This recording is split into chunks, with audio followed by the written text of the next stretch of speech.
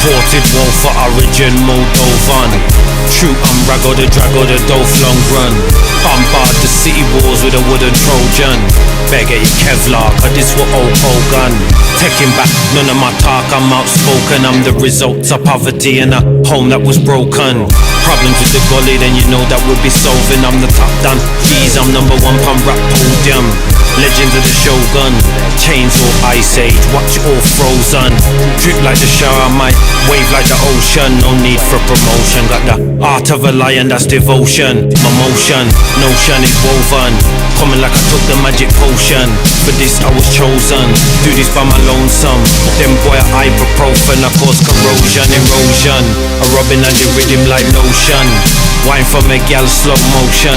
Getting her something without a token. With the power of Conan, how they spit it like colon. Ras not a pagan or a Roman. I bow down to no one. Tough like Samoan, might see me with Rowan. Career warriors with fear no one. I'm really outside here in the open. So on and so on. 6 o'clock gully is the slogan. I'm rolling with the Amos Jared Bowen. 45 extended clip with the scope on. Get my trigger low con. Yeah, the done gargan, the done one. I'm not letting bygones be bygones. Drop bump on Babylon. Fire for Pope Paul or St. John. They're repping 6 neutrons, electrons and protons. Slavery's not forgotten. Art of survival like MD7. Now it's power like Poland. I'm with pole dancers popping Perion. Yeah, the upper echelon and it time my liaison with a lever from Milan. Tryna push a Bugatti Chiron on the Autobahn. Do this thing nonchalant. Sipping chai with a cardamom. Come sicker than Omicron. Killing all rats like mice and cut it. Sounds all timpan. Do it direct, that's route one, that's word to done. They're following the Genghis Khan. Narcotics that ain't stepped on from Taiwan in a catamaran. The system wanting Armageddon. Weapons in a Hyundai Tucson. War like Saigon, a rerun. Flying an altitude with turbulence. Full suit of red, gold and green on. Big trouble in little Birmingham, we're burning them. Ninja man style, we murder them. Murder them? Murder them. We play one more, man. We play one more. And let few more people come in the building, man. We ain't in no rush, folks. We're not in no rush, so we play one more people come in, and then we'll go, people, man, we'll go. The food, that is another spiritual warfare, you know. We have, you know, it's not just gun alone, the music killer and people, you know. I know if you kill you, man. So what kind of teaching can you teach this youth now? Okay, wine, drugs, bad food. Wickedest enemy we have as a people. Honor and guidance, maintain your standards and keep your abidance. Tell them again. Honor and guidance, maintain your standards and keep your abidance. Cause it's all in the proof. I'm Big V, power and purpose. Italo sculpture, energies and powers. Natural mystic like Marley. Cause home or abroad, Africa's for Africans like Garvey. Of our history they tried to rob we. Put us in a system which is so ungodly. One love to the idem, one love to my charge. It's Melchizedek Naphtali. It's all in the proof. Can't like the fruit and dislike. What's going on there, folks? Hold on, people, hold on. We can't be doing this on YouTube. We'll just start, man. We'll just start. Anyway, people, that's old Piffer One them. Type that in on Spotify. All fire, man. I've been listening to that enough lately still. So we're in the building, people, man. It's the Saturday stream, Saturday sessions, CFR News, CFR Network, Express Truth Show. Salute the proof, man. Salute the proof, man. We're in the building. And again, proof. We're on the mainstream stage today. So we're going to show YouTube what we do, man. And this video that we're going to react to shortly, yeah, is everything that we've been saying for the longest of times. So all these think pieces I've been seeing are kind of like a waste of time. These think pieces needed to happen when that imagery was being shown to the world. Now we're at the place. We're at that place now, man. So we're going to go in, and also new phone line as well. So I'm about to put that in the chat. Anyone who wants to phone in, you can talk to me, you can talk to Noble, and you can hear what I go, man. So before we do anything else today, let me introduce my co-host, Noble. Noble, what you saying, man? What's going on? Shalom, balance, paradise, righteousness, or what it do, sibling, man? There, Brumtown to the hurl and back. Another Saturday stream. Blink and you miss it. We here, and we dip on the old boob tube as well. So yeah, man, I'm looking forward to an entertaining bill, sibling, man. What's your week been saying, sibling? Nice, can't complain, man. Anytime the sun's hot, I enjoy it. I can't lie, like I like being I like the UK when it's hot. Like when it's hot, it's nice, man. It's nice. So I've just been chilling. You see what we're doing on Express Truth. So anytime I'm not chilling, I'm doing Express Truth. You know how this thing goes, Noble, man. So yeah, it feels beautiful to be back on the Saturday stream. It feels even more beautiful that we're on YouTube as well. And I think it's very important that this was on YouTube based on, the topics. The topic, and plus, no, but we've been one of the few channels that have been talking about this for the longest of time. And the reason why we were talking about this is because we knew that it would get to this point. So, yeah. So you already know what it is, Noble. But what's your week been saying? What you've been on? What you saying? Busier than a bee, man. I've been making all the honey and things, sibling, man. Cannot complain. Wouldn't mind dividing myself by 10 so we can get the real work done. But, consistency is the key to success. And you just got to keep plugging, opening them doors and all that there. I was at NEC today at that crepe city. What was it saying? What was it saying? Did you get any exclusive pieces? Not anything exclusive, man. Listen, I don't know if you've got any sneakerheads in the house, but I was expecting a plethora of sneaks. There was probably, no word of a lie, there's probably no more than 15 different styles there. No way. It was very limited. I was looking for the Diamond Turf Cowboys edition for the Empress, but couldn't get them. But I copped a little something still. I copped a little, one for me, one for the Empress. So yeah. Wasn't a wasted trip, but expected much more, man. Much more. Quite a little disappointed, should we say? And also, man had to pay the damn parking as well. Wasn't included in the ticket price. Yeah, you know the NEC Noble, man. You should know these things because remember I'll be going there for a lot of the children stuff.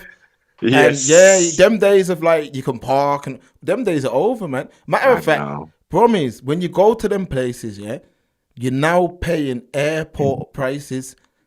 Yeah, you're basically on airport land. Yes. So yeah, man, it's not no joke, man. No. I don't know. We're there. Good time out and shit. You know what I mean? So looking forward to this year, man. Looking forward to it. I've heard that. I'm interested to see how because as I said to you on the OV, I've been out of the loop, man. So I've seen a little something, but I wanted to see what you're coming with so we can react very you know how this you know how the stream is, man. Proof, don't worry, man. We're gonna turn the screen on in a minute. But let me do what I do, man. Let me line this thing up the real way. So, people, as somebody who is, a descendant of Jamaicans, Jamaica was something that was celebrated heavily growing up, not only by way of food, culture, and everything else, but most definitely by way of music. Music was very important, man. See what I mean? Growing up, sound clashes, all that kind of stuff, man. Old school love, all that stuff, man. Beautiful music comes from the island of Jamaica. But at a certain point in time, I noticed that the direction started to change, and it started to change real heavily, where man were just saying things that, back in my day, man would not be saying them kind of things. So I remember saying to myself, wow, this is a very weird direction dancehall's going in. But as the years went on and on and on, we seen where dancehall went to. I believe that the actual fall off of dancehall opened up the realm for Afro beats to succeed the way it did and take off the way it did, because dancehall lost that feel good vibe to it. I remember watching a video, real talk, man. I remember watching a video and a girl like just took a lighter and just set another girl's front on fire. Real talk, no, but we spoke about this on the street. I couldn't. Yes. I remember thinking to myself, like, we're watching dancehall. It's almost become like degeneracy to the point where it has not almost sibling. It has become degenerate. No, facts. It became to the point where I ain't even gonna lie, folks. Like, I personally couldn't listen to it. Like, I personally could, and this is someone that's grown up listening to this. It got to the point where I remember there was like a weird time where like a lot of like Japanese and Chinese people were going to Jamaica to kind of like get involved in the dancehall, and they were going viral with like these daggering videos and man jumping off speaker boxes. And I remember just saying to myself, like, the link's completely gone with me. Like, as the years go on, what are you saying, Noble? Sibling, just on that said point that you're highlighting there. Yeah. What style of so-called dance did they call that kind of stuff? It's called daggering, isn't it? Yeah. Okay. Yeah. It's called daggering. So as you know, when I watch a whole heap of different things, I was on the old boobies yesterday, and I saw like there were two colonizers like reacting to a couple videos, and he said, "Yo, put this one on." He goes, "This is some kind of this is an interesting style of dance." And he put on one of them videos when they're on the balcony doing all kind of foolishness. And the one colonizer was giggling and laughing, saying, "Yeah, this is crazy. This is almost like, soft porn kind of thing." The other one was perplexed. And he was saying, "Well, I don't understand what's going on. This isn't dancing. What's going on here?" Yeah. So everyone, as we've said, we put the thing out and everybody consumes it for good, for bad. And look at the impression which is being put on. The whole population, this whole plane of existence is watching media, watching this filth, and then they see us walking around the street and they equate that filth and nastiness with us.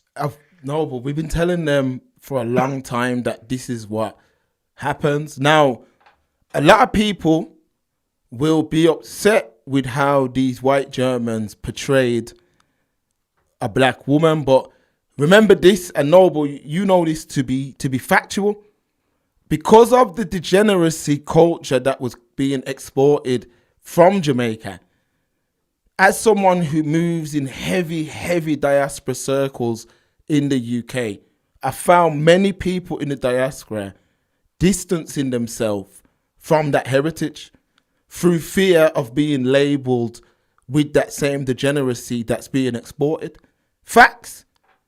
I even know people that they don't even want to. That's just what they think of the island because of how these people move, and that is black people with a Jamaican heritage. So when we're talking about things like this video that we will get into in a second, this is something that Jamaica has shown to the world for years. Now, a few years ago, me and Stephen did an episode where we discussed the degeneracy in dancehall, and we spoke about how it got to that point, etc., etc.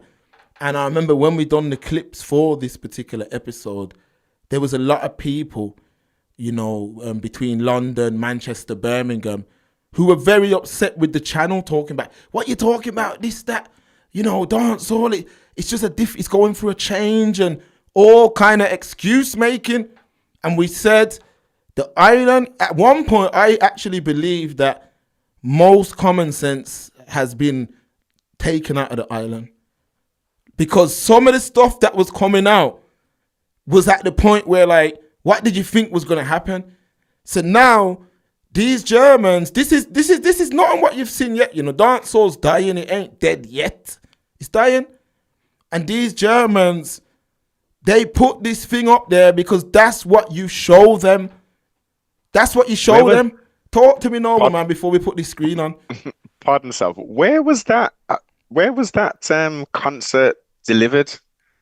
It was in Germany. over in I'm not Germany? sure. It was in a place called Reggaeville. So wherever Reggaeville is, someone in the chat, you like can check on that. Wherever Reggaeville is, that's where the thing was at, which we're about to See. play in a sec. As you've quite eloquently as usual laid it out of sorts, what else would you expect? However, not a big juicy joke, but however, sense, not common sense, needs to kick in at some point. These two germ men said to themselves, yo, let's, we're going to make some money and thing, we may even enjoy the music, you know what I mean? And we're engrossed in the culture. We can't put up a big paper mache something with a look, it look crazy as well. That's the thing about it. We're about to play it. We're about to play. People, if you ain't seen it, don't worry about to play it. It look crazy, but noble. Does it not look crazy when gal are doing that in real life? Of course it does. Sibling. So remember, what he could have did. Remember, you like the germ man, yeah. What he could have did, yeah, is paid black girl to do that, and they would have did it too. Come on, they would have did it. They would have did it just like how they skinned that themselves in the Emma.R video for bread, for money. So you can't now. You can't. Don't come with that now. Don't come with that now. This is what you've taught people that we are. This is, you teach people how to treat you. That's what you do. You teach people how to treat you. And from you've got girl skinning out themselves, talking all kind of slackness. This is what the Europeans are going to take from the culture. That's a fact. And we've got a few things we're going to put. No, but what you saying? Should we just get into it? Run into it. Fire it up, sibling car. Say no more. Videos paints a billion words, man. All right, we're gonna play a couple things, man, but we're gonna start with this.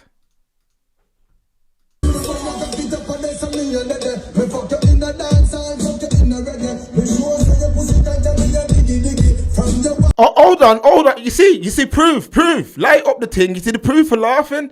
They're laughing because they listen to the song. Listen to even the song. This is getting ridiculous, man. And then you man are making think pieces on this. This why you still no, but let me just play. Look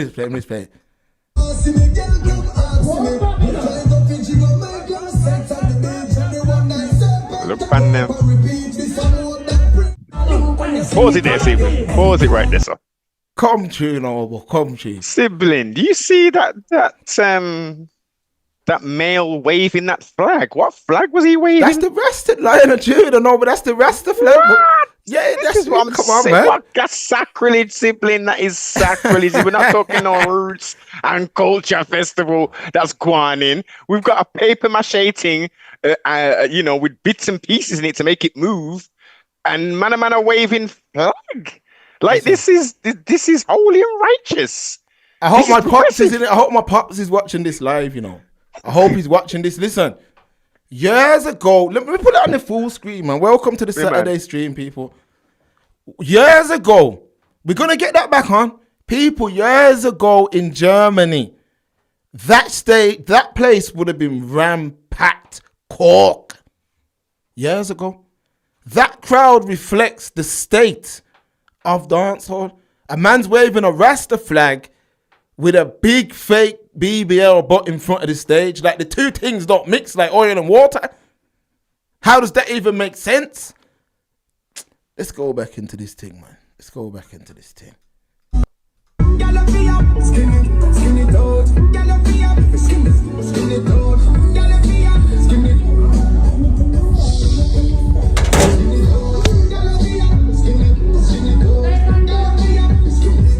See, as she is laughing, I see you, man, laughing. Yeah. You see the rhythm? You see the rhythm that they possess? Listen to the lyrics.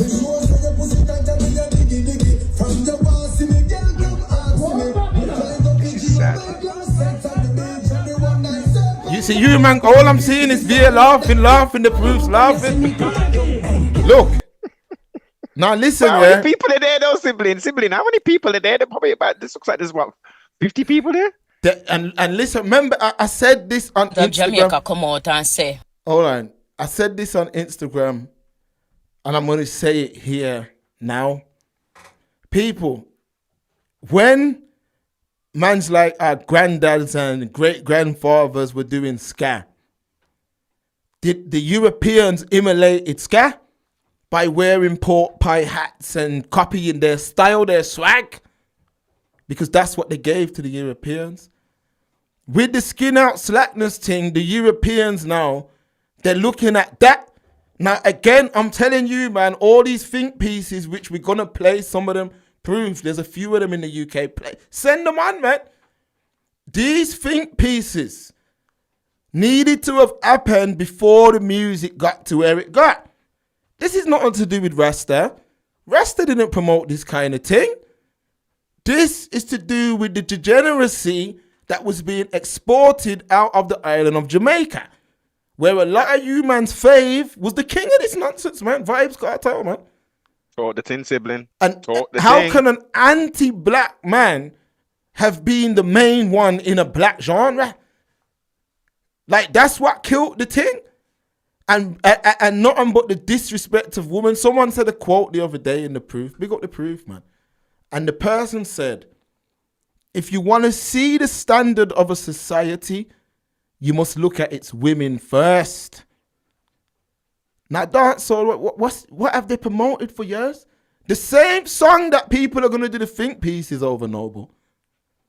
He's talking about skin out the thing, girl, skin out the thing. So what you expect? What are they going to have up there? A dummy of a nun or something, Noble? The song's saying skin out, so they've got a thing that's matching what the song's saying. Yes. Like, what's wrong with these folks, man? These German, remember this, you know? You know why it's empty in there? Shall I tell you why? That would have been ram cart back in the day. Yeah, man. You know why it's empty in there? Because most of them, they're up and they're now sitting down listening to Afro beats that makes them feel good. Things we've been saying for years. The Caribbean used to export feel good. Feel good. A man could sit down on a beach, a nice drink with one of them little umbrellas in it, Noble. You're a man who frequents the Caribbean sometimes twice a year, Noble. Do you want to hear this? Unfortunately, sibling is coming soon. It's coming right round the corner. And unfortunately, when you jump in the taxis or you get on the reggae bus and all them thing there, that's exactly what's bumping. I'm going to put the number in. I'm going to put the number in, though. Yeah, I'm going to put the number in. That's not I'm going to put the correct number in still. So you people can call in, but this is what has been promoted from the island. This is a fact.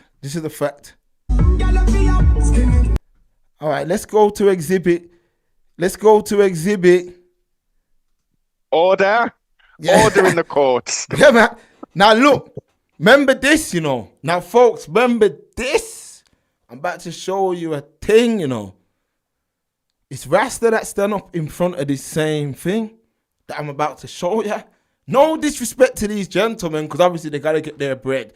They got to get their money, but all these think pieces I'm about to show you, Rasta stand up in front of this thing. Look, man. Look.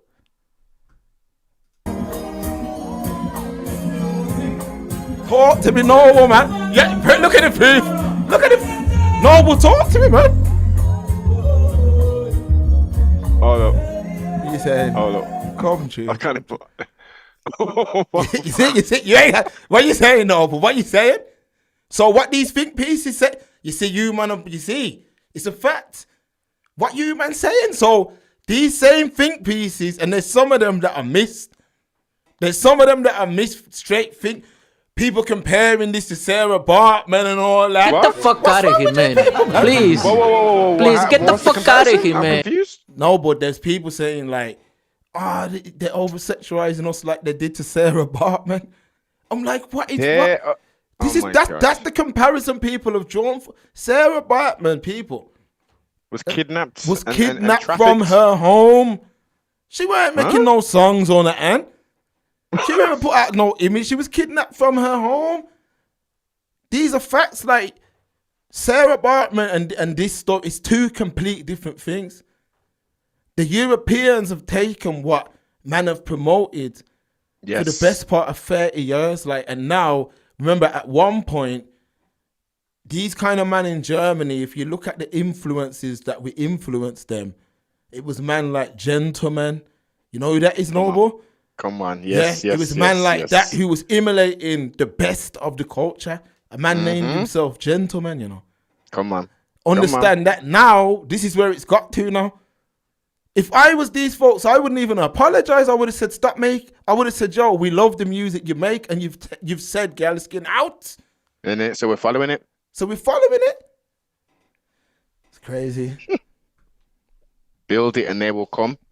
This is the thing, man. We control the thing. We can control the narrative. However, unscrupulous minds and the quick, because there's clearly success in these people doing this. There's recompense, whether we can see in the numbers on the Spotify charts, because that seems to be something that's of value these days. And all these they're getting their shows done. They're promoting this nastiness, and they go into Miami and they go into New York, into these little hole in the wall places, and they're performing this nastiness, hypnotizing the adults, hypnotizing the youth, them. You know what I mean? And then it then filters into the filth that we've been discussing for years. The degenerate rap. It's one and the same. Yeah. They're cousins.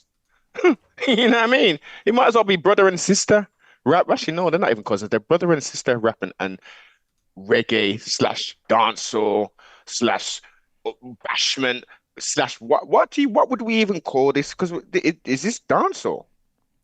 This isn't dancehall. Nah, I mean the song that was playing is dancehall. The song that was playing is dancehall, but that's some sort of festival. We got a think piece here. Should we go into this think piece? Yeah, man, running sibling. All right, people, let's go.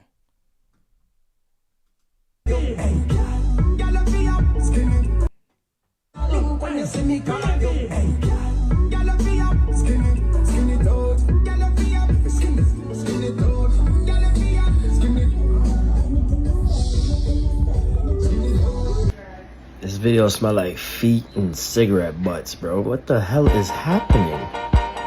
Why is there a giant rotisserie chicken from Longo's acting as a black girl body? Do you know how egregious this is? This is caucasity at its finest. This is like if some fat white woman from Sweden were to put a big old cocky in her background and had somebody operating the strings like a puppet. Why is someone operating the strings of cheeks? Where are the blacks?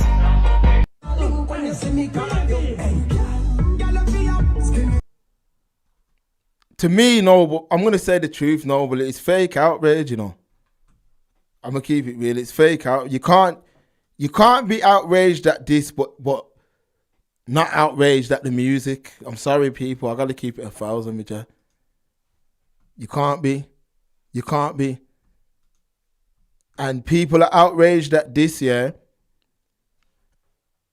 Understand, this is something that's been going on for a very long time. This kind of music's been building for a very, very long time. Look how long we've been talking about it, folks. Look how long we've been talking about it. All right, let's jump in the proof chat, though. Hold on, let's go. I'm going to start from...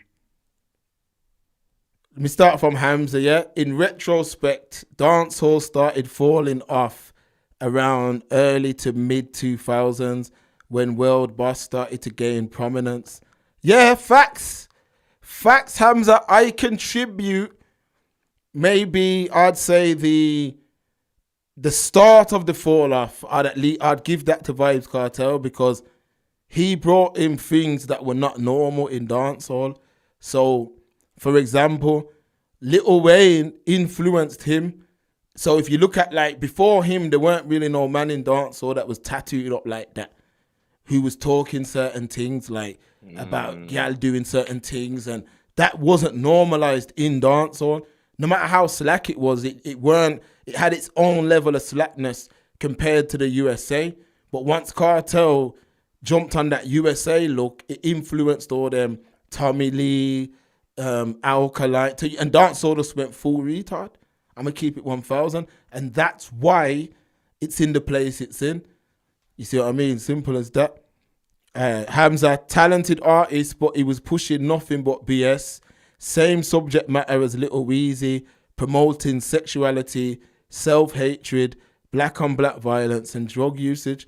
This is what I'm saying. That's why I ain't gonna lie. When I see all them folks under the comments of Cartel and Mavardo's link up, I'm like, you like this is like 20 years too late. These man help mash up the genre. Like that was a pointless war, and now people are like, oh, they're back together. So what? It's two old men now. Who cares? Who cares if they're back together? The genre's dead.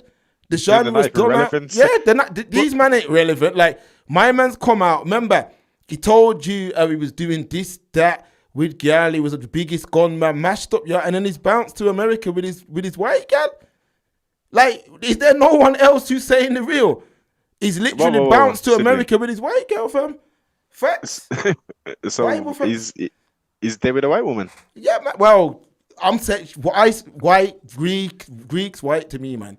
Yeah, it's under the Caucasian familia. Yeah. So yeah.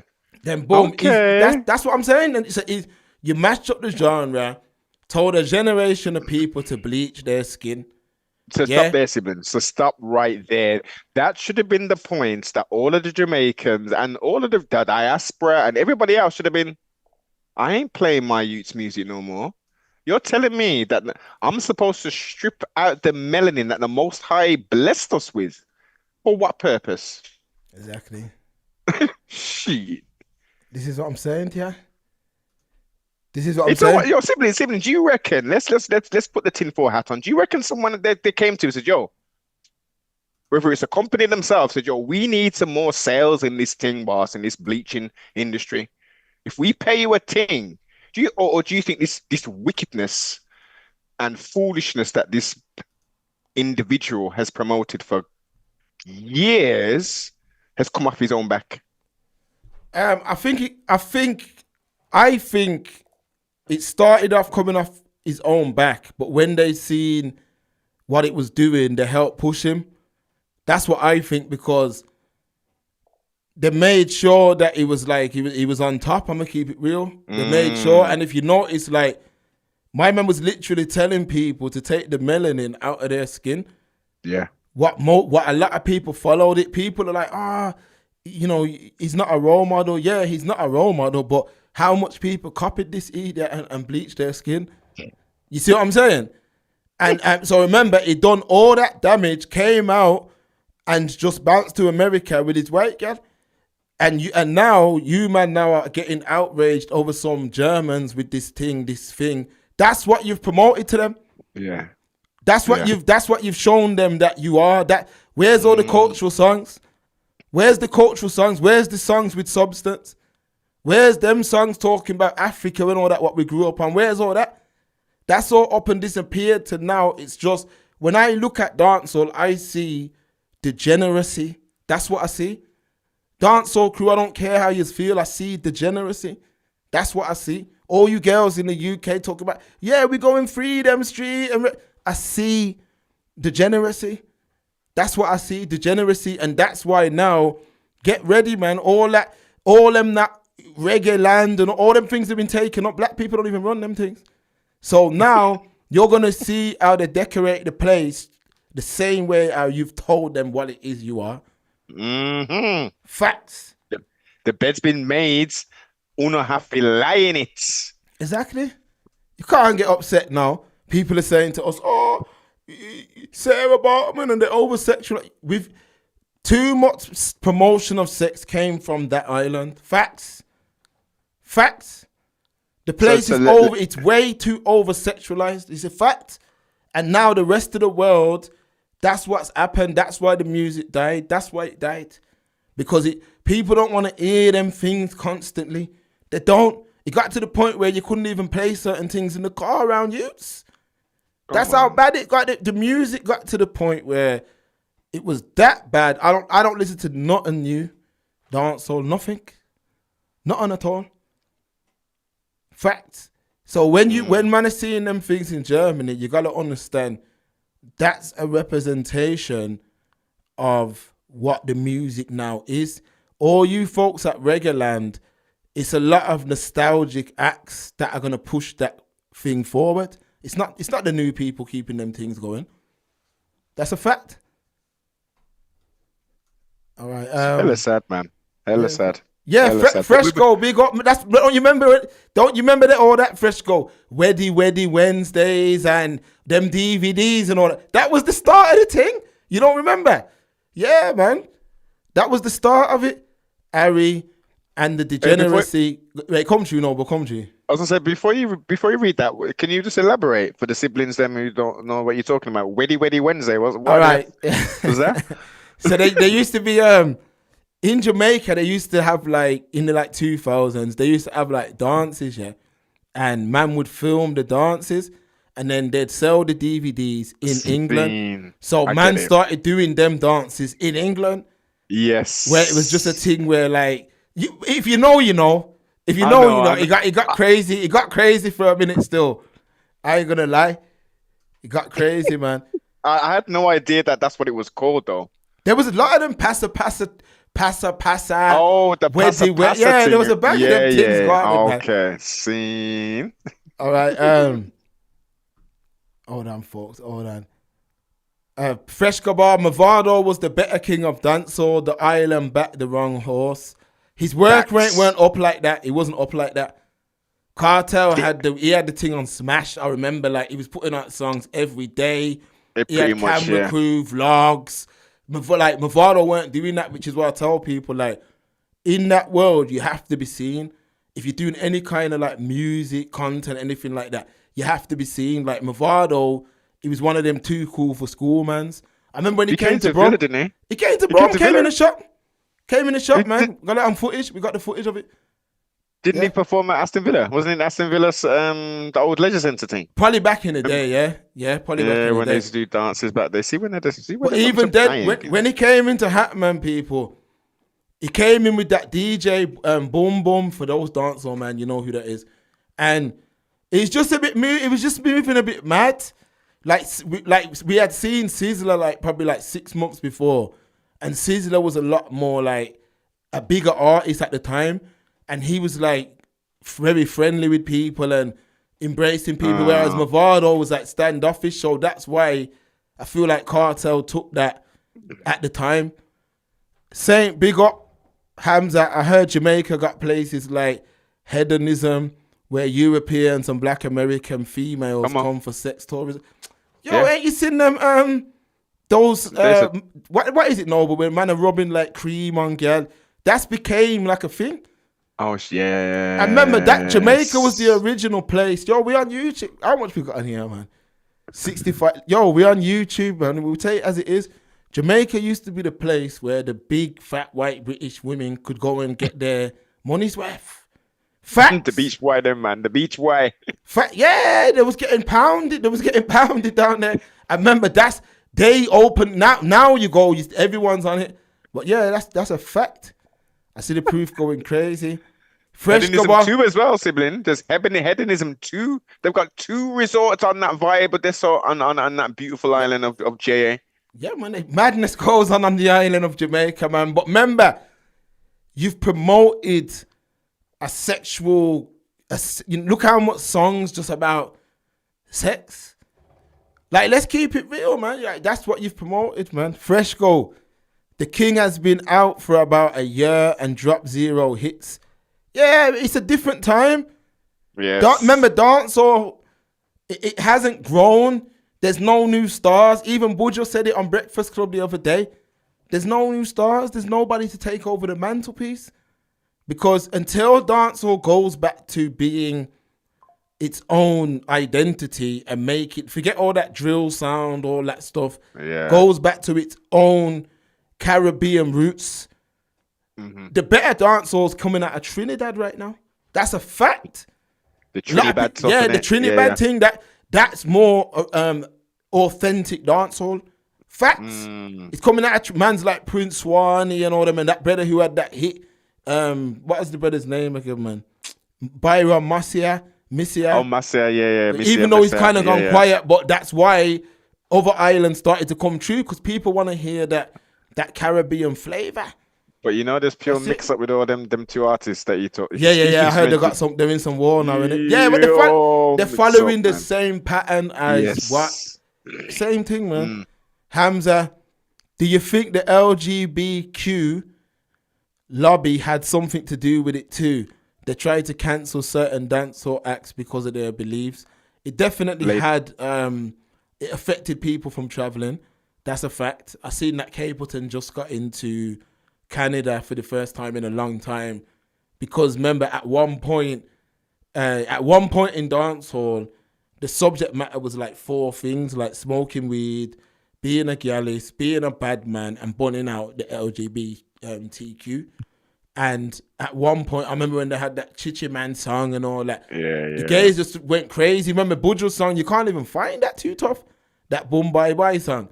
It got to the point, remember, it was just subject matter. They had to switch it up, dance. So the experience of the average Jamaican every day trying to make it in life, there's enough of a story there that dancehall can have multiple subject matters. But people are seeing like, oh, my man made it out from talking about killing the next man's on the next block. Yes. I'm going to make that kind of song just so I can get... Nah, if you go back to the original island vibes, dancehall will take back its rightful place. But as long as they can follow in the Americans, they'll stay which part they are. It's a two-way thing, no sibling. It's a two-way thing because as we all know, the proactive music is still being made.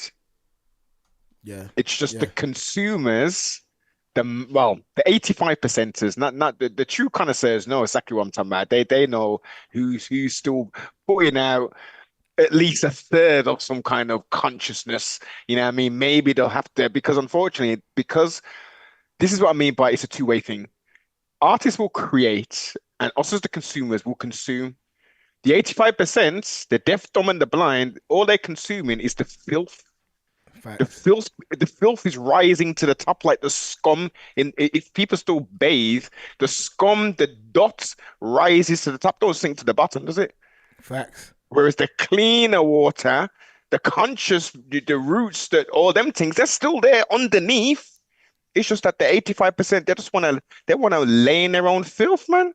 They love it. Misery loves company. But again, the collective, don't play it, man. Simple. But remember, it's not us, Noble. No, it is those siblings. There are people in the proof. There are people on who are tuned in, who are proactive, and who are doing things. And occasionally, or every other day, they're jamming. They're jamming, boss. Let's be real. Let's be real. Yeah. I mean, I still listen to some very detrimental music from back in the day because it has those memories and those ties. But the point of the matter is, we have to, at some point, say, "Yo, listen, nah. We can't give this energy no more. Let's give at least, if not all of the energy, let's give 30% to the proactive songs then, so they can bubble up. They can then start to rotate, and then people, my man's making the righteous thing still. Yeah, man, he's told about his story on those 2 tracks. Make I put something in there like that." Yeah, it would make sense. It makes sense, man. But they're not on it. Fresh Go, they wanted Barabbas Cartel as their king. Enjoy this kingdom. Facts, Fresh Go. Facts. Man is seeing now, this king, look what you see what he's on. This is what's happened to the music now. All you people from the 90s and all that grew up in them time, you see him go on now. We told you, man. All you Pan-Africans and all that was attacking, man. You see him go on now, man. Enjoy this kingdom, man. Enjoy this kingdom. Because the same way you've seen that image there in Germany, every time there's carnival, the Americans go to yard to dress half naked because it's accepted. Let's keep it 1,000. Where that's a place where they can wear a stripper outfit and do it underneath the guise of culture. That's what you man have sold out our grandparents and that, man. You've sold out the little bit of classism that they built. Look what they built up, man. Look what they built up. You man have got. You've erased all of that. Man. There was real ladies in them days that you think they was ever gonna sing so. You think since Sister Nancy would ever sing something like that? You see what I'm saying?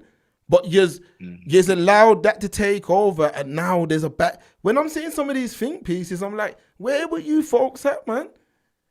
Where were you folks at a couple of years ago with these think pieces when these men were making these songs? You know where they was at, Mark? They was at their concerts. This is what I'm even now, bag of girl, you know who you are on IG, hiding in the guise of football and pretending you love football and all that to promote this same effery. Yes. I see man's laughing. Fresh go. It's true, Hamza. They got some eyes wide shut stuff going on. Harry, what's the? Oh, this is earlier one. Hamza, know that over-sexualizing black people was used as justification for slavery and subjugation of black people. Yes, that's 1,000% facts. But that and this is two different things. You see what I mean? Fresh go. The cranberry juice. Hey, pardon yourself, sibling. Repeat that last comment. What Hamza's one? Yeah, Hamza's one. Know that over-sexualizing black people was used as justification for slavery and subjugation of black people. Okay. Yeah. Fresh go. The cranberry juice West banned enough artists until they stopped burning fire and chanting down Babylon. Yeah.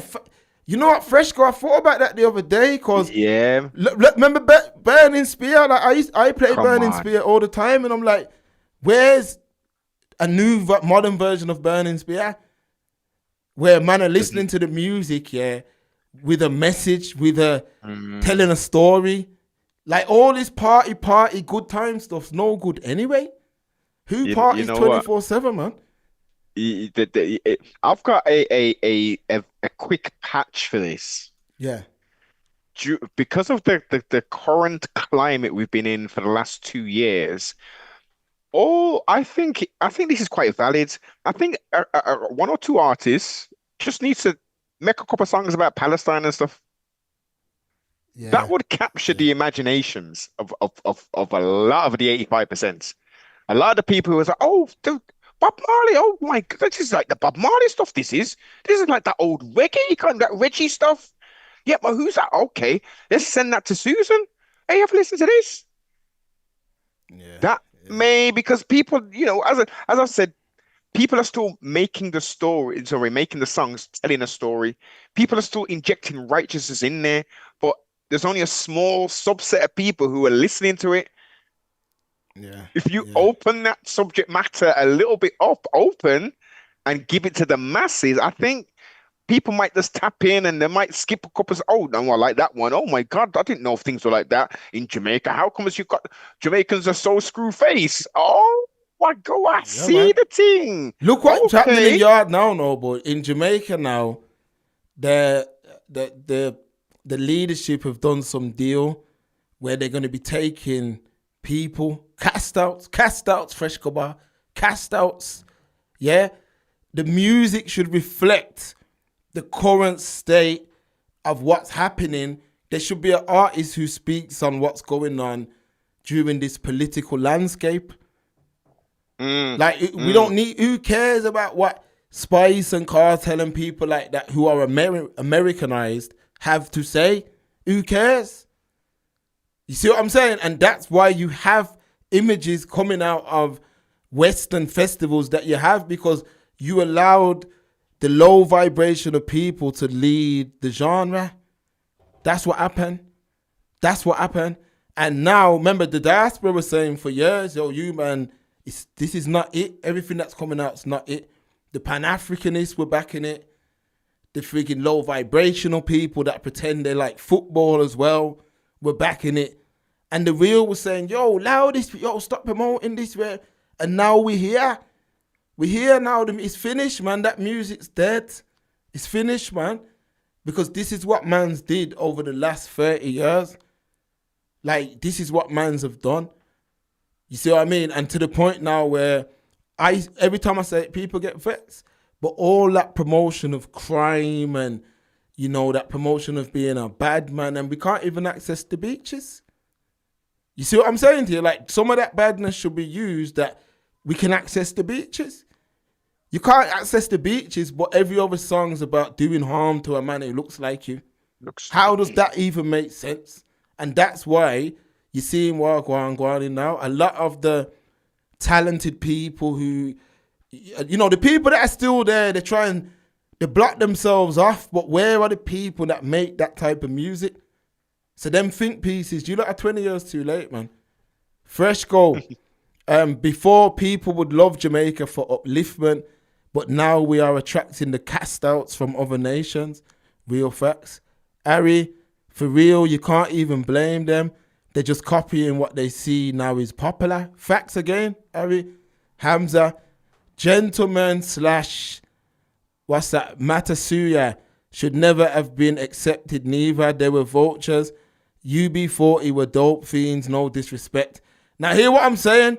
Gentlemen, you see, like reggae would always have, like, say, a Japanese artist who's big in Japan, but he ain't getting no love nowhere else. Gentleman was like that. He was for the Germans, fam. Like, didn't he call himself a Jamaican? Oh, is that what he called himself? Yeah. But Gentleman was for the Germans, so that's what I'm saying. Like, the Germans had Gentleman. He done what he done for them. He was a talented artist, man. Listen, he was a talented artist, man. I get the point. I get the point, sibling. But he ultimately, at the music we are talking about, no. And he put it down, man.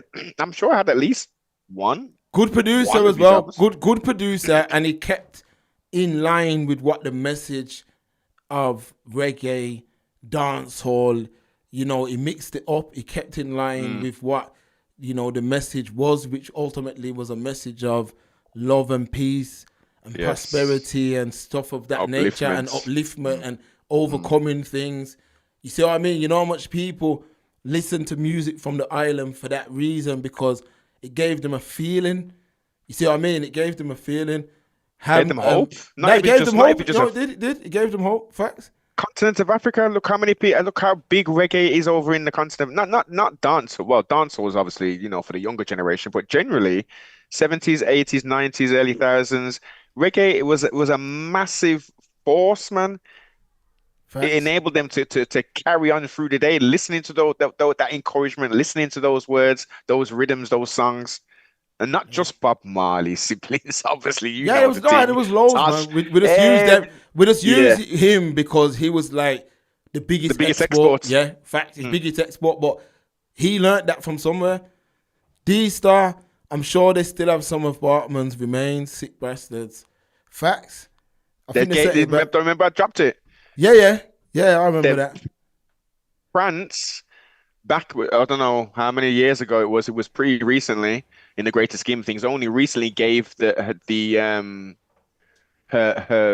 it's disgusting that I'm even saying this, her woman organs back to the family. Yeah, they do that a lot. They only gave back Patrice Lumumba's tooth as well, not too long ago. Yeah, crazy. So, and why would they have them in museums, sibling? Why would they have that sort of thing in a museum for people to view? Yeah, it's sick. People, we already know what them folks are, man. D-Star, Hamza. Dancehall went the way of Little Weezy. Weezy rose to prominence in the mid-2000s, and dancehall followed suit. Darker production beats, materialism, consumerism, nephilism, promiscuity, black-on-black violence, drug usage. D-Stars followed up and said, I can't even listen to this kind of low vibration. That's what made me jump off dancehall, D-Star. They only returned their body in 2002. Noble. That was it. Sickening, man. Sickening, man. Shatta. No, sorry, I'm missing some of these. Hamza, fat, skinny jeans, tatted up, dope fiend, fake gangster, all Little Weezy's influence. Did you hear that Young Miami track, Spend That Shit? It's like spoof on rap music. Can't listen to that trash. Fresh Go, Shot on Bleach with Cream. Barabbas Cartel had a TV show and Bleach in line just before we got locked up. You see it there?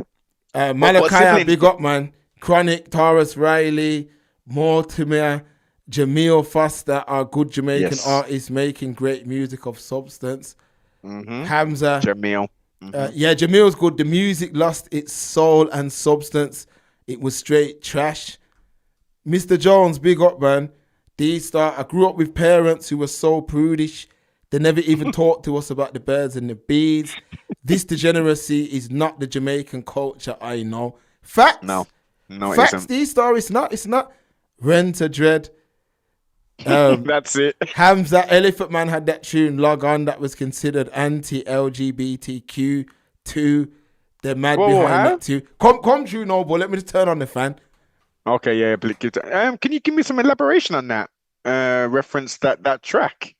It's been a while, obviously, siblings, but I can't recall where was the reference where they would have a problem with that? Because wasn't that was a massive it was a massive song for him, right? And the video and all that there. Am I losing it or what? But yeah, man, it is what it is. You give someone a cake and the person receiving the cake expects it to have the correct ingredients. But if you sprinkle just a little bit of feces or something that's untoward in there, they will not know and will eat it. And this is exactly what's been done to this damned music. I refuse to even call it dance. So I don't know what you would call this filth music, man. That's where we go with it.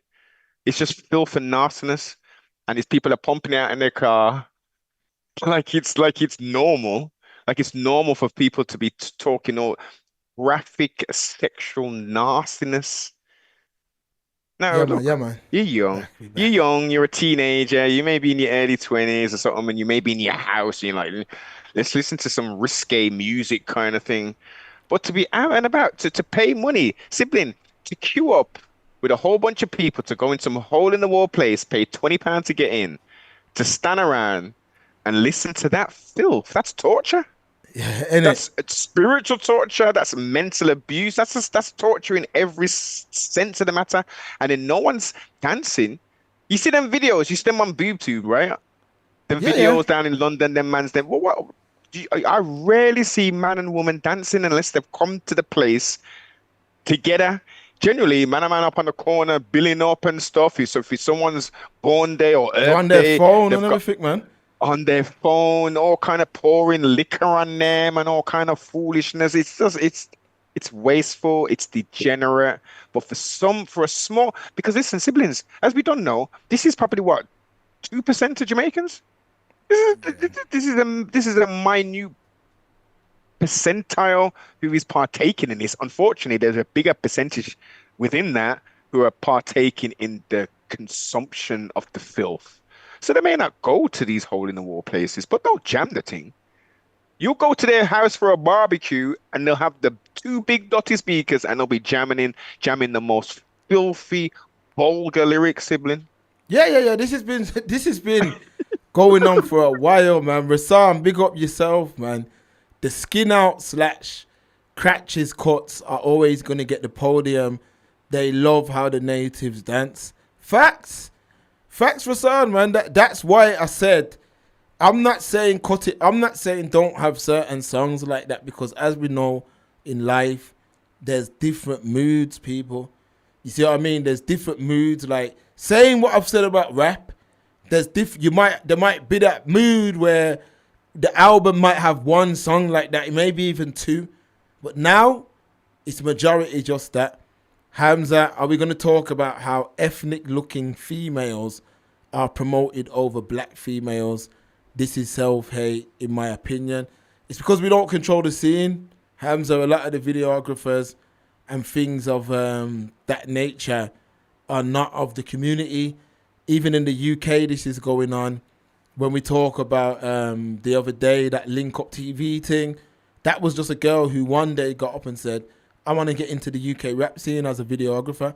And before she knew it, she was at the top of the scene with like the main people, just because of how she looks. Because if a young black youth who's like 15, 16 said that, he's not going to get to the top of the scene right away. It's going to take him a long time. But where some white girl can say that, because there's no gatekeeping. These are facts. None. Malachi, big up, yeah. Kabaka Pyramid, serious. They were all from the Chronic School as well. Hamza, My Browning, what's that all about? It's promoting an anti-black message and self-hatred. Yeah, that was, I remember them days in the 90s, isn't it? That was. Kabaka Pyramid was in Brom years back, yeah, facts noble. Do you know Midnight? They're not Jamaican, but from Virgin Islands, if I'm not mistaken. Nah, I don't know them, like, still. You man are chatting. Rastan, Protege is probably leading the new wave, but it's going to be too political. These artists want to protect their deals. But what I'm saying is, Rastan, we're in an era now where you can make the most money in it. Like, these artists from Jamaica now, you can upload songs, you can make money from vlogs, you can make money from subscription-based products. Like, when you look at someone, I always look at, there's a brother in the American world, Source Walker. You mans know that Source Walker, brother. Look how he's monetizing this internet thing. I'm telling you, Dancehall can do the same stuff, man. He's a H-Town brother, right? Source Yeah, Walker, yeah. Houston. He's messy as well, but the point, I won't even go into that. But yeah, the point you've illustrated is exactly in this modern age with AI and everything else here, you don't need record label. That's 1990s, man. That's early thousands. If you want to get yourself messed up into, don't get twisted. You can utilize them for marketing, for their marketing budget and stuff, but you got to go in there real clever. Like, you got to make sure though that contract that you're signing for distribution purposes, not for, you know what I mean, signing specifically yourself. Again, everyone's got labels and stuff. It's easy to create a label. It's you know what it is? I think it's a bit of I don't know, being scared to go out on your own and do it. Yeah, it has to be. Because in today's world, you can monetize things, man. Saint, yeah, big up all them artists, yeah, them man are old school. Saint, I'm going to play righteous advocate, as Noble likes to say. Unless you're a child, no one can't influence you to do something as extreme as bleach your skin unless that insecurity was already in you. Yeah, that is a fact, Saint. But it's the same like what gangsterism done to rap. Like, I can't remember what it was we were watching. I think we were watching it here on the show. And some brother was like, yo, his brother came in. His brother was just a normal brother. And once he watched like Menace and that, started listening to NWA, he just started getting on some gangbanger vibe. Literally. My man said he's seen the change. Now, what I'm saying to you is, once you normalize something, like, there's things I want to say which I can't, but even in dancehall, certain things were not normalized. I remember going to Jamaica 1 year and certain things were not normal. And then going the very next year and them same things were normalized. Like, what changed in that year? Yes. But the artists were promoting them things and all of that. Fresh Gobar.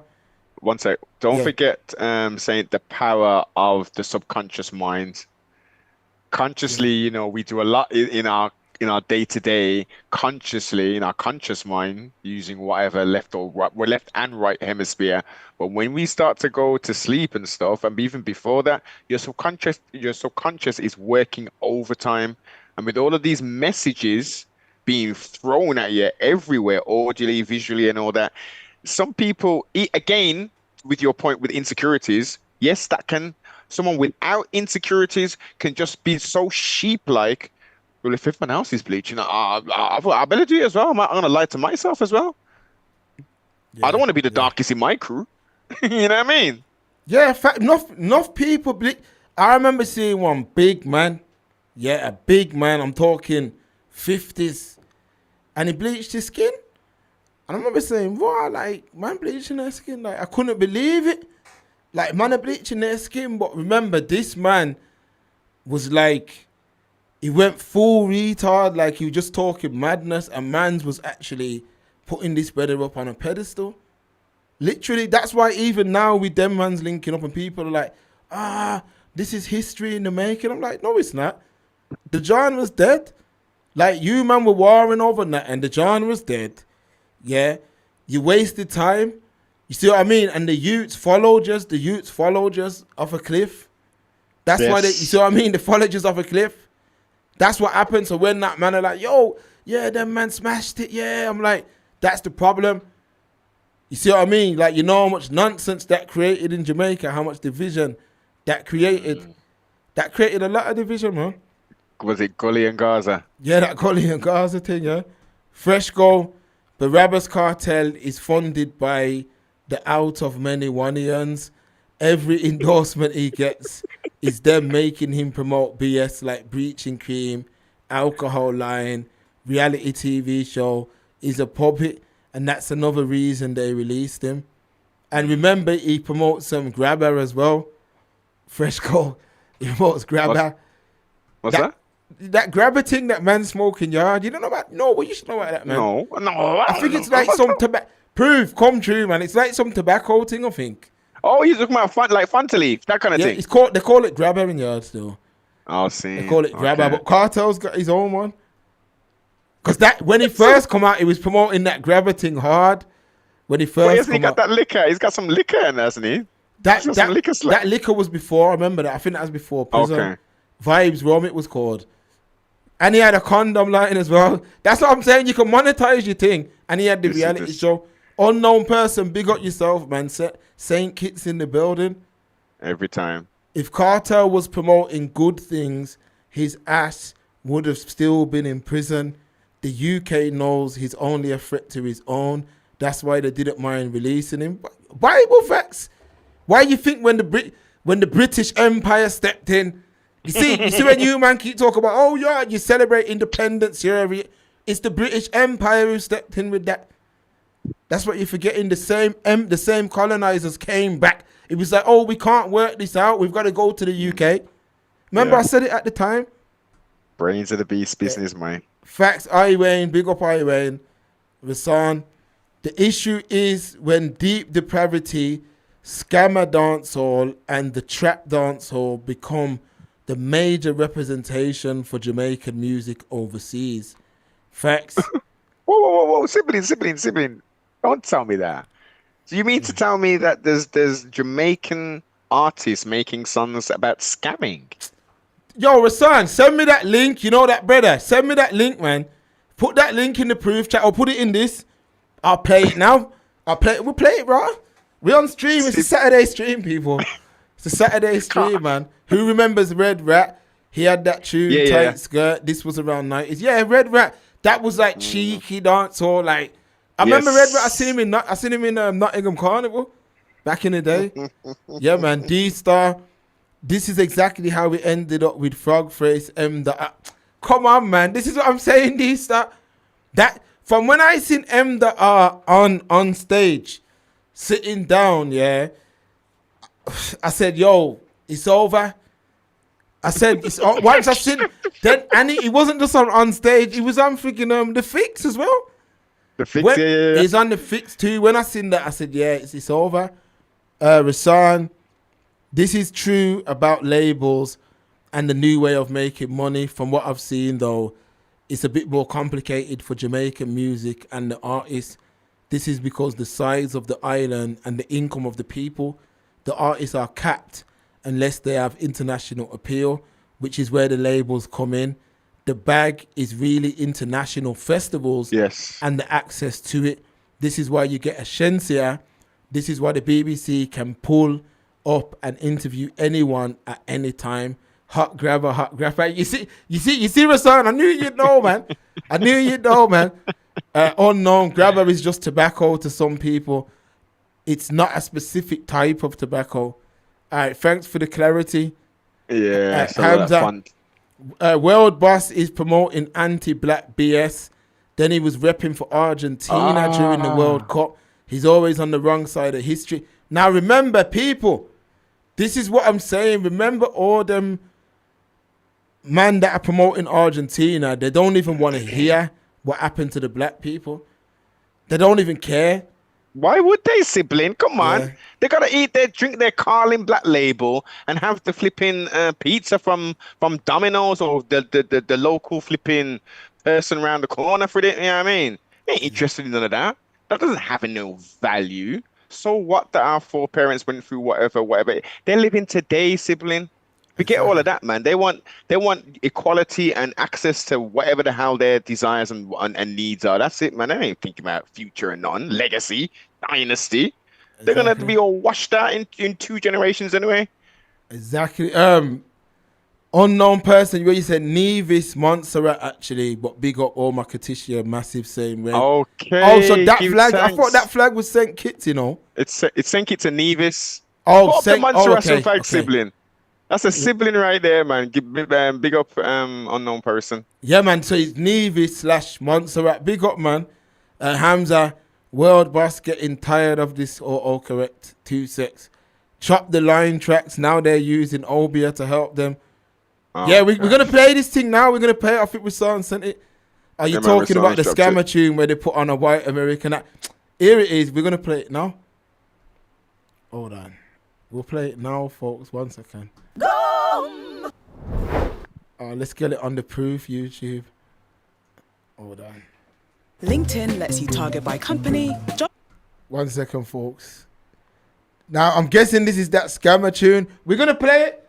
This is what you man. This is what they're exporting from Yard right now.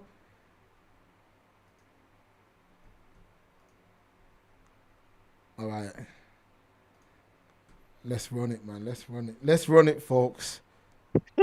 Is this new money or is this old money? It says it's 5 months old from what I'm seeing. Oh now. my gosh. I believe. Drop deviation. I'm telling you, nothing in the future can save it down. Hello, Jennifer, this is Mr. Coop. I'm calling on behalf of the multi-winners group. I got a piece of paper, there's a package here for you, and a prize to deliver at your home this afternoon. But the company is saying there's one thing you gotta do. Take a seat, listen properly, you just won the lottery. $5.9 million, not your salary. I'm telling you it's not a dream, but you gotta drop a fee. Stop, we not stop dial. That's how we making money, so we chop giant. More I try get you a black giant. So the food's going crazy. We not stop dial. That's how we making Yeah, this is a Chop the Line song. Yeah, it's a Chop the Line song, innit, Rasan? Yeah, it's one of them. Yeah, it's one of them Chop the Line. There's a next one as well where the brother says, only steal from white people or something. You know that one, Rasan? Yeah, yeah, Yard's in a bad way. Still ain't gonna lie, fam. Yard's in a bad distasteful. way. Yeah. Sibling, that's distasteful in so many different ways. Those they in the video, they've got an old AP, an old age pensioner, a colonizer. It looks like, right? Yeah. Listen, it doesn't matter about this. Is where I'm coming hard on this now. It doesn't even matter about color lines. You've got these East Indians. Apparently, if Jamaicans are doing this scamming thing as well, on the scamming these old age pensioners and thing. Yeah, it's called chopping the line, Noble. But look at this image. What stopped still on? No, look what where that's some. Yes. Oh, what's this? What's going on in there? The witchcraft, the Obia, voodoo. You see what I'm saying with the dancehall thing now? Yeah, man, it's man. But look, the point I'm gonna make real quickly is they're taking money from people who, some of them have got Alzheimer's, they're demented, some people who are lonely, and they've got these people on the phone and all this. It's wrong. It's totally wrong on every single level. From when Satan put breath in these people's body, they should be able to go pick up flipping rocks, go sweep up the road, pick up litter, work on the road, work in a call center, do whatever's necessary, calling up old age pensioners, and don't get it wrong, they're not scamming them. Oh, but the majority they're scamming them. Go to your to the Lowe's and get me $500 in gift cards in this, and you got to send it back. And all this is just, it's sick, man. This is affecting people. The thousands of dollars here, $20,000 here. I'm seeing these. I've watched a couple of them videos where these people them are getting scammed, and it ain't cool. This ain't cool. And for man to make flipping stupid songs about them. Yeah. And then people are gonna look upon that and say, "Oh, well, look, the East Indian man, he ain't making songs about scamming people. The African brethren, our African brethren, Mark, making videos about, music videos and songs about scamming white people. Them, Yeah. They're not. Nah, man. They're just doing it. But yeah, dancehall it's They're done, man. yeah, it's in a bad way, man. It's in a bad way. This is like a Boondocks episode. Sorry, you had a question there. Sorry, saying question: what's the incentive for the mainstream promoting positive images / music from the island now? I mean, that's a very good question. What is the incentive? I mean, back in them days, they were making money. They were making a lot of money from the music that was coming out of the island. But now, I mean, I don't know if that money looks the same. Because artists like Sensia, they'll promote them like they're doing really well, but they're not. They're not doing well. Not to the level that you'd think they'd be doing based on what's been invested into them. It's just that they've tried to change the look from like the days of like Lady Saw and Tanya Steven. They've changed it all the way till it's like you see what I mean? It's like the face of dancehall's changing. That's what it is. It's still a British overseas territory, Montserrat. Facts, Harry. Montserrat's still a British overseas territory. That's why a bag of man go there from the Caribbean to get their British passport or their British overseas passport or whatever. Unknown. Yeah, I know we've only got a population of 4,700 people. We're not big enough to govern ourselves, to be fair. Oh, for real? Cartel brought in occultism to JA culture. Yeah, he did. He did, man. He did.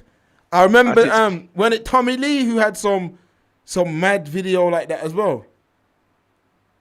Didn't he? Which was one who was faking it like he tattooed his eyeball?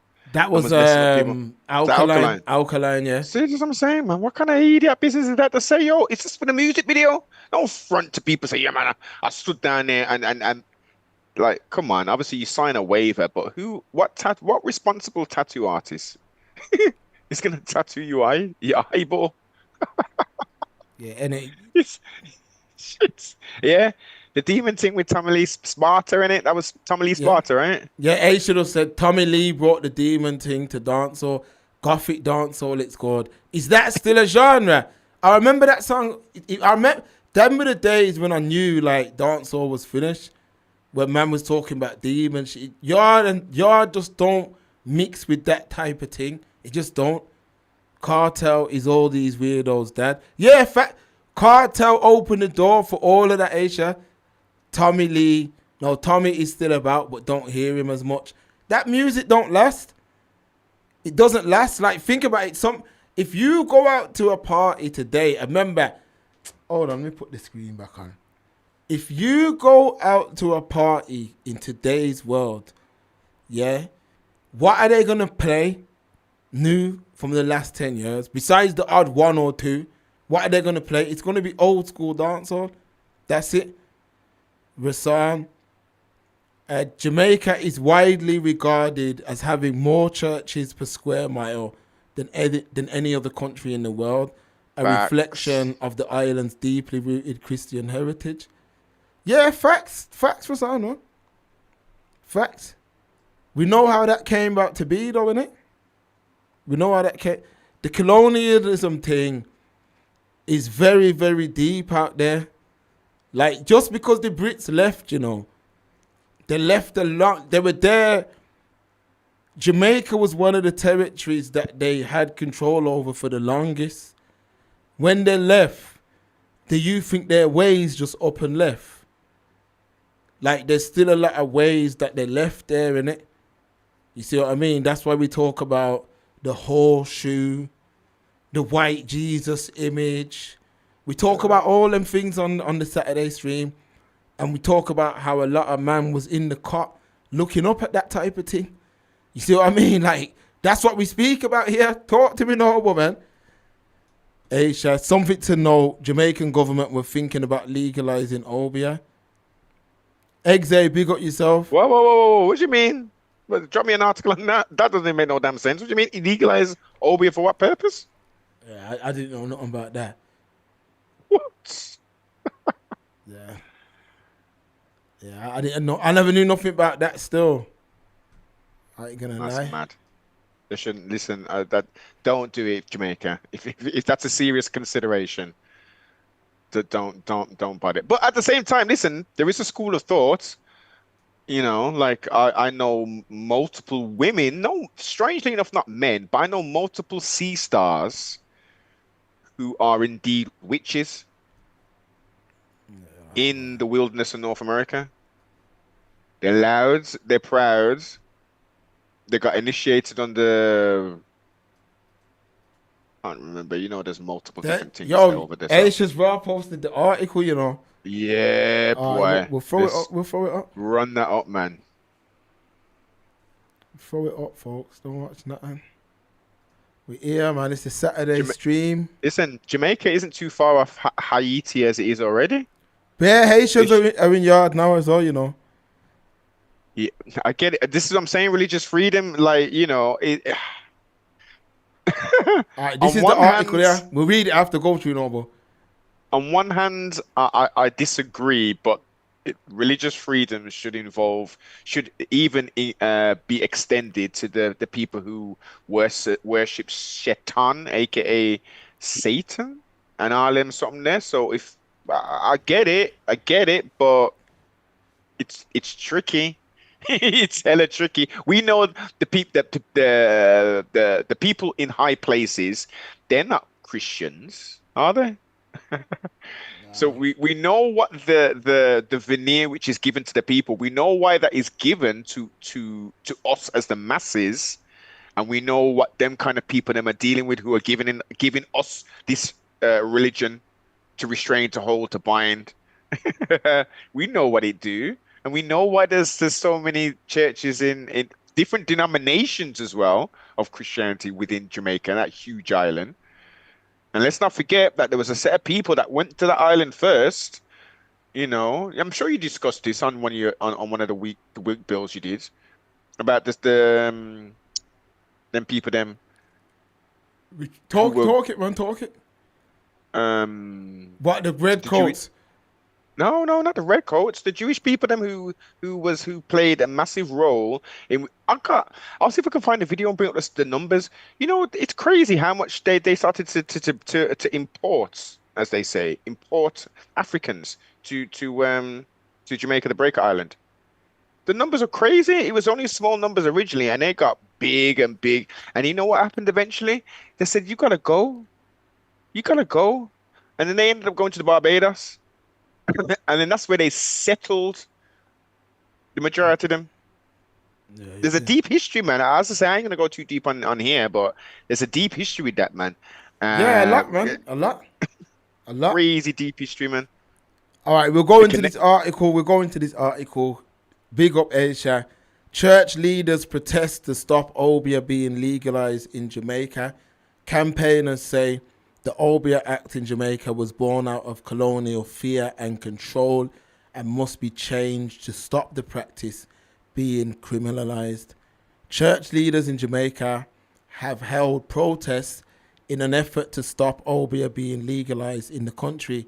This follows a growing campaign by Africana spiritualist non-profit group, some Sutton Foundation, who are calling for the Obeah Act 1898, which makes the spiritual practice illegal to be repelled. Originating from West African traditions, obeah is a complex set of spiritual beliefs and practices that are found in the Caribbean and other former British colonies. But at the same time, though, Noble, yeah, a lot of people ain't gonna want to really hear this kind of thing. When they found, man, we were doing something different to what we're doing now.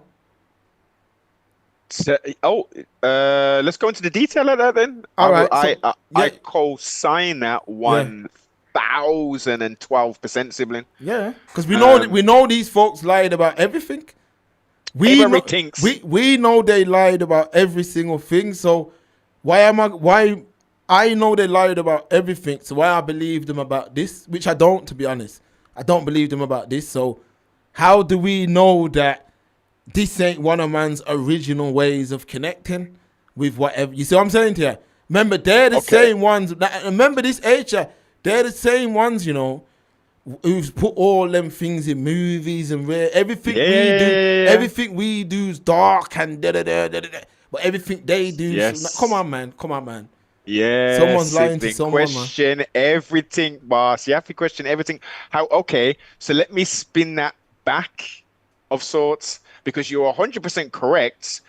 The question is, and this is the dichotomy, is there many paths to righteousness? Number one. And also, number two, is there many paths to the Most High? The one creator force, not the little g gods, the demigods. We're talking about the creator of everything. Is there only one path to get there, or are there multiple paths, sibling? Me personally, I don't have the answer, because I don't have the answer. I'd say one path. I wouldn't say there's multiple paths. I'd say whatever our ancestors did, they buried that deep, boss. So I don't believe nothing they say, noble. So if they do, matter of fact, do the opposite of what they're telling you to do. Yeah? Do the opposite. Yeah. Do the opposite. That's a fact. If they're saying something's bad, yeah, do the opposite. Simple as. I love it. You like it. I love it, sibling, because this is where we're getting into the meat of the bones of the something, right?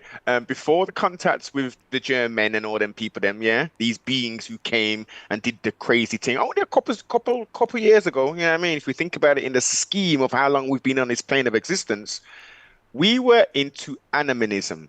We were doing everything. You see, the pantheons of religions. Where do they come from? Who were practicing those religions first for them to even be documented and to be put down? Wasn't it our original people? Yeah, it was. Come on, it was us, man. The earliest documented religion is called Zoroastrianism, the worship of fire.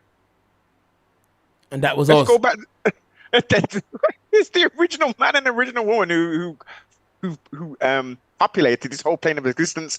Now that specific chain of thought or spiritual system, let's call it, is in the so-called middle of the East. Yeah. Mm. Now, obviously, the complexion of the people who live there now are quite different to the original inhabitants, even though we can go to anywhere in the Middle East, and we're not talking about people who have migrated as workers. We have indigenous populations who are dark-skinned with woolly hair, 9 ether woolly curly hair, and those are the original inhabitants, and they have those names: Assyria, Lebanon, Israel, all of those places. So again, every single religion, so-called religion and spiritual system, and including not every single denomination from Christianity, but Christianity itself comes from we. Now there are different. Now all of those ways, all of those spiritual systems. Sorry to rain on anyone's parade, but all of those spiritual systems and religious systems don't lead to the Most High. No, they don't. It's a fact. Because when you look at them and you look at the roots and who they're worshipping and the titles and the imagery, you can see where that ties back to. We're talking lesser gods and deities, little g gods and all them kind of things. Now, I'm far from an expert. I'm well studied, and this is my opinion. And as you said, there is one path. But what does that one path look like? Exactly. This life is a journey, right? As we say, the train with multiple stops. Schools of thoughts help us to move further in life, innit? That's a fact. I was raised a Roman Catholic. I'm not a Roman Catholic anymore. But I'm here now, right? Yeah, facts. You know what I mean? You got to go for the systems. We go to nursery school first. So we kindergarten, whatever, you know what I mean? You do that one first. You go to primary, junior. We go through levels and stages, innit? If you stay at one school and you're 25 and you're at primary school, there's something wrong, right? Yeah, exactly. You've got to continue and you've got to grow, but it's something that every individual person needs to wrestle with and have that come into, and then saying, yeah. Let me try, and you will figure it your way because it's a personal relationship with the Most High. Simple thing. Yeah, facts. And like Hamza, you know, unknown. You know what it is, yeah. The British had like serious naval power. That was one of the main things that kept them on top. Like the Europeans could, like the Spanish gave them a run for their money, and the French, like, don't think they had it easy, but their naval power was serious, innit? At sea. That's really Europe. Like the real fight for Europe was at sea. It was never on land. It was at sea. Whoever controlled the sea, that's who controlled the thing. And that's what the minute the Brits lost the sea, that's why when everyone's like, oh, the Brits stopped the slave trade, they only stopped that to stop other man catching up to them financially. That's why they stopped. It was nothing to do with them. They ran done it for 400 years. You think they cared? They stopped it because there was way too much rebellion. They couldn't have held it down any much longer. That's a fact. Without doing very much worse barbaric things than they were doing, to the point where they had to just start killing people at will, which they were doing, but on a bigger scale. On a bigger scale, because remember there was mad uprisings. Crazy uprisings that hasn't even been documented, and if it has been documented, it hasn't been given to the general public. I mean, again, this is the picture that they paint, that we were just swinging from trees, we had bones in our nose, all kind of foolishness, and we came and they civilized us, and then show all these degrading movies of them brutalizing us, and we weren't doing nothing, was we? Man was our foreparents was just sitting there and taking it like, yeah, man, we'll just do the thing and da. Look at the Django thing, obviously fictional, but that was the only representation of man saying that, nah, this ain't going down like that. That was happening. You know what they did to Nat Turner sibling? Ate him and all kind of things, innit? They cannibalized him.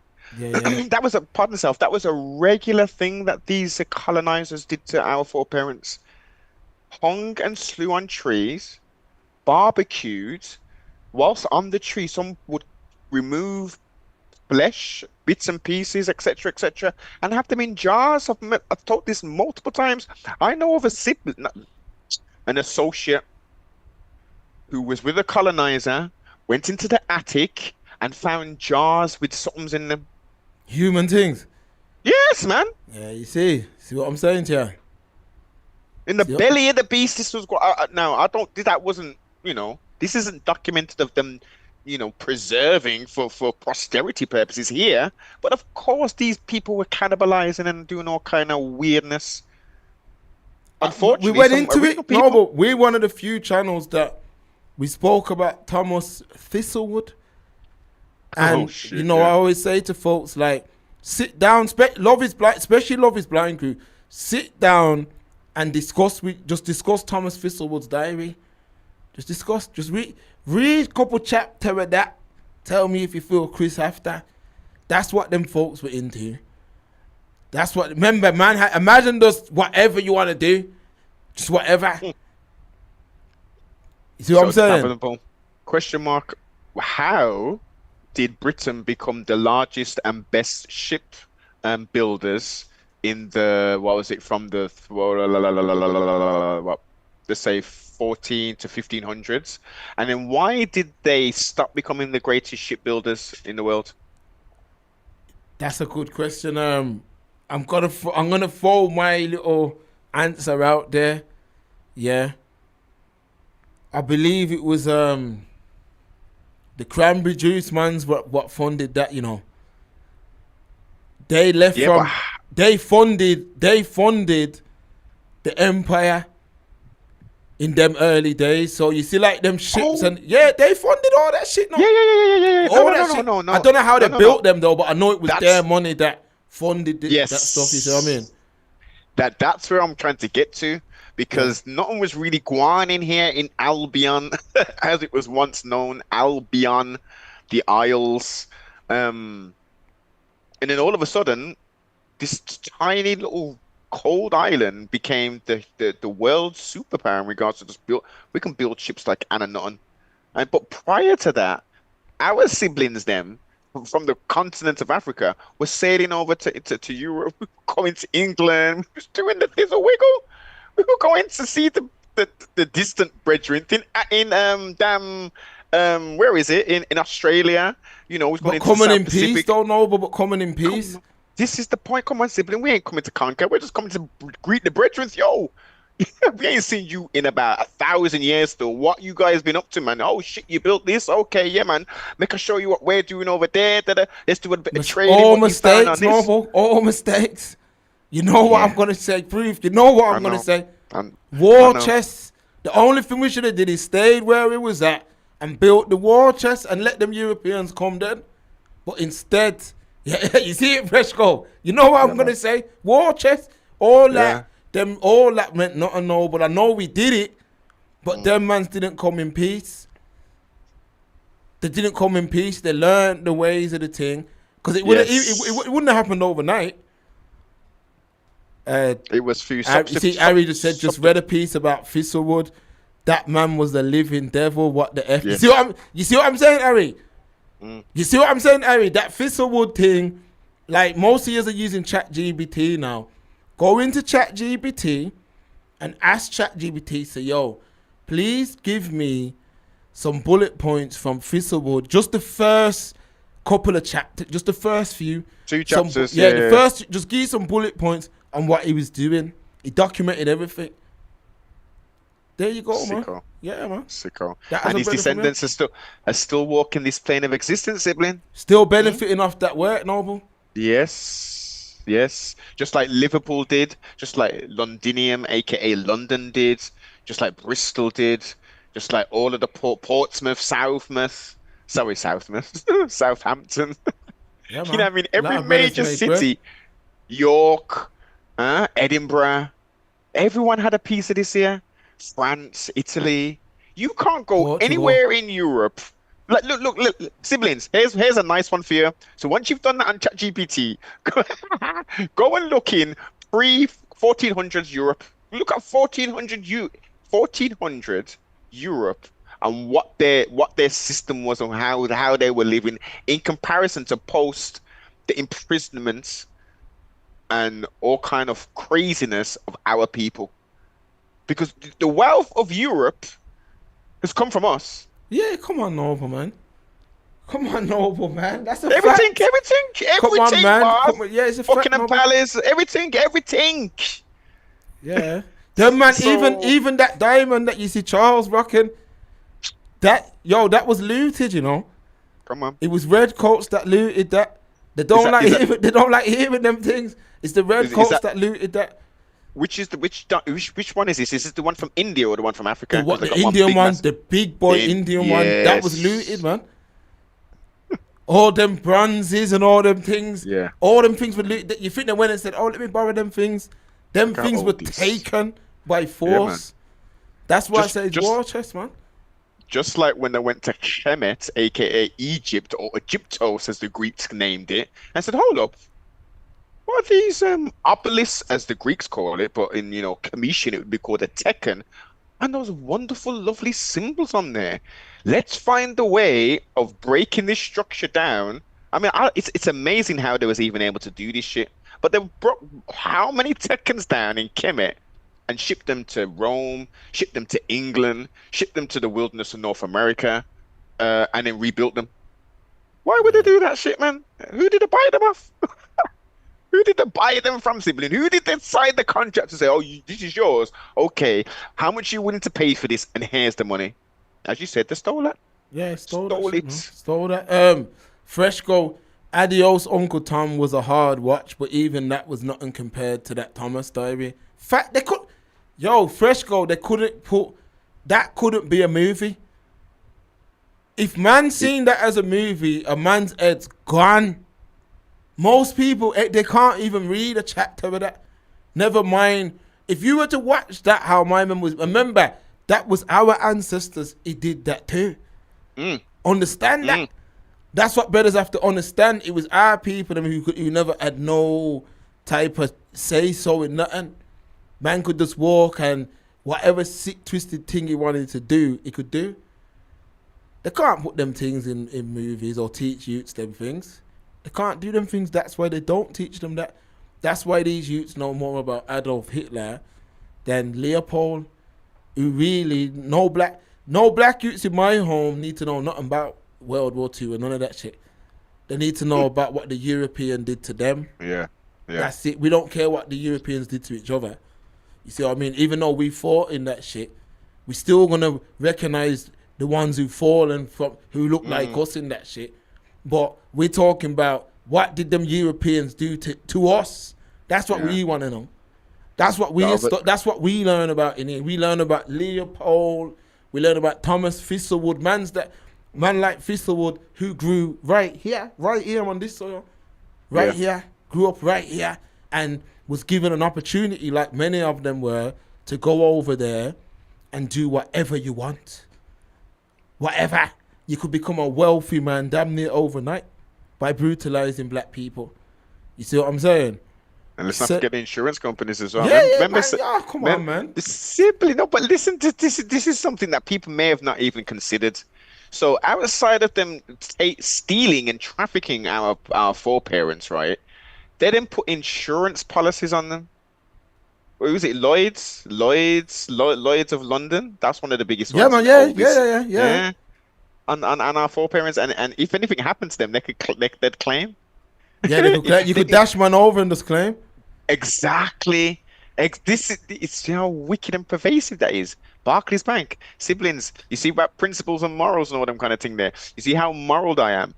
Now, if I had found this out and I was banking with this, like for instance, Barclays Bank, my money would be out there as quick as anything. I don't got no stocks and shares in no damn Barclays Bank, specifically that one. They did the worst, man. They did the worst. So, a hint to the wise will be more than sufficient. If you're banking with Barclays Bank in 2026 and you're a descendant, you're a diaspora, switch that thing, boss. What are you saying? They were heavily involved in the heavy, boss, heavy, big time heavy. Lloyd's Bank was heavy in it as well, because Lloyd's of London, the same thing. I'm pretty sure that there's a connection there. They were mad big in it. How can you insure the life of somebody else? Yeah, it's a wicked set of people, man. But not for you, man. Anyway, you're doing the job that you were brought here to do. Like Saint just said, this is what I love the proof. Salute the proof. Europe only exists as a wealthy state because of Africa. But this is the spoils of war. That's what's going on. You're here as the spoils of war, rude boy. I don't want to hear nothing about you came in. I don't want to hear none of that. It's the spoils of war. It's the spoils of whatever war took place that none of us were here to witness. Unknown, big up, man. The British used hearts and minds. They made the locals of every nation fight for them against the others. They used the Sikhs to take over India. Britain used false promises. The other Europeans were just on straight genocide. King Leopold II, if you know, you know. Yeah, facts. Facts. But remember this, You know when you say it was straight genocide with the redcoats as well? Like, my history lesson, like the main thing, the redcoats, like you have to know about them. Any man who comes over to the Express Truth, you're going to learn about the redcoats, rude boy. Because they're the ones who were the face of the empire. They're the ones, when man seen them, it was a madness. Facts. They wiped out the Australians. They basically wiped out everywhere they went. Remember, Tasmanians. Yeah, these man wiped out everyone, and I'm telling you now, they're the man. And when you are talking about, you're sitting down here, who else wears red coats in honor of the redcoats? The King's Guard. Remember, you learn them things here at the Express Truth. That is a nod to the redcoats, the King's Guard. Who else sibling? Yeah, man. Who else sibling? That's what and just understand what them mans did. Rape, hey. pillage. What happened? But what happened? Plunder. Didn't they do a big parade recently? Because of Burnham, right? Oh, yeah. That the red coats out then, didn't they, sibling? Huh? See what I'm saying to you? You see what I'm saying to you, Noble? Malachia, Rolls Royce, Cullinan. The Cullinan is the second largest diamond found in nature. I didn't even know this. Fresh Gold, the Industrial Revolution was funded by exploitation. Okay. I know the Industrial Revolution was big in Brom. Hamza, Harry, I'm reading about him right now. He was a demon indeed. I'm glad you, man, are learning while just read, just go on check. The same way our man are on ChatGPT for football stats and rare, not you, man, but in general, use it, man.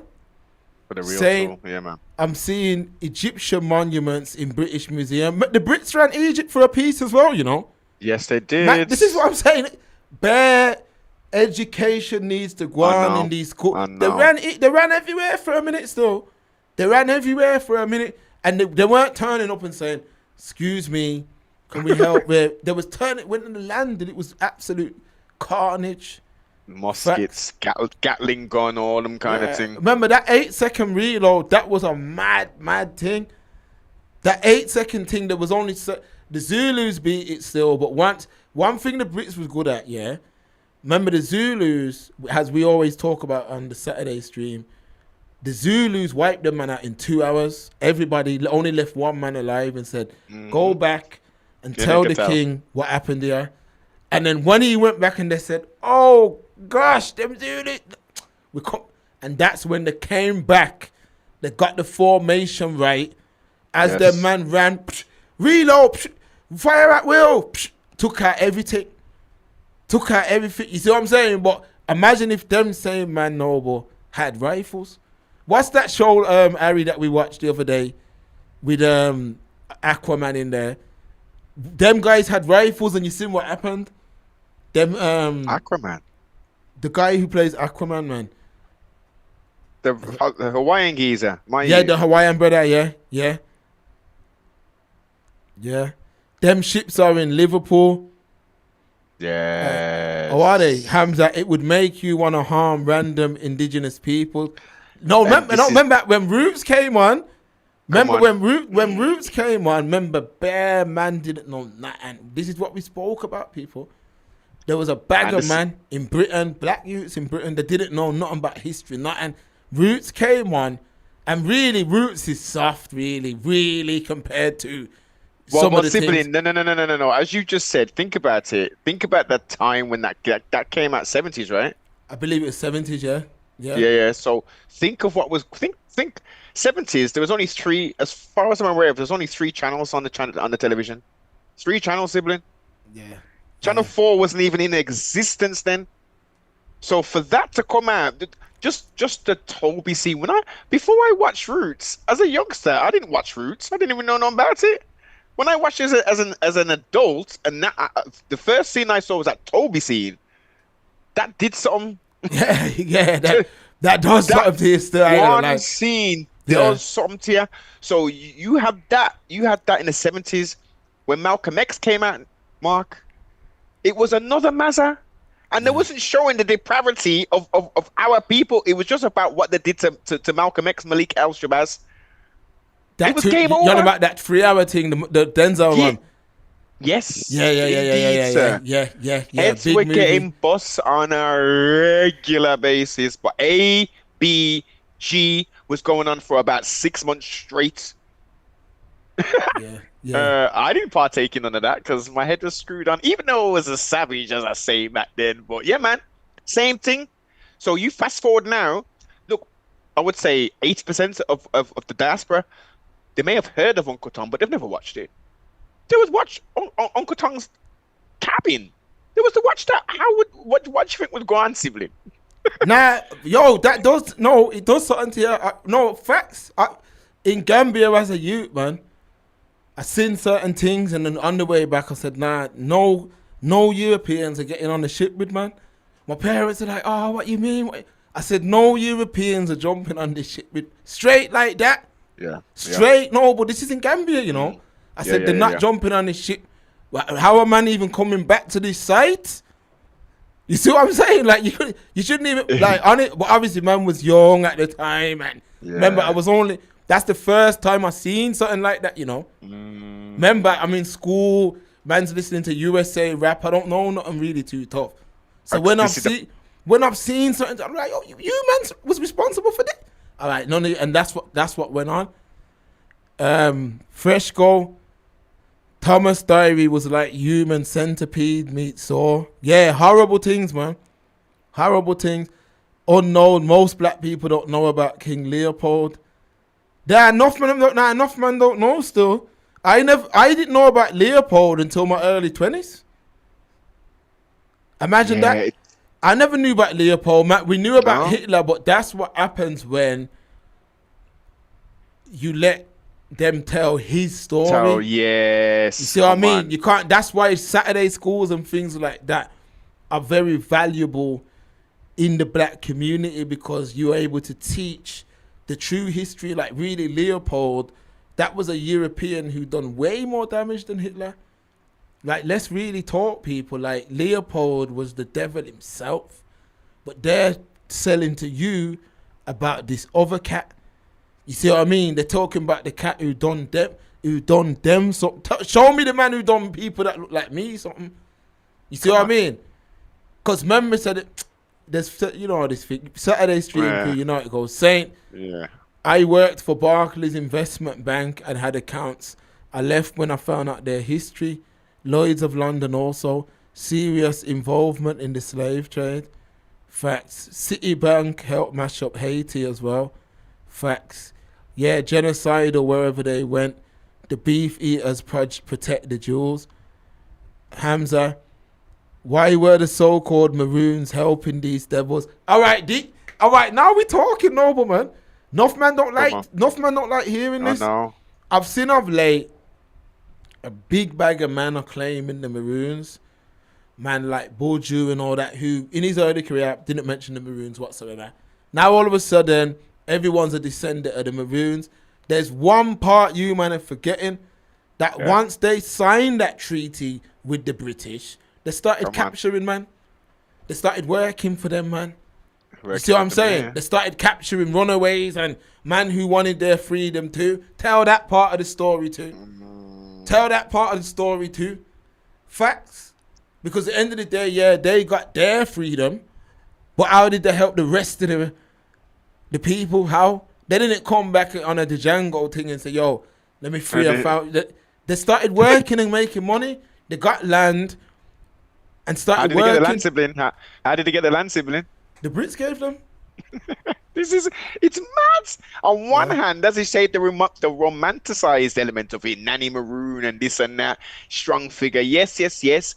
But when you open and start, just brushing the dust off a little bit, and so all the good stuff, that's blessed, man. But how are you catching your own people? Yeah. Why were you working with the devil? If anything, you should have been helping, man, how man could have got free as well. Chief of War's the thing's called. Yeah, Chief of War. Yeah, you see that? Rassam put the info in there in the chat.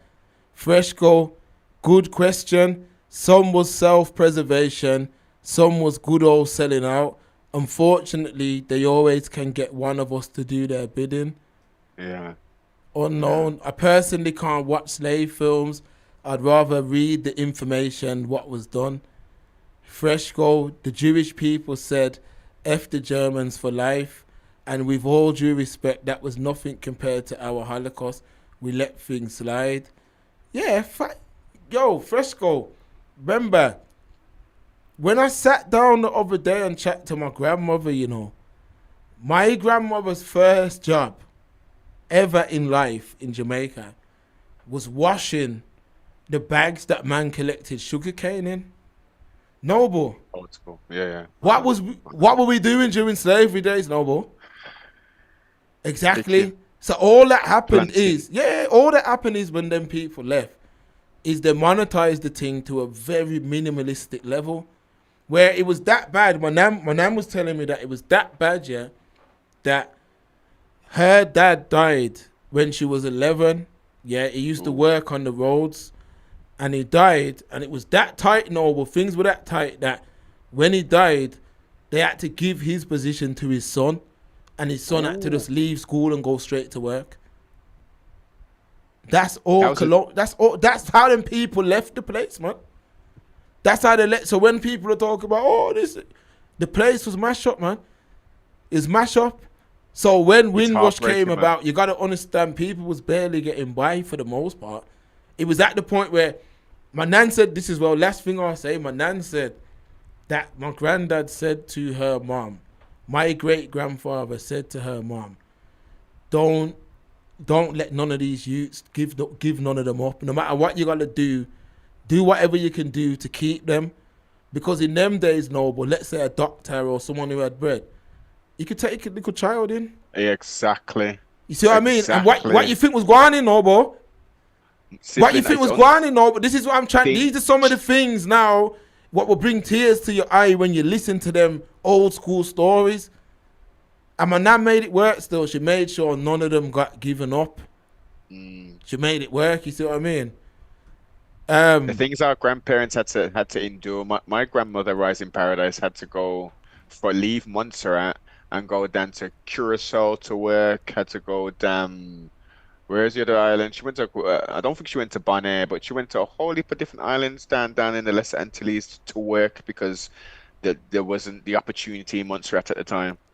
That's what I'm saying, yeah. Pre-Volcato, when there was 17,000, I think, is it 17,000 unknown, or was it 21,000 was the peak of the population at that point?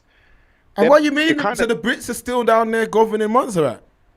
Pretty much. That's mad. Pretty much. Like even if there's only 5,000 people, you take the leaders of that 5,000. What them man even still doing down there? How is it benefiting the island, Noble? How? Because there's nothing there, man. After the last volcano and the island was extended out with all of the lava flow and all that, there's nothing. That was a lot of the fertile ground. That's where the capital was. Now everyone's moved up to the north. I ain't even got land this on no more. I don't believe. I'll have to double check, but as far as I'm aware, we got no lands that's we can go claim or nothing like that. So the UK. They're the ones who provide, and remember, it's islands. Everything is import. Everything is import. Again, it's a small island, sibling. It should be, even though 4,700 now. That's increased as we've discussed because Jamaican brethren and all the rest of the island people, no matter, come in there to get their something so they can move on. And then some of them are actually, you know what? This is cool. This is blessed, yo. I can leave my car and the keys in my car. Everyone knows everybody. That's how it is, and that's how the majority of the Caribbean was at some point. It was. Things got flipping crazy. Like, look, 1950s, 1960s Jamaica. What kind of crime was going on in then? It was It was minimalistic. Remember, they used to call it cowboy. Harry, Maroon shouldn't be heralded. They helped end the Takis revolt. Yeah, facts. That's what I've always said. I've seen everyone's running. I always say, tell the full story of the Maroons. I'm not saying they didn't achieve something great by beating the British and getting them to sign the thing. But the Brits don't give you nothing for nothing. They don't give you nothing for nothing. They give you they want something in return. And that what they got in return was man's selling out their own. A lot of brothers got caught. A lot of revolts got stopped because of them brothers. You see what I mean? Like, teach that part of the story as well. A lot of man now, like, man's like Budger and that are holding on to that legacy now because it's cool now. You see what I'm saying? Unknown, Germany genocided the Numidians before they genocided the Jews. Namibia has got bare diamonds, and only 4 years ago they found oil as well. The maddest thing, the Germans are still down there, controlling the majority of the land and all that. And them, man, the ancestors of that genocide are not benefiting off that land whatsoever. Like, that land should come back, to be honest with you. Fresh go. The Israeli... On every level, Mark. Pardon self. On every level now. Like, the world should... They can see what's going on. They can see what's happened to us, right? But yet, they're like, let's let it continue. Let's suck on the titty of this beast and let's keep these people down. How about saying, hold up, Africa, let's ease up off them, man. Let's ease up off them without the cobalt, without all of these things. This tech thing's done, boss. Let's give the people them the thing, man. Let's enable them to build the roads, man, to reestablish the infrastructure that the colonial masters put in place. Let's put it back up so they can have a better standard of living. If they want to live in the villages as rural as they want, give them the access, give them the clean water. And why would it take? Pisses me off, man.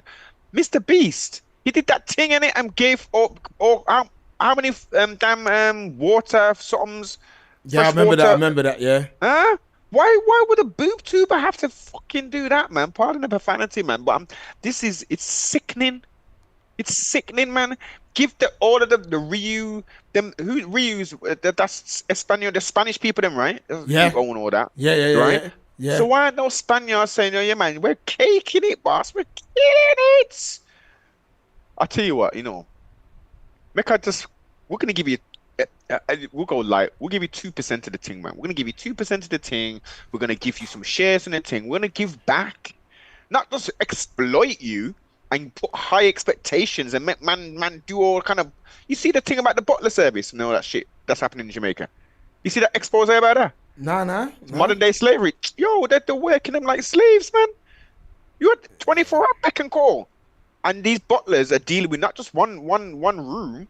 They've got like 5, 6, 10 rooms to do with, and they want 24-hour call out. Whatever they want, I need to go here, get me this, and they're getting paid peanut. It's like America where it's the tips how they're surviving. Yeah, that's nuts, man. It's sad still.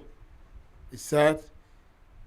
Fresh gold, the Israelis were hunting down the Nazis after World War II. They never let any violation slide. Us, we want some kumbaya-ish. Yeah, we never, again, it goes back to the 2 words. We ain't got no war chest to do none of that. Like, when the war was done. Did they have the war chest? They had a war chest, yeah, they had a war chest. You only have to look Israelis. Yeah, the man. Israelis. What war chest, tell me? All right, look at in Entebbe.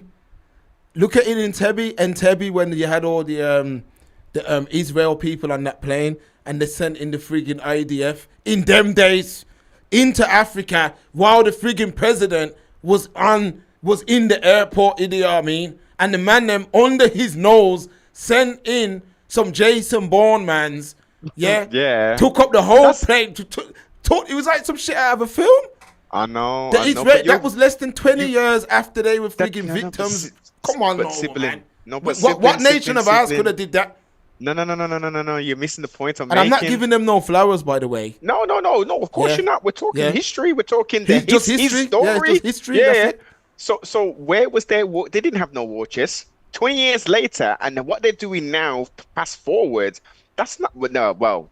In the present time, they've got a war chest, but pre the they were put in position. No. Sibling, our money changes, usury. This is how they've got into the position where they're there. Power is yielded by who? The man who's controlling the flow of money, the currency. Yeah, the banking system. Banking is running this thing. It's all about finances. If man wants to fight a war, come on, the flex. Money wins. What we've been saying it for years. Money. That's why they gave low vibrational people the idea that badness wins any kind of argument. It don't. Money wins everything. That's what you see them doing. D-Star, I have maroon ancestry on my mom's side.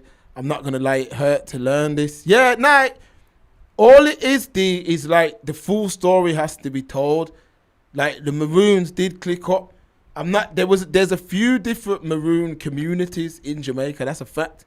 But they did click up at that time and capture mans who were trying to escape. Facts. CM big up. D-Star facts, Mark. My dad was born in 1931 and he was the only one of his friends who had a pair of shoes. And the only reason my grandparents made sure of that was because he was a sickly child. You see what I'm saying to you, D-Star? Unknown, 12,000 was the peak. There's only one main road in Montserrat. Dread, one supermarket. My family was from the south. They lost all their land. They are Dominicans, Irish and Jamaicans, mostly in Montserrat now. If you live there long enough, you can acquire a British passport. Okay, that's why a lot of people go there. Unknown, they can't let go of Africa. Wait, come to you, Noble, come to you. Pardon myself again. I was on mute. Yeah. We don't have there's no such thing now as a Montserrat passport. You know that, right? No, I didn't know. No. You get a British passport. So a Montserrat resident is just a British citizen. Basically. So he can travel freely to and from the UK. Yeah. Yeah, Ain't that's no mad. problems. Yeah, that's mad. That's mad. Again, that's what they get out. That's why everyone from the Greater Antilles is coming to the Lesser Antilles to that specific island so they can get their little thing and then they get a little passport and boom. Come over. Yeah, unknown. They can't let go of Africa. African resources are their future. They have to end people like Ibrahim Traore as soon as possible to keep their thing going. I seen Ibrahim said Saudi wanted to invest into 100 mosques in Burkina Faso, and Ibrahim said, nah, like, we don't need that kind of thing. And you know, they're warring with him for that. You hear what the Yeah, of Imam course, said because about you know it? why they're putting that in. You know why? It's the Crusades all again, but just not in the same way. Keep it real. Say, look, like in Yard, there's a church on every corner. That you think that's by accident. Remember to get the soul man's hope, innit? Let's keep it real, no, man. Let's keep it real. The soul brother's hope. And what's hope, sibling? Dope. Yeah, man. Facts. So basically, Montserrat is still part of the Commonwealth. Yeah, facts. It's a British overseas territory like Anguilla. Facts, Harry. Any island with a Union Jack on it, it's the same thing. Anguilla, Montserrat, British Virgin Islands, Turk and Caicos, Cayman Islands. Yeah, I met some people from the Turk and Caicos in Brom. Yeah. Serious? Yeah, fam. Yeah, man. A whole family. Yeah, man. Give thanks. What, dark skin or red skin or kind of what's red their still? complexion? Kind of red. Got the accent, everything. Got the accent. They cook shark and everything. Noble. Swear that. Them mans up there, the North Pass, them mans like Bahamas and all that. They're on a different. Them island boys up there, they're on a different flex. But at the same time, remember when we was on with Anthony? Yeah. The article, yeah. And he was saying some shit about the monkey and all that, and I was like, nah, that's a. But yeah, man. Yeah, that man cooked shark, man. Yeah, facts. Yeah. And Barbados and in other islands, they eat baby turtles. You gotta get the meat, how you get it, man. Nah, boss, you don't need to do that. Now, man. but what's the difference? That. But what's the difference between, man eating something else living? See, like, remember, man will eat a big boy snapper. Yeah, what's the difference with eating a piece of shark? I'm not saying I eat it, but it's the same thing, innit? I don't have any problems with eating sharks per se. Me myself. It's just the turtle per se. Okay. The turtle, man, the little flipping turtle. Fuck yeah, man. No, don't get it twisted. And they live for long as well, turtles. This is depending which one, man. They can live for hella long, but they're endangered, man. They're endangered. All the pollution in the thing. This is another thing that irritates me about our Caribbean brethren. Some of them just disrespect up the island, man. They got on the beaches, they're just throwing their cigarette butts or the somethings on the something. They're just throwing litter everywhere, and then that's getting into the sea. They're leaving their nets and all that, just old nets, and just cast it into the something. And then the poor turtles are getting trapped up in it and getting all mangled up, man. Their numbers are not where they need to be still. Islands, you get stuck on an island and you can only eat a turtle. Of course, man. Look at Saints. No, but allow the endangerment talk if you eat meat. Yeah, it's meat. You're from you eating meat. It's mad still. It's mad. But no man eating dogs though, are they? We're not gonna eat horses like the French people. Remember, man's mind's trained that only certain things supposed to dead. Exactly. So remember that's how your mind's changed, but you don't really know what the thing is, man. But you don't eat pork though. I don't eat them things. Nah, why don't you eat pork though, sibling? I don't eat pork personally because as a youth, I seen the pig up close and personal. Facts. Listen, pork there weren't no pork in my yard, but in other yards, man, we're eating pork, fam. Man's eating bacon, pepperoni. I remember my dad's rest. We didn't eat them things, but you see the pork. I seen the pork up close. Like, yo, what's wrong with this pig? Remember when man used to go yard and I seen how them things were moving. Very disgusting animal. You see, but no. Well, okay. So in two ways. On the outside, yes, pigs are filthy, disgusting creatures. Surface layer, when you go a bit deeper, pigs are very intelligent. They're one of the cleanest. So according to the farmers, know that pigs are hella clean, hella intelligent, loving, and all this kind of stuff. They roll around in the mud to keep themselves cool, right? They eat. Now the thing that's nasty is that they eat anything. That's the real nasty thing. What's that? It will eat their baby or a baby. Who? Check the comment in the proof. Wasan said a pig will eat a baby. Argument done. Oh, a piglet baby or like a human baby. No, anything. Oh, Anything. Okay. Yeah. A pig will eat anything, sibling. If they're in a pen and one of them's dead, they will eat just okay. So let's go away from the swine, which obviously biblically, Leviticus wise, we're not supposed to touch, rasta, etc., etc. Chickens. I watched a video yesterday of a person. You know how it's real hot over here now at the moment, right? Yeah. Now we go to a farm to get our chicken, right? Yeah. Most people don't necessarily do that, do they? They go to a store and get it in a packet and all that, right? Yep. So where are those chickens held, sibling? Are they on a farm somewhere? We access and pecking and all that stuff? Nah. Or are they in a huge factory with a big, graty, fat, dirty fan, pardon self, circulating air through there with automatic water and feeders in there? And then periodically, depending on the size of the place, workers will come in there, clean any feces up, and remove any dead carcasses. Yeah. So we've had a heat wave. We've had a beautiful summer, sibling, haven't we? Yeah, it's had been a beautiful nice. summer. It's been nice. It's been real hot. The siblings can attest. It's been quite tricky, being indoors because it's so hot, right? Do you think the little chickens in these battery, that's what it was called, battery hen farming, do you think they've got access to AC? No. Okay, so this worker went in there and mentioned, we've got this heat wave and all this thing. He had to go in there. He said he just about made it into the place. The smell was putrid. He said he couldn't even make out the chickens. He could just see a sea of moving flesh, green flesh, sibling. Yeah, it's nice. Right? Nice. They picked up all of the chickens. I'm sure. You check your WhatsApp store. I may have actually sent this to you still. He had to take out all of the dead chickens.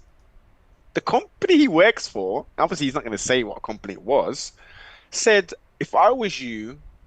No, before we get to that, he said, whilst he was removing the dead birds, there was peck marks on there to denote that the chickens were cannibalizing the dead chickens. So the people them who own this facility said, yeah, you know what, mate? If I was you, I wouldn't eat chicken for the next few weeks. And when was this, Nova? When was this? This is recent, sibling. Damn. Recent, like I literally watched that maybe yesterday or the day before. Yeah. That's all going to be in Lidl, Tesco, Asda, Aldi, Morrison's, all that. Breaders are going to be buying their wings straight from that batch. Crazy, man. Great. Season it down with salt and pepper and the homemade whatever, little something in the something, whack it in the air fryer for 15 minutes or whatever, and they're going to chew it after. Like, they wouldn't even wash off the feathers now. Washed off the thing with vinegar and this and that. Yeah? They didn't put no vinegar, no lime, and nothing on the something regins. They took it out of packets. They slap the actually no. Let me tell a lie. I'm skipping the stage. They cut it open first, yeah, because I don't want to do no washing up. This is 2026 with their in, right? And they get the salt and pepper out, grind it on there, Ainsley Harriet style. They get the jar out, slap it on there. Yeah, man, love. This is gonna be excellent. Air fryer 9 minutes, 15 minutes, however it is, and then they suck down everything off it. The feather, everything, regins. The veins, highlights. It's going down, man. It's going down. So again, hint to the wise, more than sufficient. Please, siblings, don't be buying none, especially chickens. We already went into the different types of chickens, like normal chicken and these supermarket chickens, which are called broiler chickens or something, which grow quicker, like 2 times the speed as normal chickens. Siblings, don't do it to yourself, man. Please. For the love of God, don't do it to yourself. And when you're out here and you're like, yeah, man, we've just had some drinks, some cocktails. What should we order for some starters? You thinking of getting some chicken wings? Allow it, okay? Allow it. Unless your mother has done it, your auntie, your cousin, your brethren, or you've gone to one of our stores, don't be buying no chicken, please. Now, what brothers are doing as the no, but that kind of talk would fly. Yeah, brothers are doing as the Romans do, man. Let me draw for this video. Let me show you how brothers are eating, man. Proof. We're going into the proof chat right now. I'm gonna show you how these brothers are eating right now in the UK. Come with it, brother. Yeah, man, we're gonna get it up. People, shout out the YouTube channels, man. Here with us on the Saturday stream. Make sure you just hit the like button and all that type of stuff. Yeah, man, smash the like, share up the thing. You know what I mean? How much you got in here now? I ain't repress the page. I'm gonna jump on now. I'll take a look. Let me find this thing and then I'll jump on. Yeah. Nah, I'll jump. I'll do it. Alright. Yeah, man, smash up the likes, man. Smash up the likes, please. It's getting harder and harder to find things in the chat. The proof chat's active. Coco UK 9 TV. You are indeed live. Hey, Sibling, have you actually reposted that telephone number? Because we're gonna be rewinding soon, innit? Yeah. I pinned it, man. I was wondering, people, the phone line's there, live and direct. Yeah, man. Jump on that, man. Jump in this here, man. You can call in, people. The phone line's there. It's pinned in the chat. That's the phone line. You can phone in if you want to say something before we wrap up. If you think something we've said don't make sense, if you want to agree with what we said, whatever, call in, man. Yeah. Fishy. What does FFS mean, Sibling? For F's sake. Oh. Yeah, for F's sake. Oh, you never knew this? Nah, I'm crazy with them acronyms. No, that's not it. Oh shit! Yeah, he is fighting in it. What are you queuing? Yeah, Joshua's fighting tonight.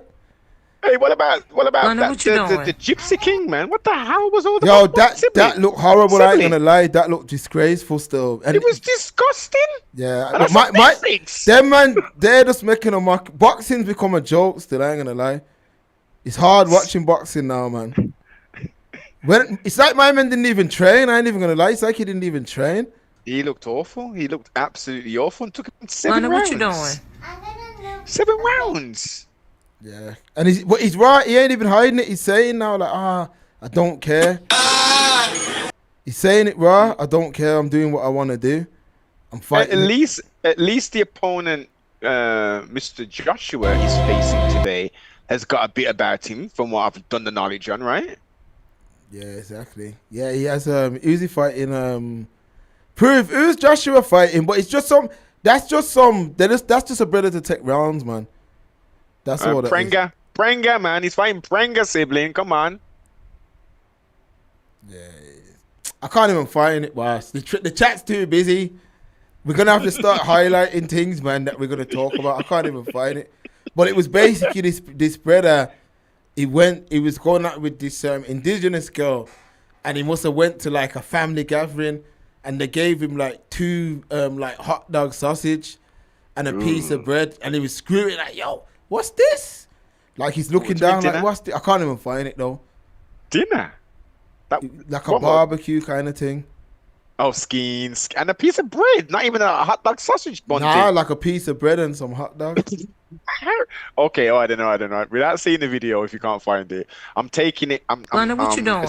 I'm assuming that it was like a lower income girlfriend that he had, maybe? Yeah, man. Yeah, man, this is the new phone line, you know, bro.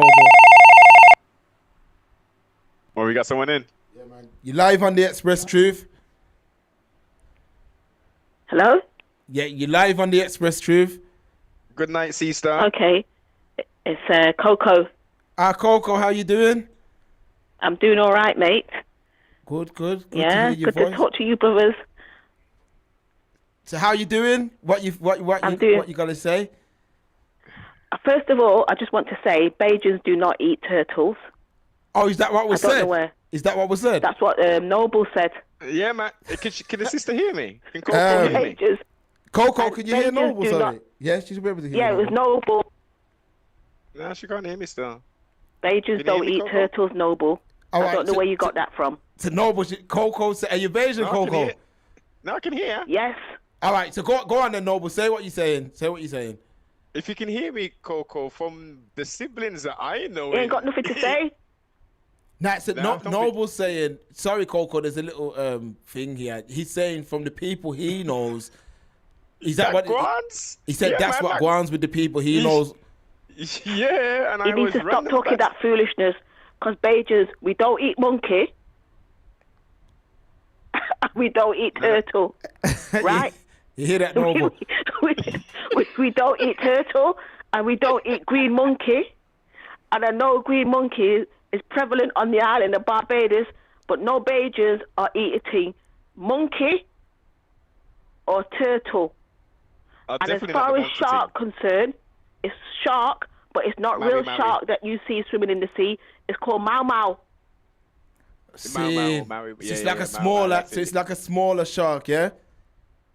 I don't even know if it's a shark fish. Nah, it's a fish. But it's It's a not fish, really basically. shark that we identify as shark, and it's eaten throughout the Caribbean. It might be called different things, and people call it shark, but it's not shark. It's called mau mau. Okay. Now the shark I was talking about was some people from Turks and Caicos, but I don't know what kind of shark. I just remember they had like a barbecue thing and they'd cook like shark.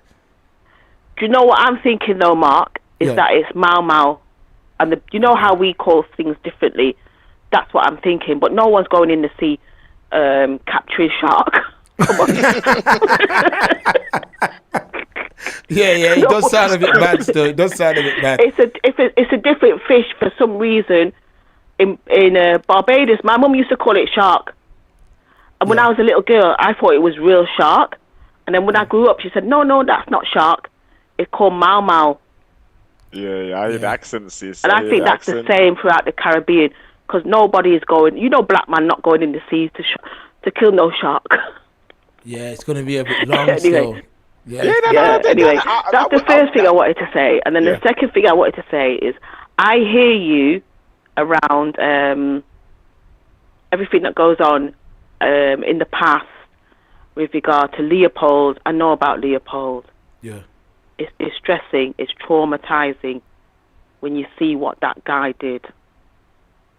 It truly is. And everything that the Brits did and the Europeans in general did to black people. What my question is why don't we have an equivalent to Hamas? And I don't want you to get you guys channel banned or whatever they call it, right? So I put Hamas in inverted commas, but why don't we have the equivalent? I hear that still. I hear that, man. Boy, that's a very good question, you know, because really we're not financially backed. That's why we don't have the financial backing to do so. Yeah, because think about it before you continue, because I know the sister can't hear me. Yeah. Hamas keep is backed breaking up, by but that's just a multiple question people, that I'm going to leave with people, including Israel. Because when you get to a certain age in this country, and I know young people are young people, they're doing what they got to do, you know, I understand that. I'm old now, but I'm growing up realizing and coming to the stage of life when I think, when you look at what the people have done to black people, especially those people that were trafficked from Africa into the Caribbean, it breaks my heart in a way that I can't express as a grown adult, and even face my child and tell her what these people have done to us and why we don't seem to fight back. I understand it to a certain extent. People are fighting for reparations. They went to the UN Security Council a few weeks ago with an agenda. They saw what happened. People are going back to the Europeans and begging for reparations. But why are we so placid when it comes to to getting this on the agenda. That's It's my on the agenda. viewpoint, because, and I think it was, I think you were saying earlier, when it comes to the Jewish community, fair dues, fighting for their reparations, and when we're taught about the Holocaust, why we're not taught about what happened to our people in primary school, and why are we not fighting for the history to be taught in the UK and in the Caribbean in the Caribbean? We have to teach it ourselves. They're not going to teach. Yeah. All right. Let me give you an analogy. So, let's say your great grandfather committed an atrocity to your neighbor's great grandfather. You're not going to want him to know. You're not going to want him to know that your people kept that up. You're not going to want him to know, which is why from young, if you think about it, these people brought us here, Coco, yeah? And they've had tests. Remember, they put on Roots, you know. My dad told me that Roots came on the first day.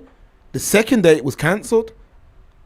Because mans were seeing that, like, hold on, what? This is what these people did. Literally, man's got to the bus stop and just licked down the first man they sent. Facts. So, there's been a miseducation. That's why we were learning about Hastings 1066 and this, that. The only way to teach black children from the Caribbean is for us to teach them. And I agree with you. Yeah, I agree with you, Mark. That is the case. But in 2026, when we know that is the case, and it's been happening for generations of us in the UK, and slavery in the Caribbean, followed by colonialization until independence, and we're still not independent today. I don't care what anybody says. No, we're not. We're not independent. No Caribbean island is independent of the British or who were the former colonizers. Okay, we know what we know today. Why aren't we? And I include myself as being guilty. Why aren't we going and saying we want this on the curriculum? Where are the Saturday schools? Where are people trying to teach our children from young? I mean, from before they go to. Sorry, I was going to swear then. Before they go to even reception, teaching them so they grow up with self-esteem and confidence, that when people talk rubbish to them, they can say, well, no. And even if they don't feel like saying no, they walk with their head high and they face these people, and they don't think that we are less than them, that we are subhuman to them. Yeah. I'm speaking with passion because it's taken me a long time as an elder to realize, even I as a youngster and my family around me, just put these people on pedestal. But Coco, you gotta understand. Same thing with me. Same thing I've seen going on with like during school and certain things. And when you think back, as a big man, and you know what you know now, when you think back and you're like, what? Like even certain like teachers in school, and you're like, wow, these men are straight from the empire. But remember, this was years and years and years of. Matter of fact, this was generations of conditioning, Coco. It was generations. Like it's very difficult to. You gotta understand. Like when I sat down with my grandmother. You see what I mean? And she's just breaking down certain things. Things were done to them even, man. A lot of them don't know nothing about 100 years back even. You get what I mean? Luckily, we're in the generation that internet and all them things came about. And yeah, I know, Mark. I understand. I'm just getting out an expression and a feeling. But one thing I'll leave you with a story. Yeah. That I resonate with your grandmother. Yeah, telling you those things. I remember my mum saying to me, both my parents Bajan, right? And I remember my mum saying to me that when my granddad, he got acres of land in Barbados where he grew sugarcane, And when he harvested the sugar cane, and this was prior to independence, but my mum was born in 1939, so I'm guessing my granddad was born at the end of 1800s. Yeah. Yeah. And my mum said to me that when my granddad used to employ people in the local area to harvest the cane, and he had trucks and vehicles to get the cane to the former plantations where they would do, put it into sugar, blah blah blah. And when he went with his trucks laden with the cane, the white men would take the cane from the white farmers first. Yeah. And my granddad would have to go back home with the cane and come the next day. And if he went back the next day and there were white people there, even if he was first in the queue, they would still take the cane from the white guys. So his cane would be left to rot. Yeah, man. So when these people like Suella Braverman are talking about we should be paying them, and when people like Keir Starmer are telling us to forget, never, and move on, because this was years ago. This was only within the last 100 years that this was happening. The other day, it wasn't like they're talking like it was thousands of years ago. They Remembrance Sunday, don't they? Yeah. First World War, Second World War, they're all lined up with the wreaths. Yeah. Yeah, man. But we must forget. Never. Ever. They're lined up at the cenotaph. Every town, and you know what, right? YouTube could cut me off. No, but man, every town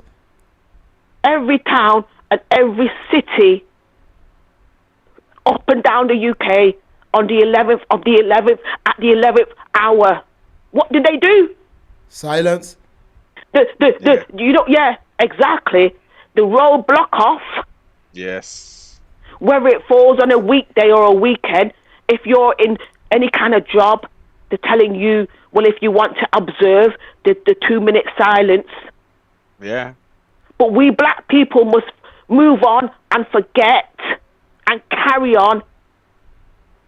Nothing's changed, Mark. It's a wicked set of people. I agree. It's a terrible. Imagine. Why must we forget and move on? Even they made us sit down there, yeah, in school, yeah, and we're there sitting down without the knowledge, knowing that we had whole regiments fighting in these wars.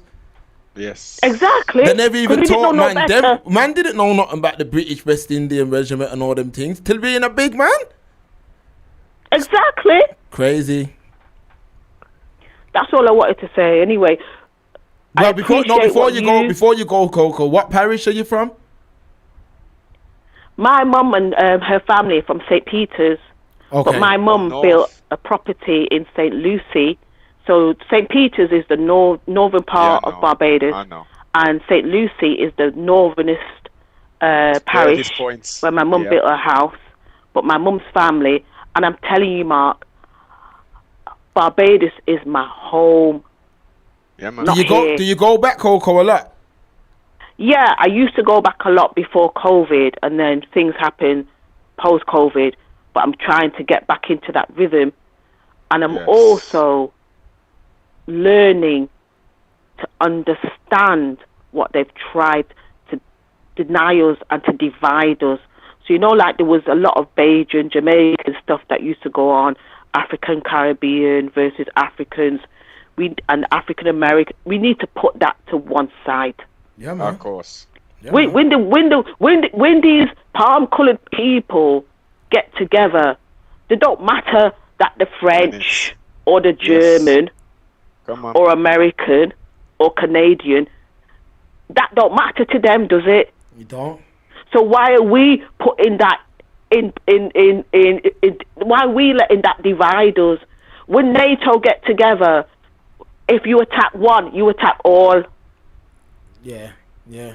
So why are we letting them divide us into, small island this, Africans this, West African, Nigerian. Why are we letting them divide us?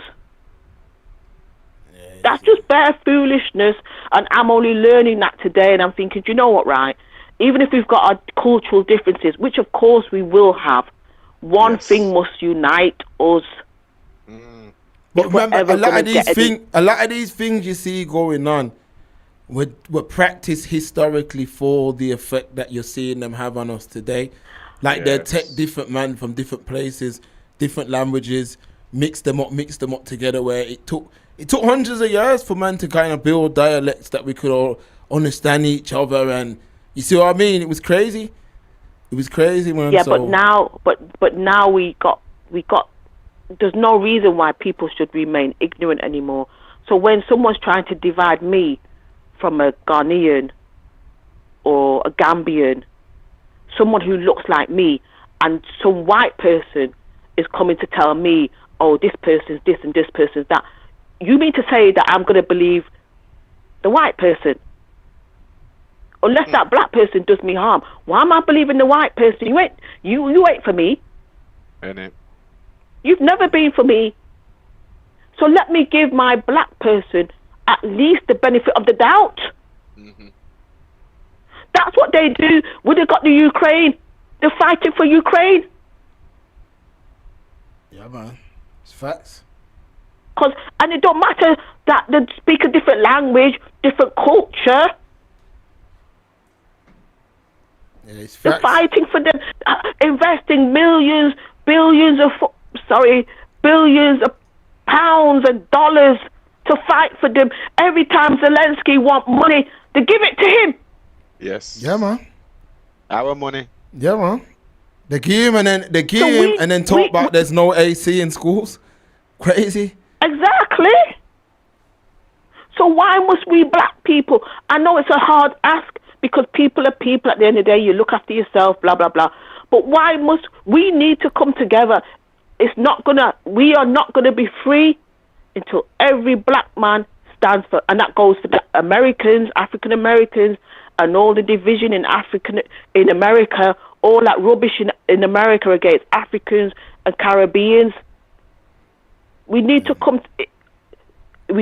together, and the only way we can fight these people, because these people know what they're doing, and I know that black people, we got our little things going on in life. We're preoccupied. We haven't got stability. We haven't got the time. We haven't got the finances. We're not economically and politically up there. So they know that whilst we're the same with the Chinese, they're doing that's a different conversation. But they're doing the same stuff. Yeah. Everybody got black people down, and it's time we start to fight. But you only I don't mean fight physically. Nah, I mean. My thing's always it's always gonna lead back to building a war chest, but it starts with economically building, and that's it. And I agree. And generational wealth, making sure that your family and you leave your family financially secure. You speak to them, you educate them, you build up their self-esteem, you build up their confidence. And you make them think, your children, when they grow up, that when they see these people looking down on them, hold your head up high. Don't let them talk down to you. Hold your head up high. Speak back politely, but say what you've got to say and keep it moving. Not like when I was young and afraid of talking to white people and saying this, there, and keeping my head down. No, those days have gone. Yes. Yeah, them days have been gone, boss. Them days have been gone, man. Hold your head up high when they speak to you like you some kind of idiot. Because they can't speak to me like that today. Not even when I was 13 and I'm nearly 60. Yeah. Hold your head up high and tell them what you got to tell. And speak to your youngsters. Educate them. Give them pride.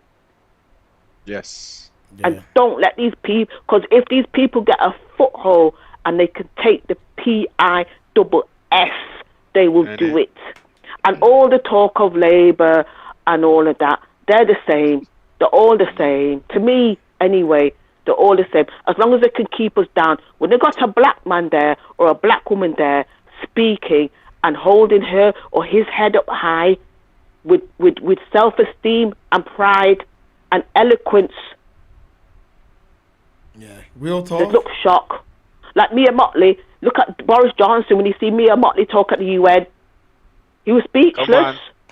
Come on. Yeah. Mia Motley's doing her thing still. And that's what we need to instill in our children. So when they come chatting their rubbish and talking to us like this and this, we can say, oh actually no.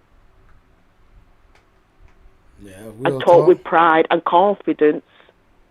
Yeah, real talk. I'm rambling and I'm ranting, yeah. Nah, you talking, man. They're bigging you up. The Patreon chat's bigging you up hard, Yeah, man. Love Let me it, see what love YouTube. it, sis. The Patreon chat's bigging you up, Coco, man. Come on, sis. YouTube's quiet still, but yeah, following Patreon. you guys. Yeah, I see you in the chat Long all the time. time. You from Manchester, innit? Yeah. What's life that like down there in Manchester? I've been listening to you for a long time. Really proud of your mother and what she's done. Really proud of your dad. I know a little bit about Birmingham. So honestly, Mark and Stephen, Noble, and all your background people who work in the background, everybody that works with you, your family, honestly, blessings to you, Mark.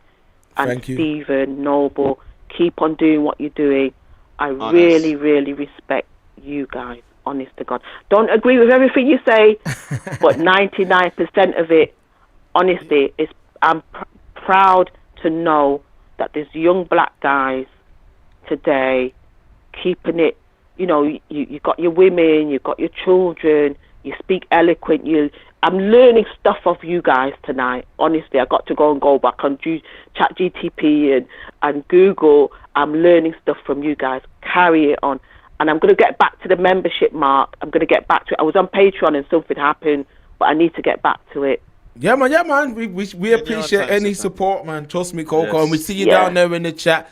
And we just love, we love our people, man. And we here, we ain't going nowhere. You see the increased work rate. It's only going to get better. Yeah. That's it. And with support from guys like yourself, it helps us to do that. Yeah, keep it up, Mark. Don't give up. We won't. Pass it on to your kids, your cousins, and whoever else. We can't let these people beat us. Even when we're dead and gone, we cock up and dead. Let the children carry on. Nah, it's the truth, man. Definitely. Okay. Okay, Mark. Coco. Let Big me up leave you yourself, now. man. Yeah, have a great evening, man. Every time, okay, man. same to Every you. time. Okay, bye. I love the feminine energy coming in and, speaking truth to power, man. Speaking truth to power. A answer of sorts to her question, to Coco's question, reference reparations. Yeah, every time, okay, man. same. Oh, we got another call right here, man. Okay, give thanks. The line's bubbling now, yeah? Hey. Hold on. You live on the Express Truth? Wow, well gone, Mark. How are you, bro? You good? How you doing? It's a Zimbabwe boy, bro. Zimbabwe. What you saying, man? Well gone. Yeah. Nah, I'm good. Yeah, big up, Mark. Man. Big up your team, bro. First time I've heard your voice, Zimbabwe, and we talk every week. Sibling. Yeah. Fam. Mark, I wanted to mention something. Yeah. So I was watching your live stream about the thing in Hong Kong, innit? That got nicked, yeah. So it's 6 years. And I wanted to, because you were saying something quite interesting. Yeah, you were saying it doesn't matter how much you wave that British passport. Yeah, how much you man want to pretend and say, I'm British, blood. You're never going to be seen in that way, man. If you go abroad and that, yeah. And that was spot on, Mark, bro. Spot on. Facts. Yeah, because so many people, I've seen so many black people trying to pretend, man. This whole summer, it's coming on, blood. What the fuck, man? You know what I mean? So, yeah, I would just call and say you were spot on, bro, in that live stream, innit? And big up, bro. You know what I mean? Nah, for Zimbabwe, the facts are this world, if there's a saying, if the trees could talk, Now, remember, a lot of man didn't really know the history about Hong Kong. The Brits went there, got them all addicted to opium, and then they had two wars where they went mad.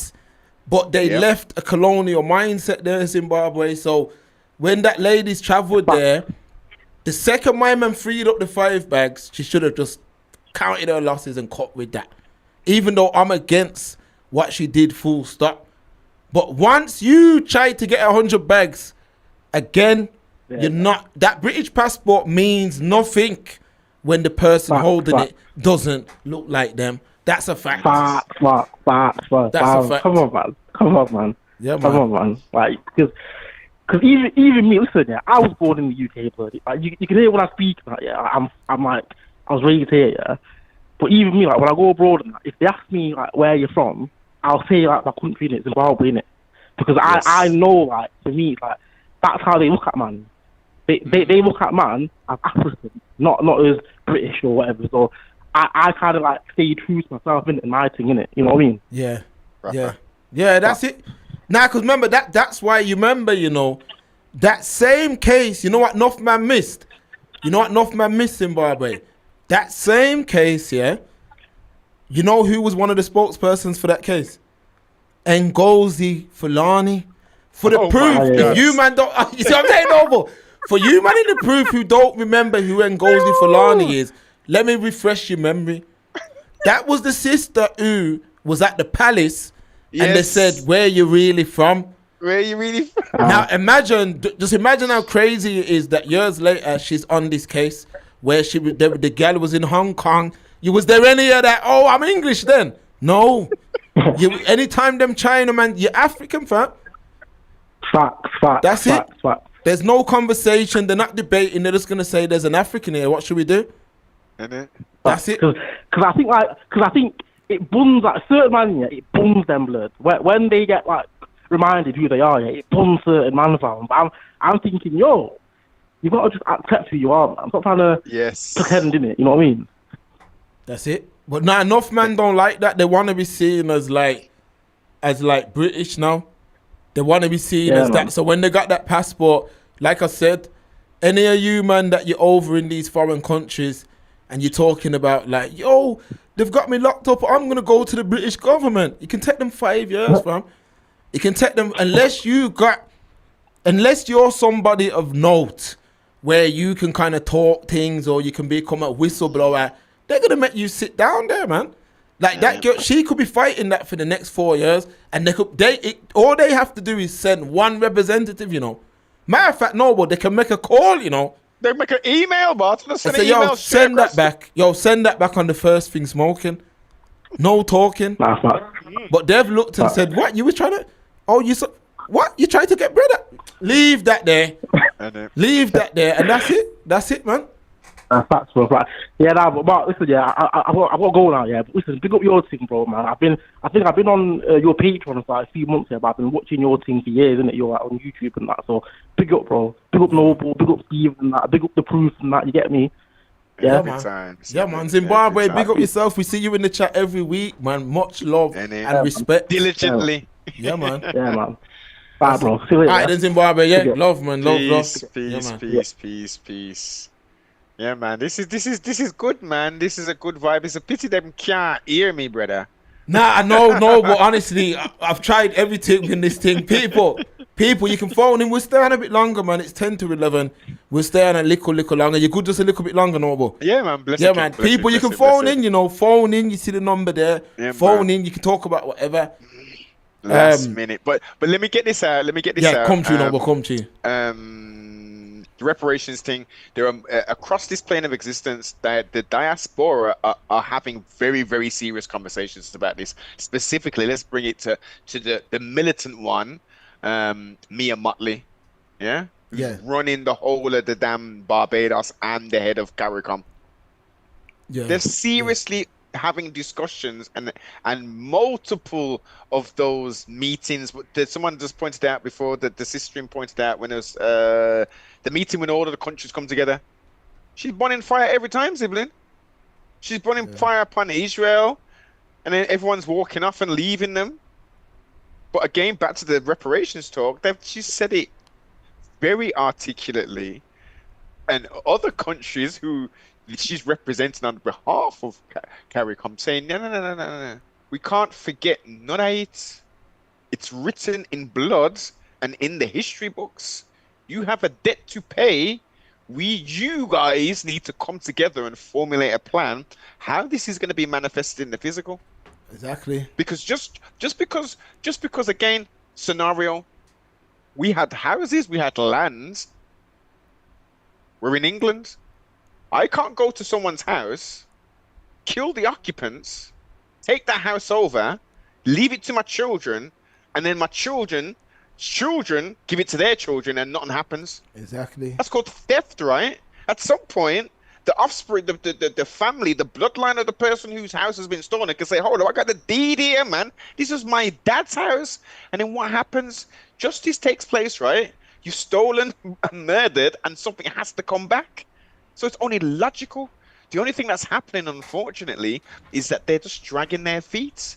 They're dragging their feet. There's not enough money printed and could be printed to ever pay back anything, but they need to make steps. The Jewish people, they're getting paid 25K or whatever it is every month. The Japanese are getting their money. Everyone who's had something happen to them is getting their guap. Yeah, I remember another thing, Noble. It's true. Look what Fresh Gabado said. You can if God promised it to you thousands of years. Remember, they went there saying God promised it them that.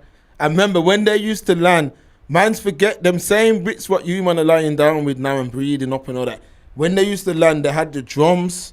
They used to play the drum with the trumpet, wave the flag, and what, Noble? Hold the cross.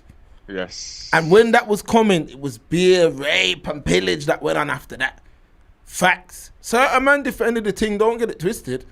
Certain man went crazy when the man's landed, but yeah, that's what they did. They took some people out with them, man. It's out there, man.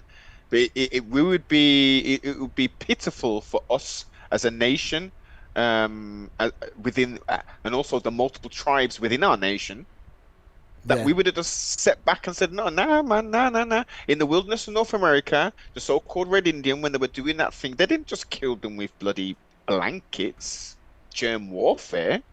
They were meeting with them, and they were, oh shit, look at these people, the pale faces here. Okay. Oh, you look all disheveled and stuff. Let me give you a 2-hour tutorial on how to plant and do these things. In the meantime, I'm going to supply you some food to get you on your feet, yeah? This is the open heartness of original people, of highly melanated original people, specifically the copper-colored races of America. They was like, yeah, man, okay, this is how you do your thing. Then they said, okay, we don't own no land, so you just stay down there.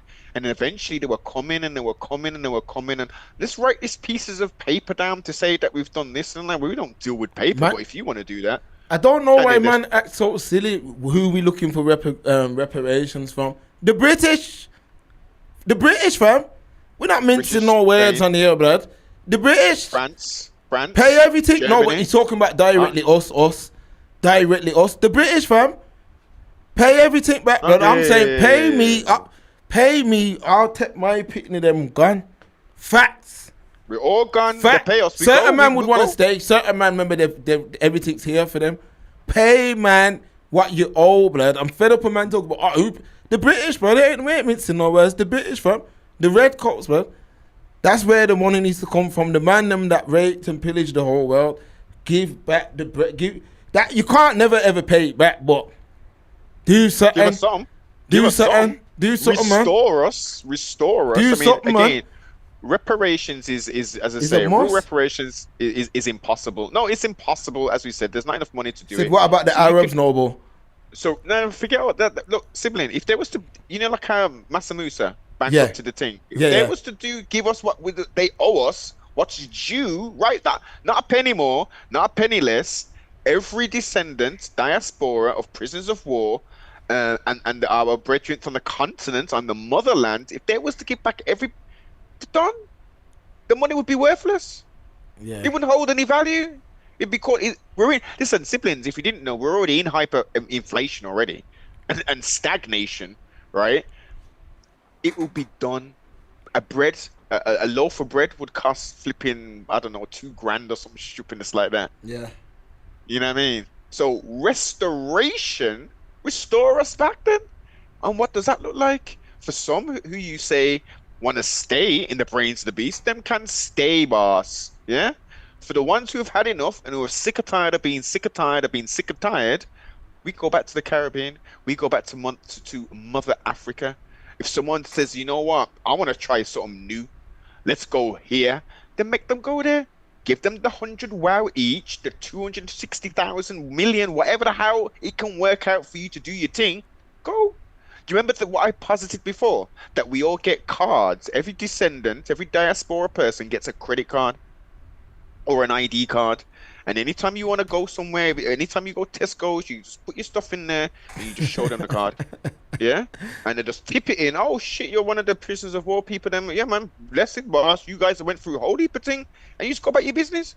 You go online and you go, okay, I want to go Barbados today. Okay, do. You type your little card in, boom, your ticket's booked. Yeah, because, man, and before anyone comes with any cheeky comments, we paid for that already.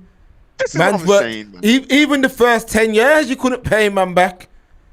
You couldn't pay man back. And when the maddest thing is when I sat down talking to my grandmother the other day and she was talking about her parents and I felt connected to those folks, man. And they started the game down to 100 points. Facts. They started the game down 100 points. These are facts. That's why really, it's facts what Coco said. There should be a bag of little things running around here. Little organizations and this, that, based on that. That's a fact, man. Where we at? Fresh Go. No, Saint. Sometimes I look at the world like a prison. In some ways, it really is. But the same way in prison, people try to find survival strategies to stay alive. Some black people feel like they had to do the same. But these survival strategies, aligning with your enemy, never works. Trying to be accepted never works. The only thing they understand is economics and force. This is history. No, it's facts. That's all they understand. That's all they understand. Like, which is why even with the Iran thing, you know, it's no matter how much bomb they dropped, Iran said, yo, we shot in that. What's that Strait of Hormuz? What's it called? Strait of Hormuz. They said, yo, we just shot in. You know how much bread the US, they had to put together a deal fast. Them man said, you're mad.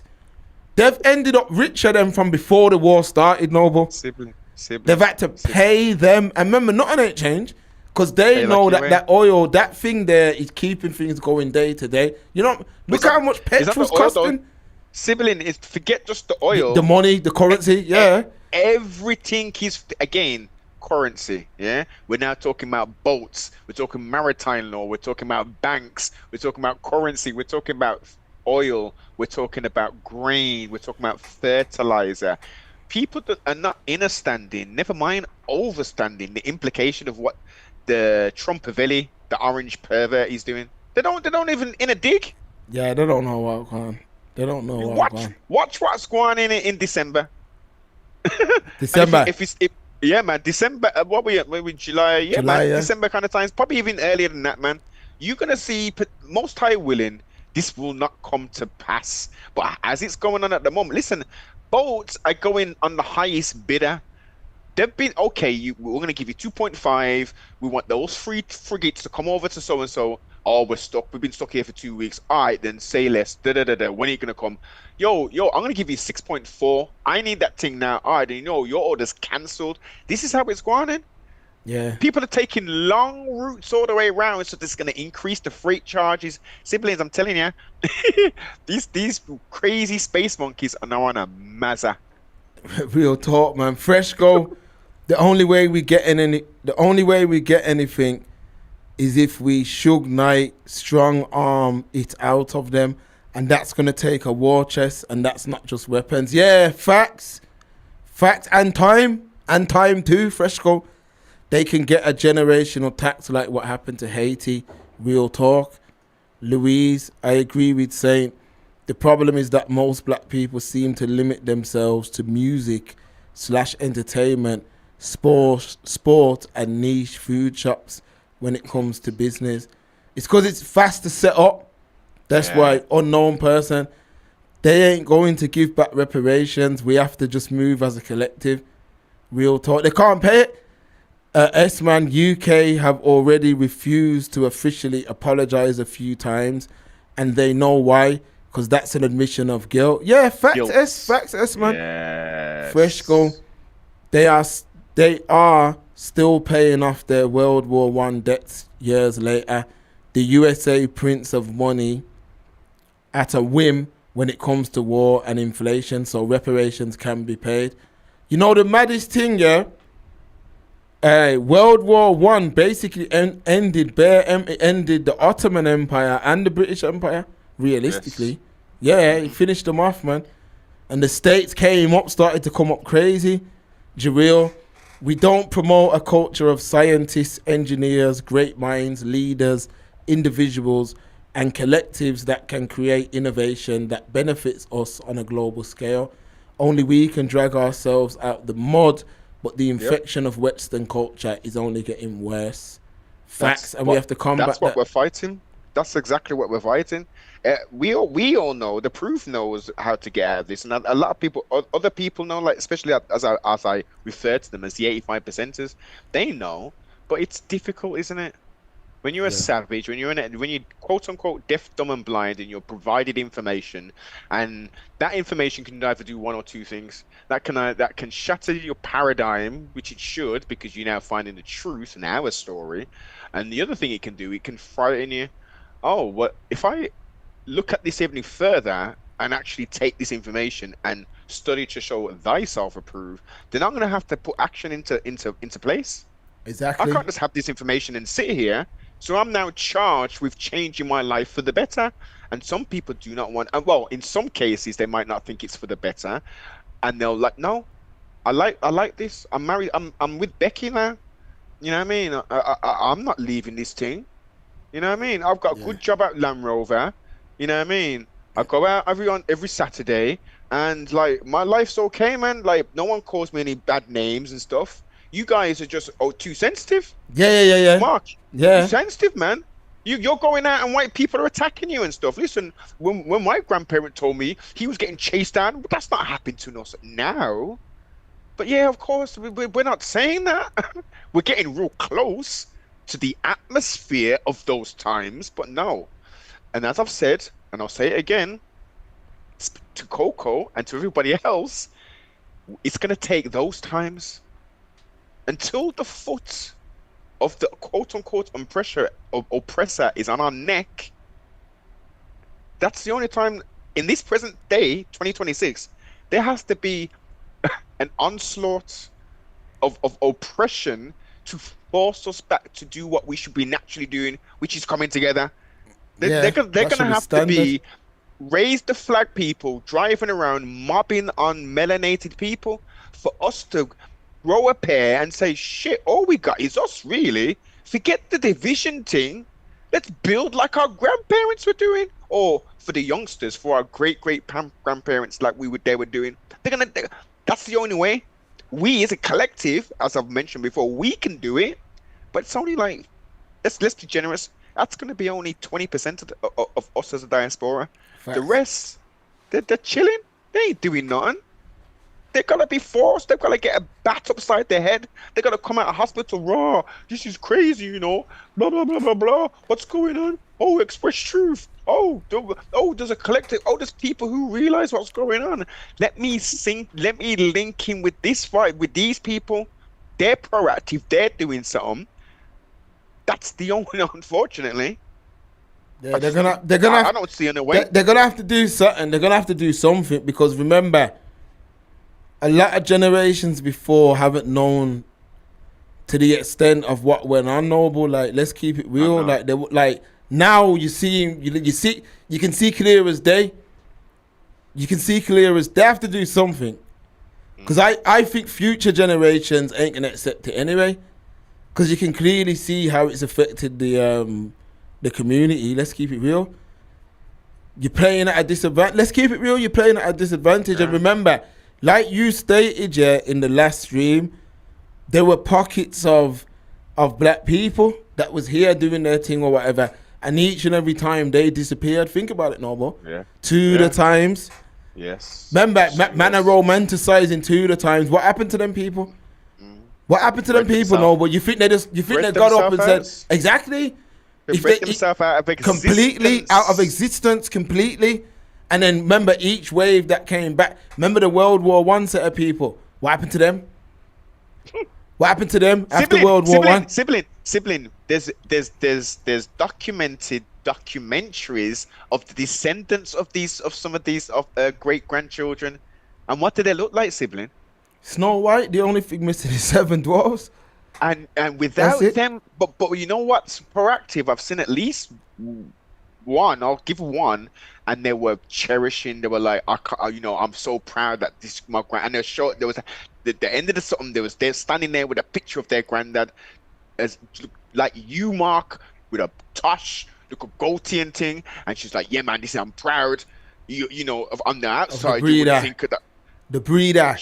Yeah, because that's what he was. He's a breed. I remember that's like 1 out of a million. Most of them, man, they're not even gonna know what the granddad looks like, and especially you Africa, man, that like your great grandchild is gonna be like, what's a common African name, like Adwenge or something? You see what I mean? Like John Adwenge, but he just looks white, like, you know what I mean, blonde, blue eyes. Like, yo, Adwenge, how you get that name? Oh, my great granddad was black. Was Africa? You see what I'm saying to you? That, remember, you're gonna start seeing that now, because it's now starting to come through. Where, remember, all a man has to do is do a little tokenism. Remember, you Katishian brothers were happy with the tokenism that Cole Palmer get. He put a flag on his boot.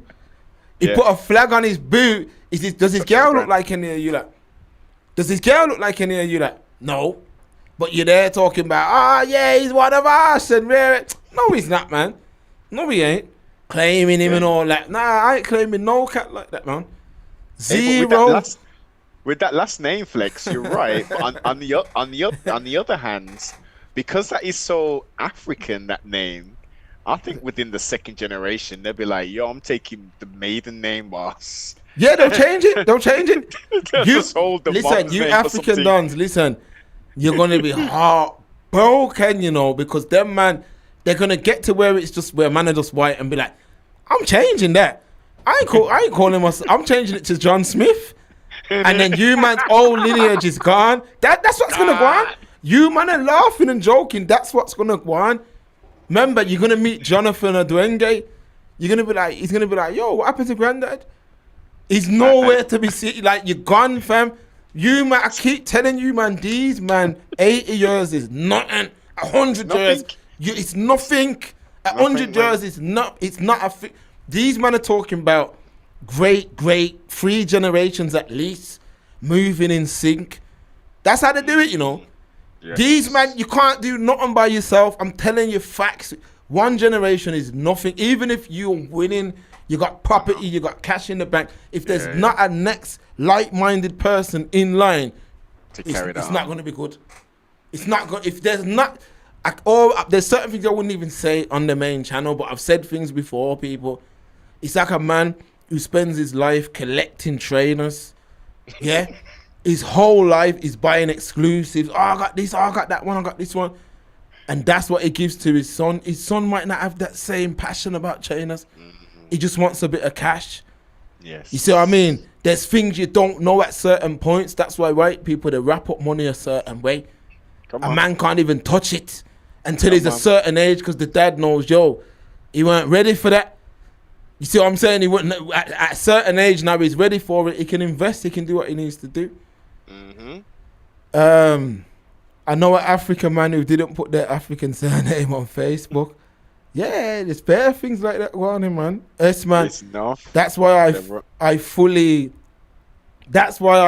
behind Air Peace and the direct flights from Lagos, Nigeria to Barbados, Antigua and Accra to Jamaica / Trinidad. Yes. Not only that bridges a gap in it. When a man can fly direct, that bridges the gap. Not only will that foster people to people contact, cut out layovers and travelers spending more at the end point.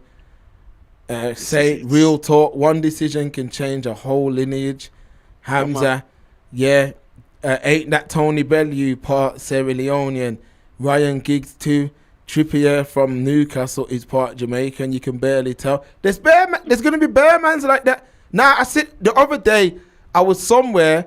I ain't gonna say where I was, but we are talking about Windrush. Swear down, true story proof. We're talking about Windrush, and one white woman was like, "Yeah, my granddad was from Windrush." I swear down, proof. She's like, out the blue. Out the blue. We were talking about Windrush, and she jumped in and was like, "Yeah, that's where my granddad came over." And I looked at her and was like, "Right, your granddad was black." I'm like, "Damn, that's how fast, Stephen, and you were right. You couldn't have tell. You couldn't tell." And then even her man asked me, true story, asked me what her man looked like. Asked me, what did her man look like? He was he looked like maybe like Bengali, maybe. No. He looked like Phil from EastEnders. Raw, the Mitchell brothers. Yeah. That's what her man looked like. Bible you facts. see, Bible facts. So I mean, she jumped in like, "Oh, my granddad," and I was like, "You see that now? That breed of granddad gone. You bred out your thing. Yeah, you bred out your thing, and now the only memory of you is, my granddad came over in that. That's it. That's what your memory is limited to. Not even her picnic will know none of that, and she can't even tell. You can't even tell. You know why? Because it's a colonial. What you say? What color was her hair? She have dark hair and light hair. Kind of like a curly-ish brunette, you know. Right. Yeah, but you couldn't tell. You couldn't tell. Fact, you couldn't tell. Louise, there won't be any African last names. Black people already name their kids English names, so no way will they retain the African name if they have the option of losing it. Yeah, facts. What that's down to the granddad or whatever who didn't want to keep that on. Like someone like Derek Chisora, yeah. Like that's what I'm talking about. Mans like that, they'll just breed in. Like his grandson's good to all be like a friggin' heavyweight champ or something. You see what I'm saying, Noble? Like his grandson's good to be like a great white hope heavyweight champ and be like, that was my granddad and that. Facts. Hamza, I used to feel bad for not having an African name. Wanted to change it when I was younger. One of my brethren did. Hamza, yeah, they bred out. I mean, Harry, S-Man, we already have Ross Barkley, Ryan Giggs. AR, big up yourself, man. Harry, Stephen, Graham. Yeah, that's the brother from Brookside, innit? Hamza, look at the Tate brothers. They're 1 quarter back. Idiots, man. That's why I said them Tate brothers don't drop the soap. Especially that younger one. Idiot, he hates black people. The one with the hair. Both them clowns are idiots, man. I don't understand how we even get a man any type of clout. 2 brats. Don't drop the soap. And where's the Arab man? I thought you said the Arab man, listen, his money's no good here. His money's no good here. I keep telling you, man. I keep telling you, his money's no good. You see all that flexing them Arabs? It means nothing in Londinium. Tell them, Noble. These man, I keep telling you, man, you keep ignoring history. Their money means nothing. They dig up and found Little Hile the other day. That was it. 100 years ago, nothing was going on in there. Nothing. Because you might have seen a bagger man from the UK talking like the Arab and all that. Like, get the fuck out of here, man. Please. Their money is no get the good fuck out of here, man. And that's what them. I always told you, one thing that British man will do is flex on your ass. I'm not talking about a brother that's queuing up with you in Greg's. Not him. The elite. They will flex. They hear Tate on the internet talking all that bull crap about, yes, me and the Arabs and where them Arabs at now, fam? Their money's no good in Londinium, man. I keep telling you, man. Their money's no good in Londinium, man. Hamza, no, unknown. The Tate brothers are Jamaican, facts. Well, their dad's mixed. Come on, man. Their dad's mixed race. Their man, yeah. There's more English in them versus Jamaican, based upon the.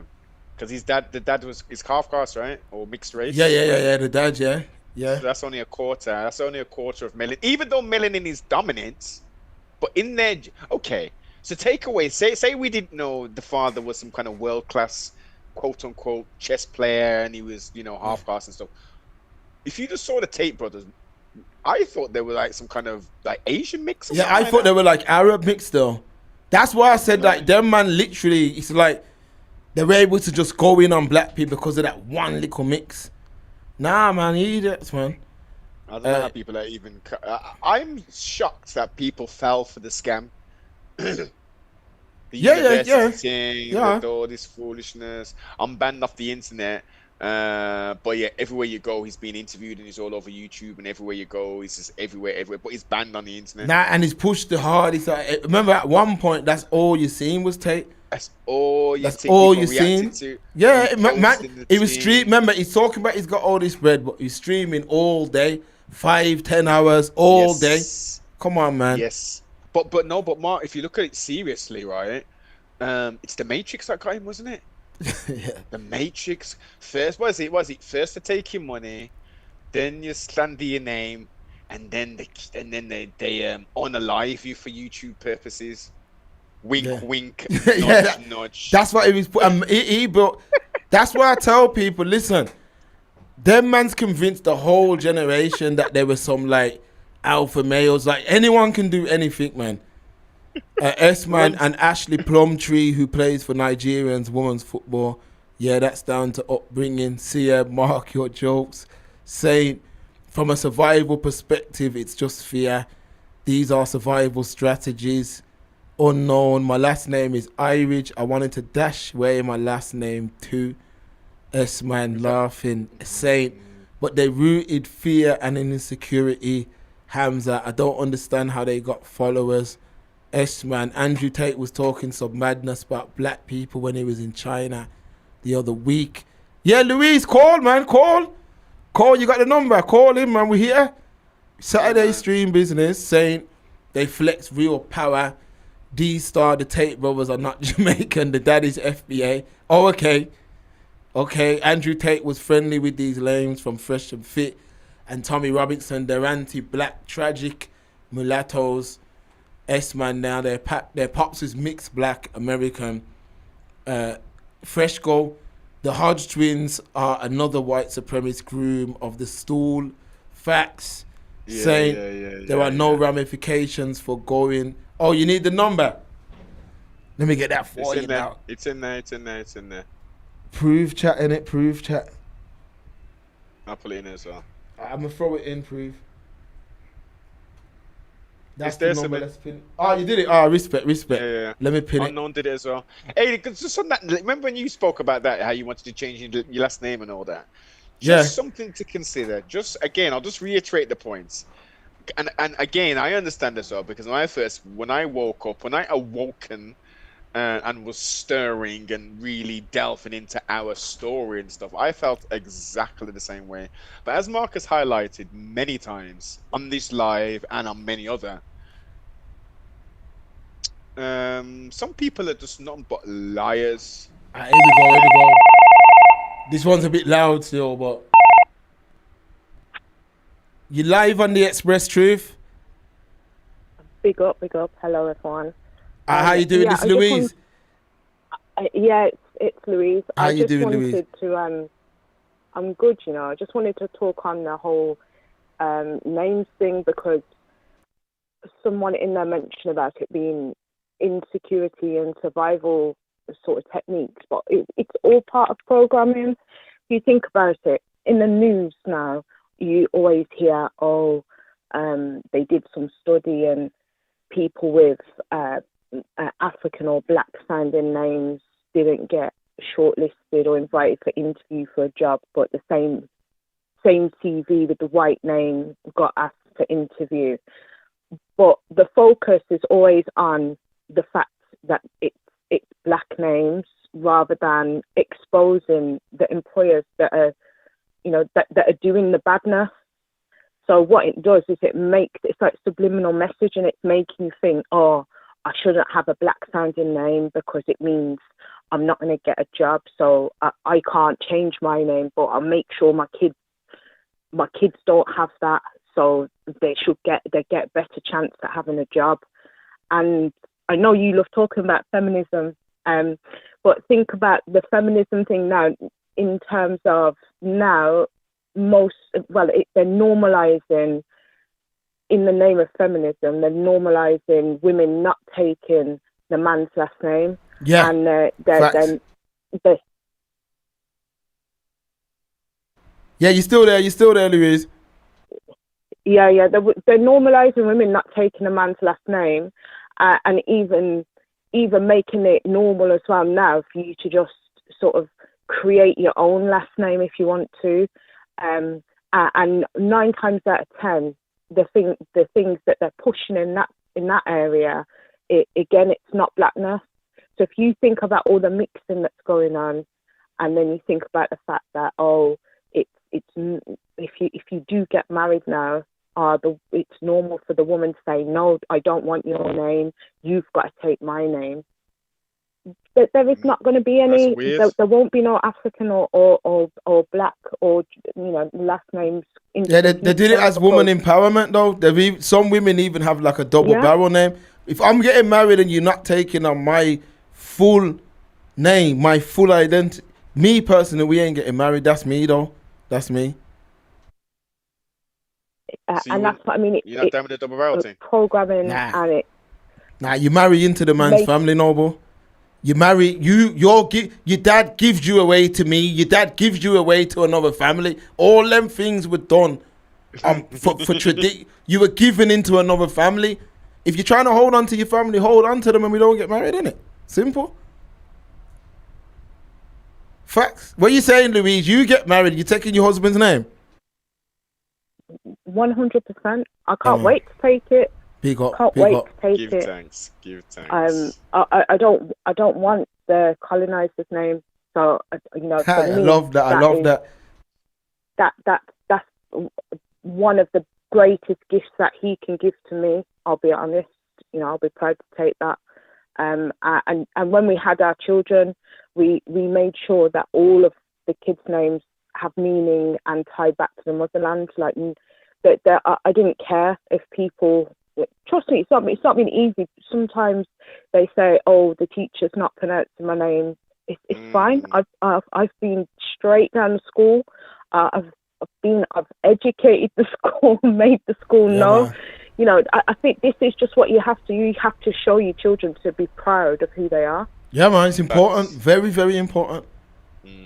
Very important, man. Too many of us were brought up in the way of, ignore it, or don't say anything, or just keep your head down, and made to feel like, it's a problem. It's the same with our hair and all of those things. I just think that we are constantly fed something that if we just change enough, we'll be happier, we'll be accepted. But we've been doing this nonsense for too long now, and we're still in the same position. Exactly. So, it hasn't benefited us in any way. Not one bit. And that's why I always find it funny when I hear this come up in conversations, because just I think it's last week I was listening to radio and someone was ranting that, the most popular boy's name in the UK is Mohammed. And I just thought to myself, well, you see how the Asians, right? They don't be pissed. They do not care. They keep their names. They keep their heritage. And that's why Mohammed's number one. Yeah. But if you look at the top 10 kids' names, boys and girls list, there's nothing on there that makes me think, that's us. That's our people. Nothing. Yeah, it was a lot of conditioning was done, man, because again, I remember the days in school when man were laughing at traditional names and stuff, not me, but like black youth. And when I think about it, I'm like, that's crazy. Man with traditional names should be laughing at us. You see what I mean? Like, because my surname, my colonial surname is Scottish, right? Like, and when I think about Thistlewood and that, like that prick who had my original name, he could have been doing them same things. You see what I'm trying to say? Yeah, more than likely he was. More than likely was. If you know the parish that your family's from, you can probably go and find out who the slave was that enslaved your family. In Bristol, they got the records. You can book an appointment and go down and see the records, and they're big, massive, thick books, and you have to wear gloves to handle them as they're original. But you can go in and you can look through the records that are there. It's mad. There's all the evidence is there. So when someone said earlier about, we need a common enemy, we need overt racism. Like, how overt do you want it to go back? Do you want us to go backwards and then be putting us to work in the fields again before we actually think about doing anything in terms of pulling together? Because exactly. I don't know how much how much more evidence do you want? Yeah, it's true. And present. Yeah, it's true. It never took me a lot to change. Like, don't get it twisted. It only took me one trip to Africa before I was woke. We taking back that word as well. Before, it only took one trip of learning what you man done it, and that was it. Man's been like that ever since. Facts. That is it. Whereas some other people, they're just coping, Louise. They're just coping by any means necessary. They don't care about nothing. They just want to make it through the next day. They don't care nothing about even past the next year. That's what I've come to find out, and I don't know why it's like that, but it's a very sad state of affair. Yeah, it's just that singular mindset, and that's the biggest downfall. We can't come together and grow and be strong and sort of have lots of things of our own if we've got that singular mindset. Because if we're only worried about me as an individual surviving, you as an individual surviving, then how can we ever build a business or build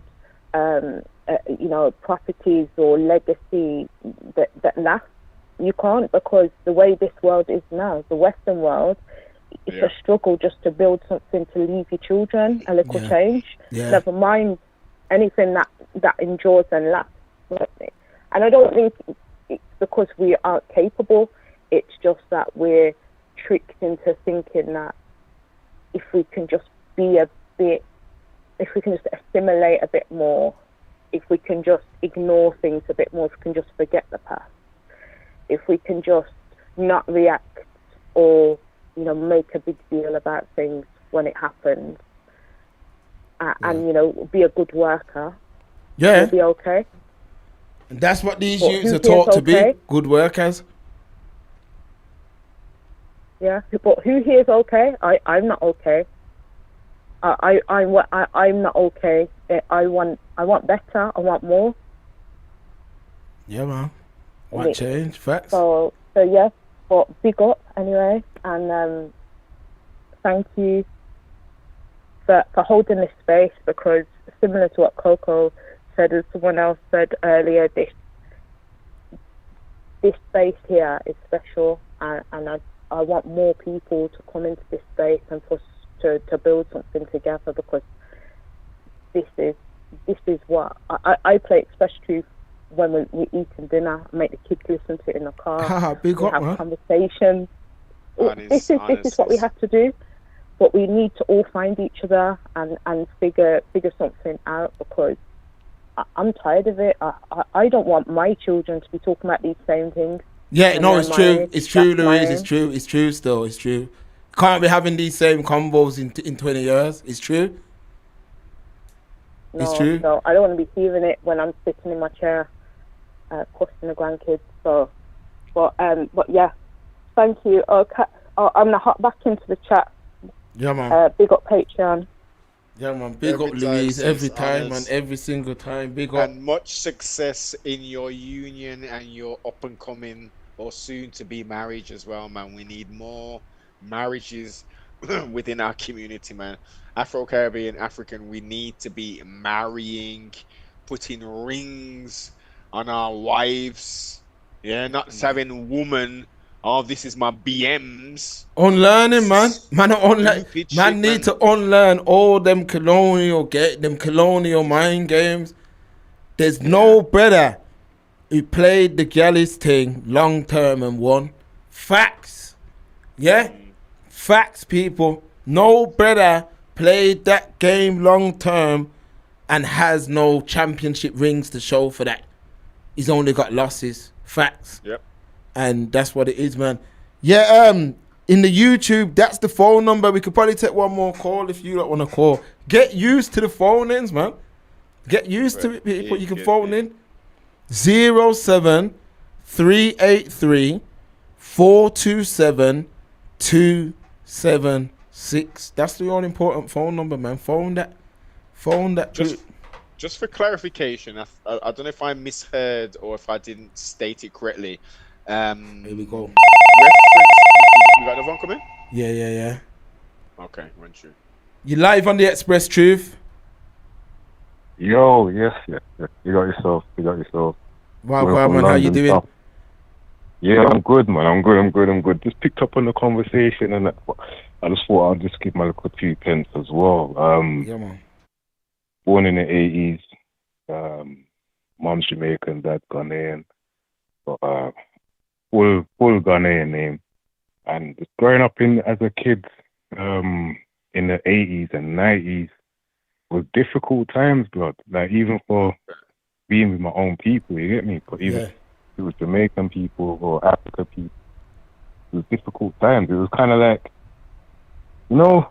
like when you see like mixed race youths or whatever, and you see how they kind of got to balance both sides of stuff, but they see 2 sides of the culture. It was kind of that kind of experience growing up as a youth. Is that based on the African Caribbean mix? Yeah. Because it'll be a thing where growing up as a youth, you'll be like, because my mum's Jamaican, so I've got mainly. Like, I've got experience on both sides. I can't even lie. I've got experience on both sides. Luckily, I was able to go Ghana like 3 times when I was a kid. Got to experience everything. Went to Elmina Castle, all of them things. So I know my roots fully. You get me, from when I was a child. So it was difficult sometimes being with, like, when I'm with my brethren, and like the conversation we was having the other day, well, not me, but everyone was having the other day with the Gina Yashore situation and what she said. Yeah. See, that one there was fresh for me because I lived that experience as well at the same time. You get me? Because I'd be with my brethren and everything would be cool, but then they'll say something stupid, like just something stupid about African people. You get me? And I'll be like trying to joke on Africans and stuff. Yeah, you know how it was. You know what I'm saying? So I'll be like, because they will forget I'm half Ghanaian. You get me? 'Cause I don't look it. You know what I'm saying? I don't look like I don't have that. Like, my skin tone is more of a brown or copper skin tone. Do you get what I'm saying? And my hair is a bit different. So they don't clock that I'm like. I've got African heritage, you get me? So they'll be like, so I'll have to check them all the time growing up. I'd have to check people, you know what I'm saying? And then it will be a thing of, it's not, like when white people, get caught out saying something racist and you check them and then they'll be like, no, it's not even like that, man. Like, my cousin's racist or some stupid shit. So this is the same kind of thing what they would say. They'd be like, no, it's not the Ghanaians, it's the Nigerians. Like, it's the Nigerians. You know what I'm saying? And I'd be like, Sam, you're an idiot, bro. Like, and I'd have to break down certain things to people all the time, which is good because people get educated, but it was frustrating as a kid growing up, man. It was crazy. And my name, I got a full African first name and surname, so it was difficult certain times, man. It would be mad. Like, people, like adults, would look at you, be like, what's your name? And they'll be like, where you from? And I'll have to explain things, and then people are like, oh, and then they'll look at you strange. So I'll be like, yo, like, how are people like that? But it's obviously lack of education and stuff. Yes. And you see it expressed as people got older. Like, you'd see certain youths that have grown up with, man, and then they only go for a certain demographic of females, you get what I'm saying? Yeah. And it's like raw. And then you just see how the thing gets diluted out, bro. And then you just see like their youth don't have no idea of nothing.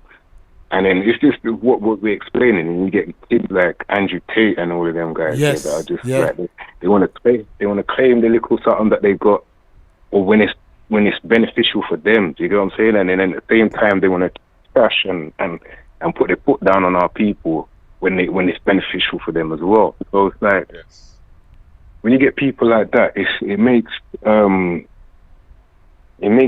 the whole situation, like as a whole, as the diaspora, it makes it difficult for people to move on and for everyone to just unify properly. Because even though times have changed a lot since the 80s and 90s, times have changed so much for the better in regard to the diaspora and everyone just linking up and knowing a bit more that we're all the same people, but you know, history has caused certain situations to be why we're all spread out.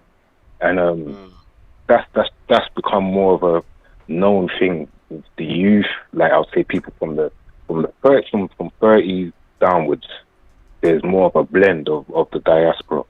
But and that's a lot better. So I'm rambling as well because it's just I've been meaning to call you guys for a long time, and it's kind of a backup. Yeah, man, no problem, man. We here, man. We here, bro. Yeah. So I don't know what else is there for you to talk about that I can maybe throw my little 2 pence. We've gone into so much things. We started off with that that we were reacting to that dancehall thing and all that, and we just went into bare things, man. Anything you want to say, bro? Anything, man? Yeah, see, for the dancehall thing, I never caught that. Where is it? Because I saw some videos online. Is it about where that video with the big bottom at the background? Yeah, and we were basically just saying, yo, like that's what we've been exporting for the longest, and that's what the Europeans are now tapping into. Yeah. It's like a gentrification of the culture, isn't it? And then they just put it out there. Saying that as well, it's just reminding me of like where the dancehall DJs and all of them sort of head that, because even in the World Cup, seeing them all supporting Argentina and all of that foolishness there, I'm just like, yo, what is going on? But it's deeper than what we think.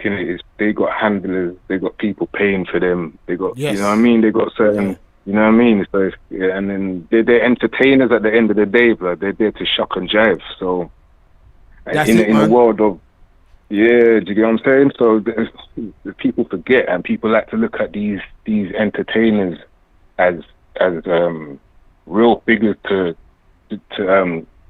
keep morals by, and to have morals to guide themselves by. So you're gonna have a man like Cartel as your moral guidance, bro. It's like, you know, the standards are just so low now. For every, so these kind of people taking advantage of the culture is gonna happen. It's gonna happen more and more if people don't start switching up, you know. Yeah, in fact, they're gonna have to do something fast, otherwise they just get used to more of this stuff. Yeah, cause look at even the artists like Capleton and Sizzla, and like where are they now? Like Capleton just came back with something. He just released a new album actually. But you know, even them man, they were still like rejuvenating a piece of in people's mind to make them think, and you know, just want to tap in a little bit on their roots and stuff. Some people turn rap, some people, you know what I mean? Just from those guys. Yeah, facts. Them man put out a lot of positivity in them days. Real talk. Yeah, they did. Obviously, at the time, it's just weird because them man, they had the positivity, but then they also had to compete with man like Cartel and Beanie Man and all them man. So they have to keep up a bit of madness as well with their music. But a lot of the music that they had, there was a balance there. Do you know what I mean? And I don't even really feel like there's artists like that again even now. Like even like they were like the last dregs of consciousness in music, and you don't even get that again. So to see like a whole reggae land or whatever, it's like what's that restaurant? Turtle Bay. Yeah. It's like the music version of Turtle Bay. So it's just gonna get all kinds of exploitation with our culture now. It's just unless they switch it up and then they can get back to that kind of music, and people just, you know, want to and hold their ground, man, and not just sell out for the coin, because that's all I'm seeing now. Is them artists just do anything for money. Anything for it's crazy. It's a crazy era that we're living through right now, man. Crazy era. Yeah. Sodom and Gomorrah, man. Yeah. I see Tarius Riley, I think, was on the lineup. I'm like, raw. Oh, for that same reggae, for that reggae thing, or for the one in the UK? Yeah. I'm seeing like Tyrese Riley and then Monday. I'm like, raw. Like, I mean, everyone's got to get paid, but you have to have morals, bro. You have to have morals, man. So, hold up, You the have to have sibling morals. saying I is seen that something the other German day thing? where they were saying that, Bro, what were you saying? Is that the German thing or the UK thing? Taurus? I think, I don't even know, you know. I just see the flyer and I see him on there. I think it's regular, you know, Noble. Yeah, it must be regular. Yeah, it must be Yeah. regular. It could never have been at that. Because it was like the same video showing the same, with that same puppet thing in the background, and then they was flicking from that to another picture with Tarius Riley. It looked like it was on a flyer. So I'm not even sure if it's... It could have been there, you never know, you know. It could have been there still. Yeah.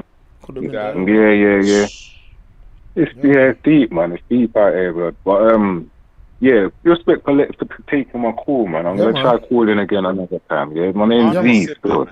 Big up yourself, Lee, man. Thank you for the call, yeah? Yeah, man. Yeah, man. Yeah, man. You man are saying the right thing. You lot are the only podcast in the UK that's doing the right thing. Like, you know what I'm saying? This is like the other woman said, you can play this for the youth, let the youth them hear it and soak in the knowledge. Like, this is proper things, whereas other podcasts like you lot have already shown, it's just keeping up the foolishness. And it's no good, especially at them ages. The podcast people that are doing these things, they should know way better and have a message at least put into their podcast. And The Black British podcast space is in a bad way. That's why we had to step our game up, bro. Yeah, man. Exactly. Yeah, man, and it's only right, man. You lot are doing good, man. Proper team, so proper team. Big up yourself.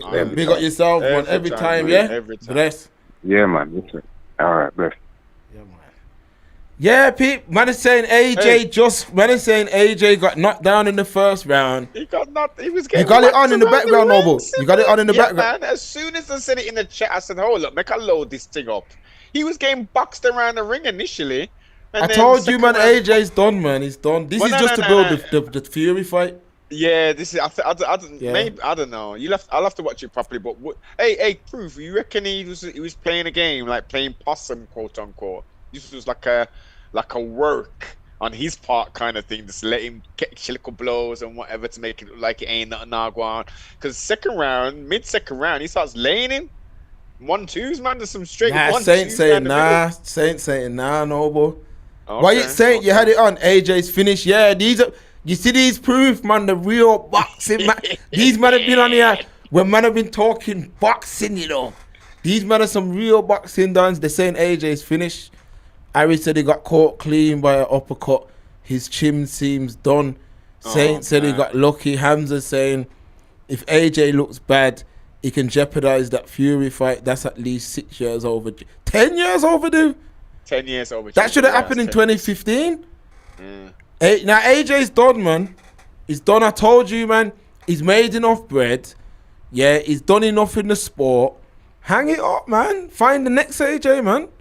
We said this sometimes. Yeah, he's done, man. He's done. Fact, he can go and get that bread. There's money on the table with Fury. Go and get that, because Fury's done as well. What I seen last night, it's almost like boxing's being disrespected in the worst way. No. It is, Mark. It is being disrespected, and they're allowing it. They're allowing this shit to happen. Oh, he got knocked down twice. Twice? Yeah. You got it on in the background, Noble. Yeah, man. I just always put up. Well, you didn't clock. I was trying to show you the screen, innit? Oh, yeah. I can't see your camera. Yeah, no, all good. Yeah, it's worth a rewatch. As I say, I didn't catch the first round, but listen, it is a disrespect to boxing. It is a disrespect to the UK. It's a disrespect to the people who have paid their money to stream it or to turn up for this thing. Yeah. Listen. They said, yo, I'm gonna have one warm-up fight. My youth's gonna have a warm-up fight, and then we're gonna fight. He has the foolish first one, and now he jumps into a second warm-up fight. I thought it was supposed to be one warm-up fight, and then he's gonna fight AJ. Why is he having two? And they're trying to freeze out Atama anyway. Who's Atama? Ain't Atama fighting? He's fighting. Let the chat say Atama's got a big fight coming up. But I heard Fury say, like, they're not Hergovich, that's it. Hergovich, but they're not trying to give him that past the torch fight. Now? AJ's head ain't right. Wasn't Bellew saying USA has no more names in heavyweight? All the action here seems like they're trying to script shit. Atama's a great fighter. No, Atama's the next man in line for Britain, but they're not trying to pass him the torch, is what I'm saying. You got to beat the champ to become the champ. Beat the champ, yeah. Like, did you hear what Fury said the other day? Like, I'm not giving none of these man no shot, none of them. No, yep. Like, remember, Atama now stops AJ, you know. Right now, stops AJ. Based upon that performance, 100%. He does. He stops AJ. So he's actually an easy fight for him, Noble. Facts. But they're not going to put him in there with Joshua. They're not going to do that. Ari. Hey, sibling, what's your thoughts on what the hell the other half of the Mitchell brothers, a.k.a. Dana White and Zuffa Boxing? You seen how much people they've been signing? Yeah, they're going crazy, man. They signed Shakur Stevenson. They signed the brother he's meant to be fighting. Yeah. They're signing, they're cleaning up, man. But is it sustainable? Because I can tell you this much.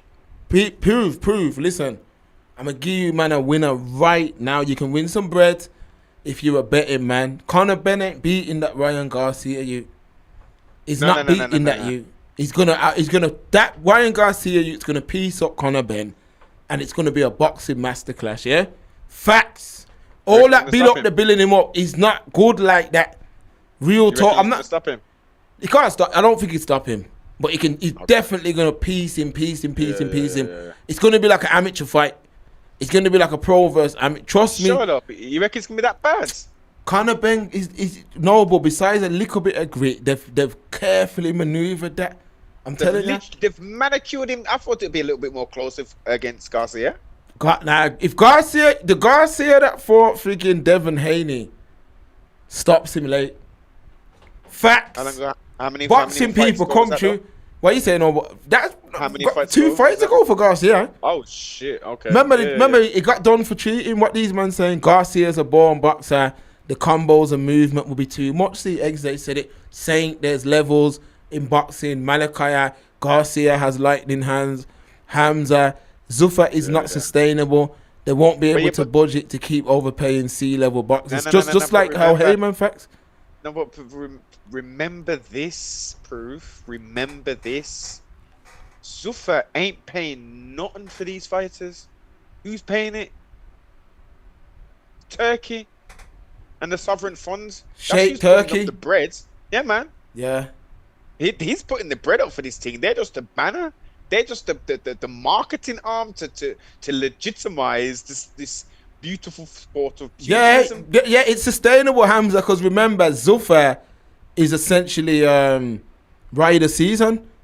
Yeah, that's exactly. Yeah, the bread, that's play money. They can keep this thing going. As long as they want to, they can keep it going as long as they want. But allegedly, they paid Ben 15 M's, no, but they played him 15 M's, boss. Hold up, because we got to get into the bones of that. Is this the original thing when they took him away from Matchroom, or are we talking about his new deal that quote unquote? Oh, he's got another deal. This is the first deal. Well, okay, so think about it. It was advertised as 50 million for a one-fight deal. Yeah, that's mad. So, like, he's not. Come on, Mark.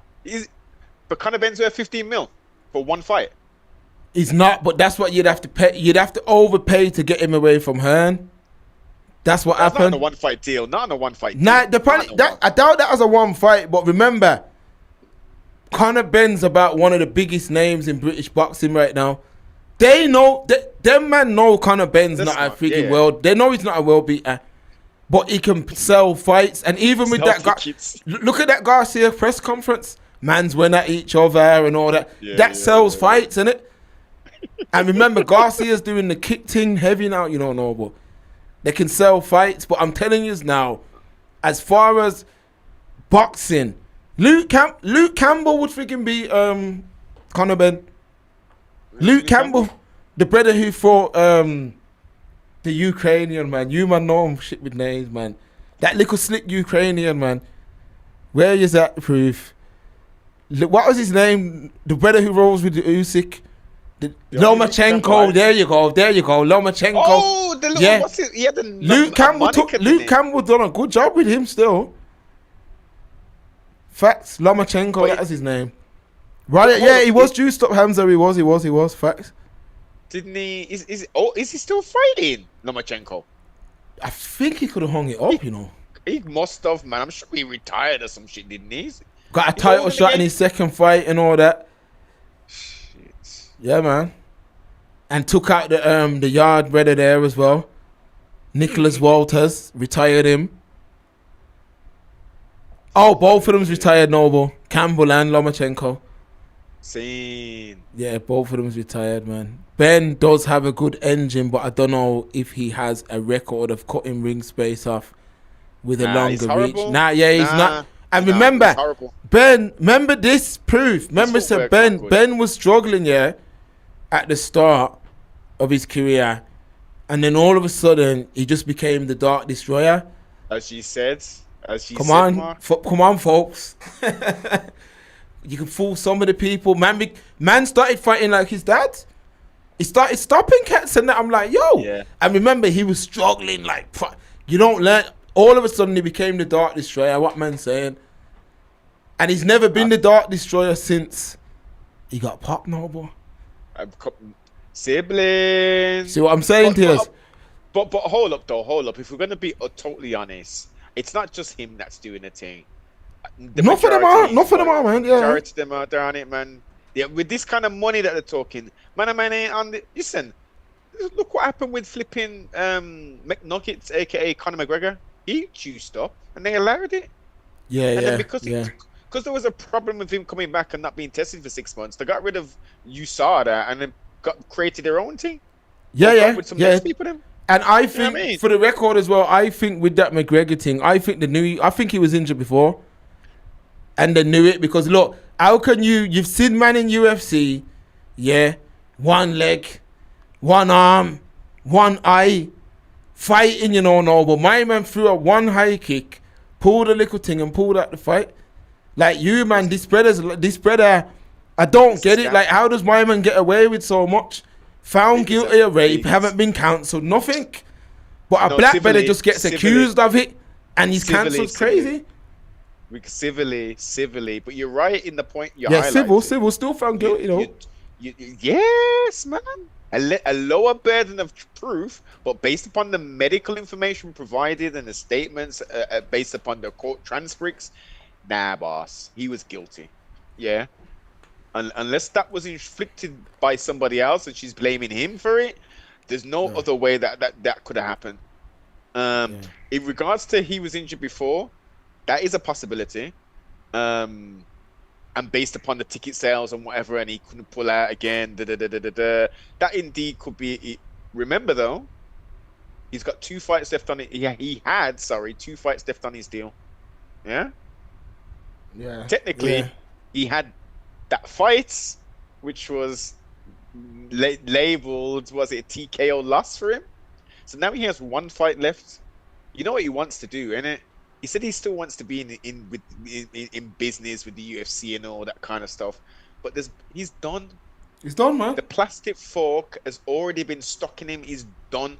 So his only move now, really, his part owning BKFC, is to go over there and forget the kicks and all that business and start laying some people out, put some favorable matchups for him. He would have been paid, I would say, what? How much you reckon got paid for that? I'm going to say about 7 mil, 8 mil. What, for that little UFC thing? Yeah. Man threw one high kick and it's mad. I think he was injured already. I don't trust, to be honest with you, Noble, like, all of that little bit of UFC knowledge I was building has gone. I know. It's gone because it's just some redneck thing, man. I can't fight. It's some redneck MAGA thing. Too much politics are involved in that shit. The MAGA shit's mashed up that stuff, man. Like their relationship's too close with Trump. Too much politics, man. It's too much politics. Two things have messed up the Ultimate Fighting Championships, now kind of known as the GAFC, for the boring lay and pray wrestling heavy sort of offense that some of these people have to win fights. 2 things: the MAGA, the connection with Donald Trump, which has helped them tremendously. Think about it. If they didn't have that connection to Donald Trump, do you think Chimaev would have been able to do that? Nah, no chance. All right, because he wasn't able to. He got Fury in as well. And you can't. There we Yeah. go to the White House and all that. No, but black people should be watching this, you know. Remember when man's politics, all these men are using politics. Exactly. All these man, remember Fury, he was banned from the States, got him in. Facts Hamza, the MAGA thing's bullshit, man. And then the next thing, well, before that, this is the latest thing that's destroyed them. Prior to that, Mark, it was the, how much was it sold? 4 billion? The $4 billion sale of the UFC. So at the moment, if the siblings aren't aware, why the product is suffering so bad, and a lot of the hardcores are like, you know, to hell with this folly, is because they're asset stripping. So they're taking look, every minute, DraftKings. If you want to get 50 on the under and this, I don't even understand any of that foolishness they're talking. Mitzi bets, stake bet, this something. Oh yeah, yo, Jake put £1 million on flipping on my youths. Like he put £1 million. It's just promo. They're making people gamble. Crypto.com. Go to your theaters and watch so and so. It's in your movies now. The canvas. Look at the canvas, sibling. You can go on the website and say, my name, Noble, Express Truth, and we pay $700, and then our name's printed on the thing, and then they send it to us. They're asset stripping everything. They're not paying the fighters. They're hiring cheap talent. They've already got a monopsony on the whole of the mixed martial arts thing, MMA. So they're not providing nothing. They're now providing crazy shit content just to provide data for Paramount. Yeah. It's just to fill in the thing. Apparently you can't even watch back like the full cards and that. No. Yeah, it's a joke. No, but the whole thing's a joke, man. From the Arabs are mixed up in the thing now, and that's what happens when you put all your money in sports, isn't it? Simple as that, man. What does the future? You want to answer that one, Noble? What does the future of the UFC like? I'm gonna let you answer that one sec. The future of it, as we're seeing now, it's going to get worse and worse and worse to the point where, as I say, only maybe the ones who came in when Conor McGregor came in. That's when a lot of people came in. And then the other wave would have been during the zombie apocalypse. So maybe those people will still stay there because they didn't have a taste of real, the raw, the gritty, the realness of it when the best were fighting the best. Even though, don't get it twisted, there were manicured matches in between of those. But it will take a bit of time. We're in Gregorian year of 2026, so I would say give it until it's going to be quick. It's going to be quick, and it's going to be a whole new crowd of people. Another 1.5 to 2 years. The product is awful as it stands. That Usman and who did DDP fight? That was all right. Usman's done. His knees have been done for ages. All he was doing is just taking punishment. Hardy tried to wrestle him towards the ends. Coaching was abysmal. There's no excitement no more. There's no real storylines. It's just crap. It's they're wearing these little stupid rock. What's his name? Dwayne Rock Johnson did that sneaker deal with them, so they'll come out in these stupid looking shoes all the damn time, and they don't get no money for that. When they're at the ends and their hands are getting raised or they've lost, they've got to hold up a monster can. If they don't do that and put on the crypto.com song, they don't get the 200 flip it or the 2,000 flipping dollars. It's just foolishness now. Absolute foolishness. So it's done. It's done. Stick a plastic fork in it. It's done. Just watch some of the old stuff or look at regional MMA if you can stomach some of that. It's a bit more low level of sorts, and you won't recognize some of the athletes, but there's some entertaining fights. Definitely. Karate Combat was on yesterday. That was pretty interesting. Uriah Hall, gassed out. He should just stop fighting. He's turned into another Tyrone Woodley. He just doesn't want to pull the trigger. Does not want to pull the trigger. If you're fighting, you can't just use distance or just stand there pretty much stationary and wait for a counter. You're going to get your head jabbed off. You're going to get low kicked the hell. Terrible. It's a terrible landscape that mixed martial art, no, combat sports is in. It's a terrible landscape. They're destroying boxing with the Arab money. The Arab money is fled and bled over to the UFC. One championship is on its flipping knees. On its knees, sibling. I'm not into that. I'm not even watching that no more. It's done. It's unfortunate, man. But reasons and seasons, everything in life is subject to change. And once you grow and go through life, you'll be heavily into things, and then things change, don't they? Like when you realize that wrestling's fake, and you think, "Oh man, the WWF's fake. I thought all this shit was real," and then you stop watching it, and then you move on to MMA, and then when that gets effed up, you're like, "Oh, well, you know, getting a bit older now. There's other things I could be doing. I could be reading some more books, maybe. I could be getting out in the fresh air. I could be looking at my stocks. I could be imparting like we're doing now. We could be doing this builds. You know what I mean?" Oh, PFL as well. PFL is actually is becoming a better product, sibling. I know you don't watch that, but PFL, they're actually for the UK siblings, and proof them. You can actually go into BooTube and watch it. That's how desperate they are to get the viewership, because their marketing is awful. Remember when we was going to go down to London and do the thing down there? Yeah. Official press pass. Official press pass, people. We had for PFL, yeah. Event in London, but it got cancelled last minute. It got cancelled last minute. That was the Fabian Edwards versus Johnny Ebelin thing. Was it Johnny Ebelin? Yeah, it was Fabian versus Ebelin. Yeah, Yeah. So yeah, but they're trying. They're making moves. That you know, the fights are so much better. Yeah, Bellator, man. PF was it? What did they call it? They put the two of them together. Bellator slash PFL. Yeah. Oh, hold on, phone's ringing. Hold on, people.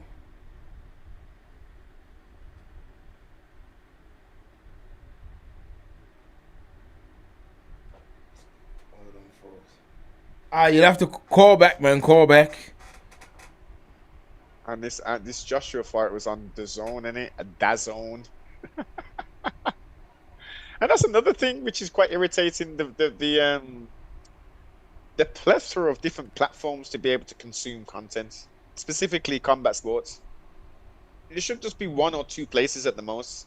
Sky Sports, flipping DAZN, flipping Paramount Plus, Sky Sports. Come on, man. We're in modern age, man. It's one channel, boss. Keep this shit so you can get the viewers.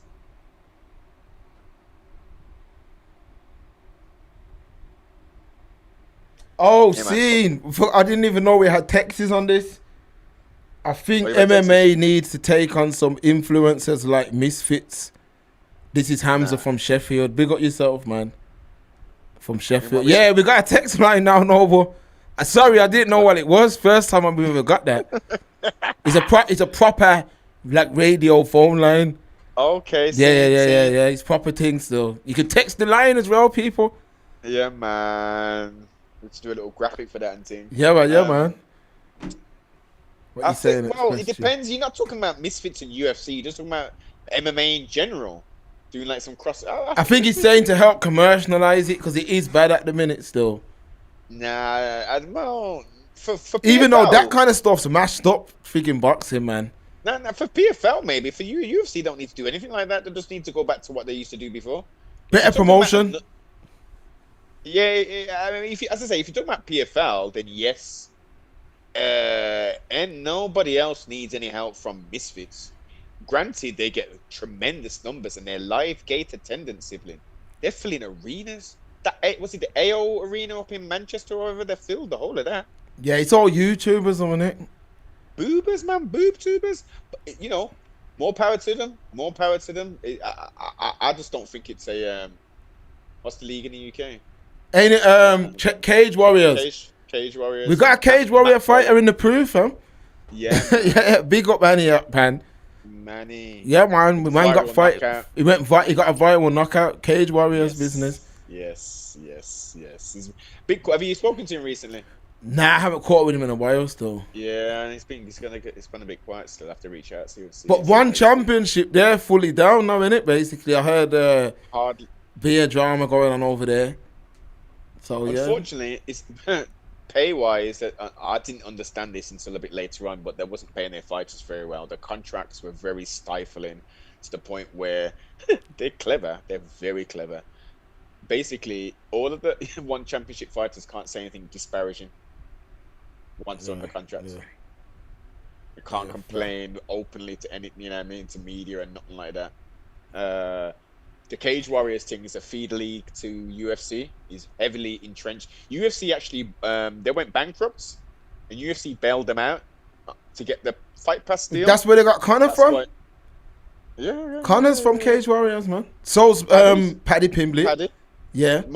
No, Mason the Dragon from Wales, double champion. He was from Cage Warriors. You know how many? Hey, Rocky from Cage Warriors though.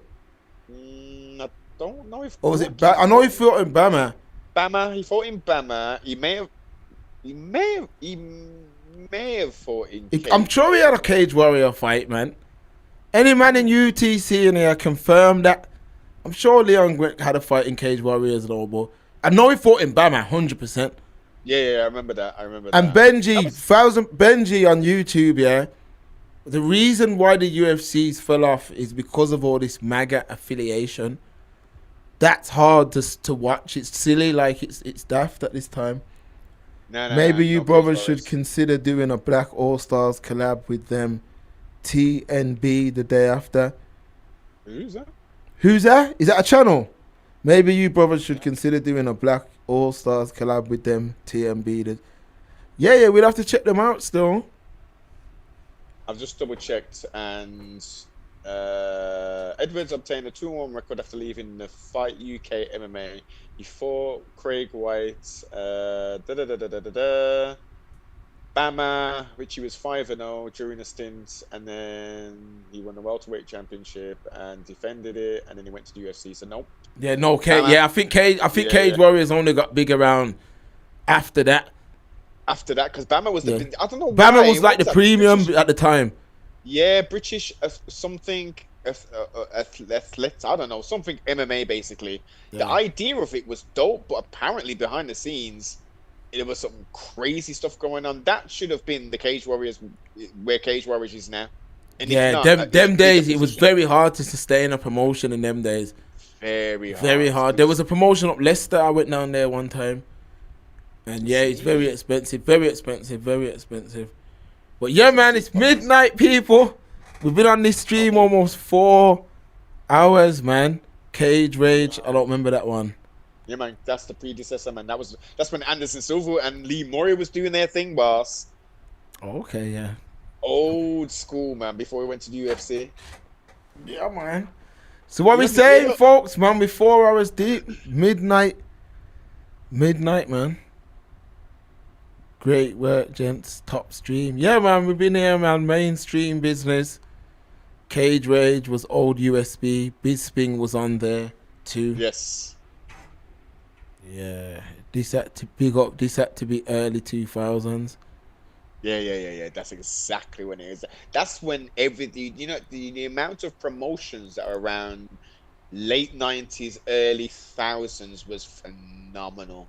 There's promotions that I've never even watched. I've only watched posts like years and years and years after. Like Bulldog. Bulldog was. Have you heard of them before? Nah, never. It's kind of stupid names that as well. Bulldog. Yeah, but you know, it must have stand for something. But again, some big names that we know of now were fighting on these. This is when MMA was like an ecosystem. Yeah. Yo, I can go to Bulldog and become a double champion there. Then whilst I'm there and I've got a bit of downtime, no fights booked for me. Okay, I'll go fight in Pride.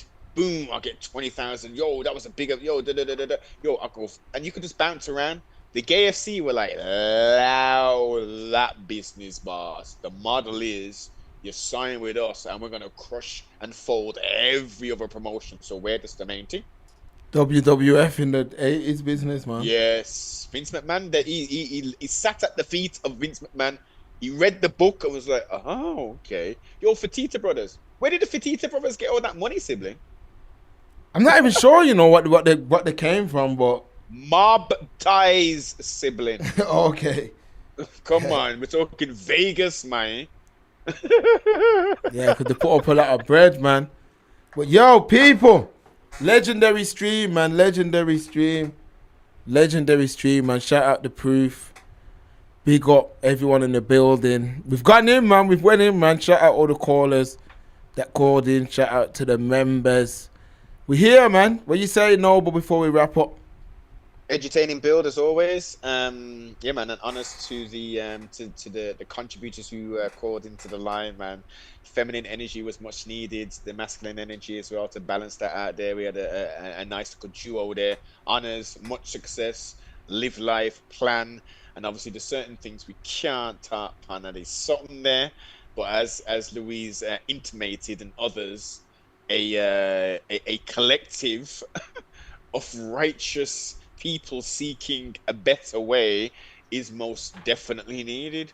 And the new generation, Windrush generation 2.0, watch this space, boss. Watch this space. It, man. That's it, folks. And we're here. And people, like I say, man, without, you see this increased work rate, yeah, and that's only possible because of the support we get. That ain't possible without the support we get from the members, from the proof. Without that, there's no increased work rate. So keep supporting. You keep seeing what I want, man.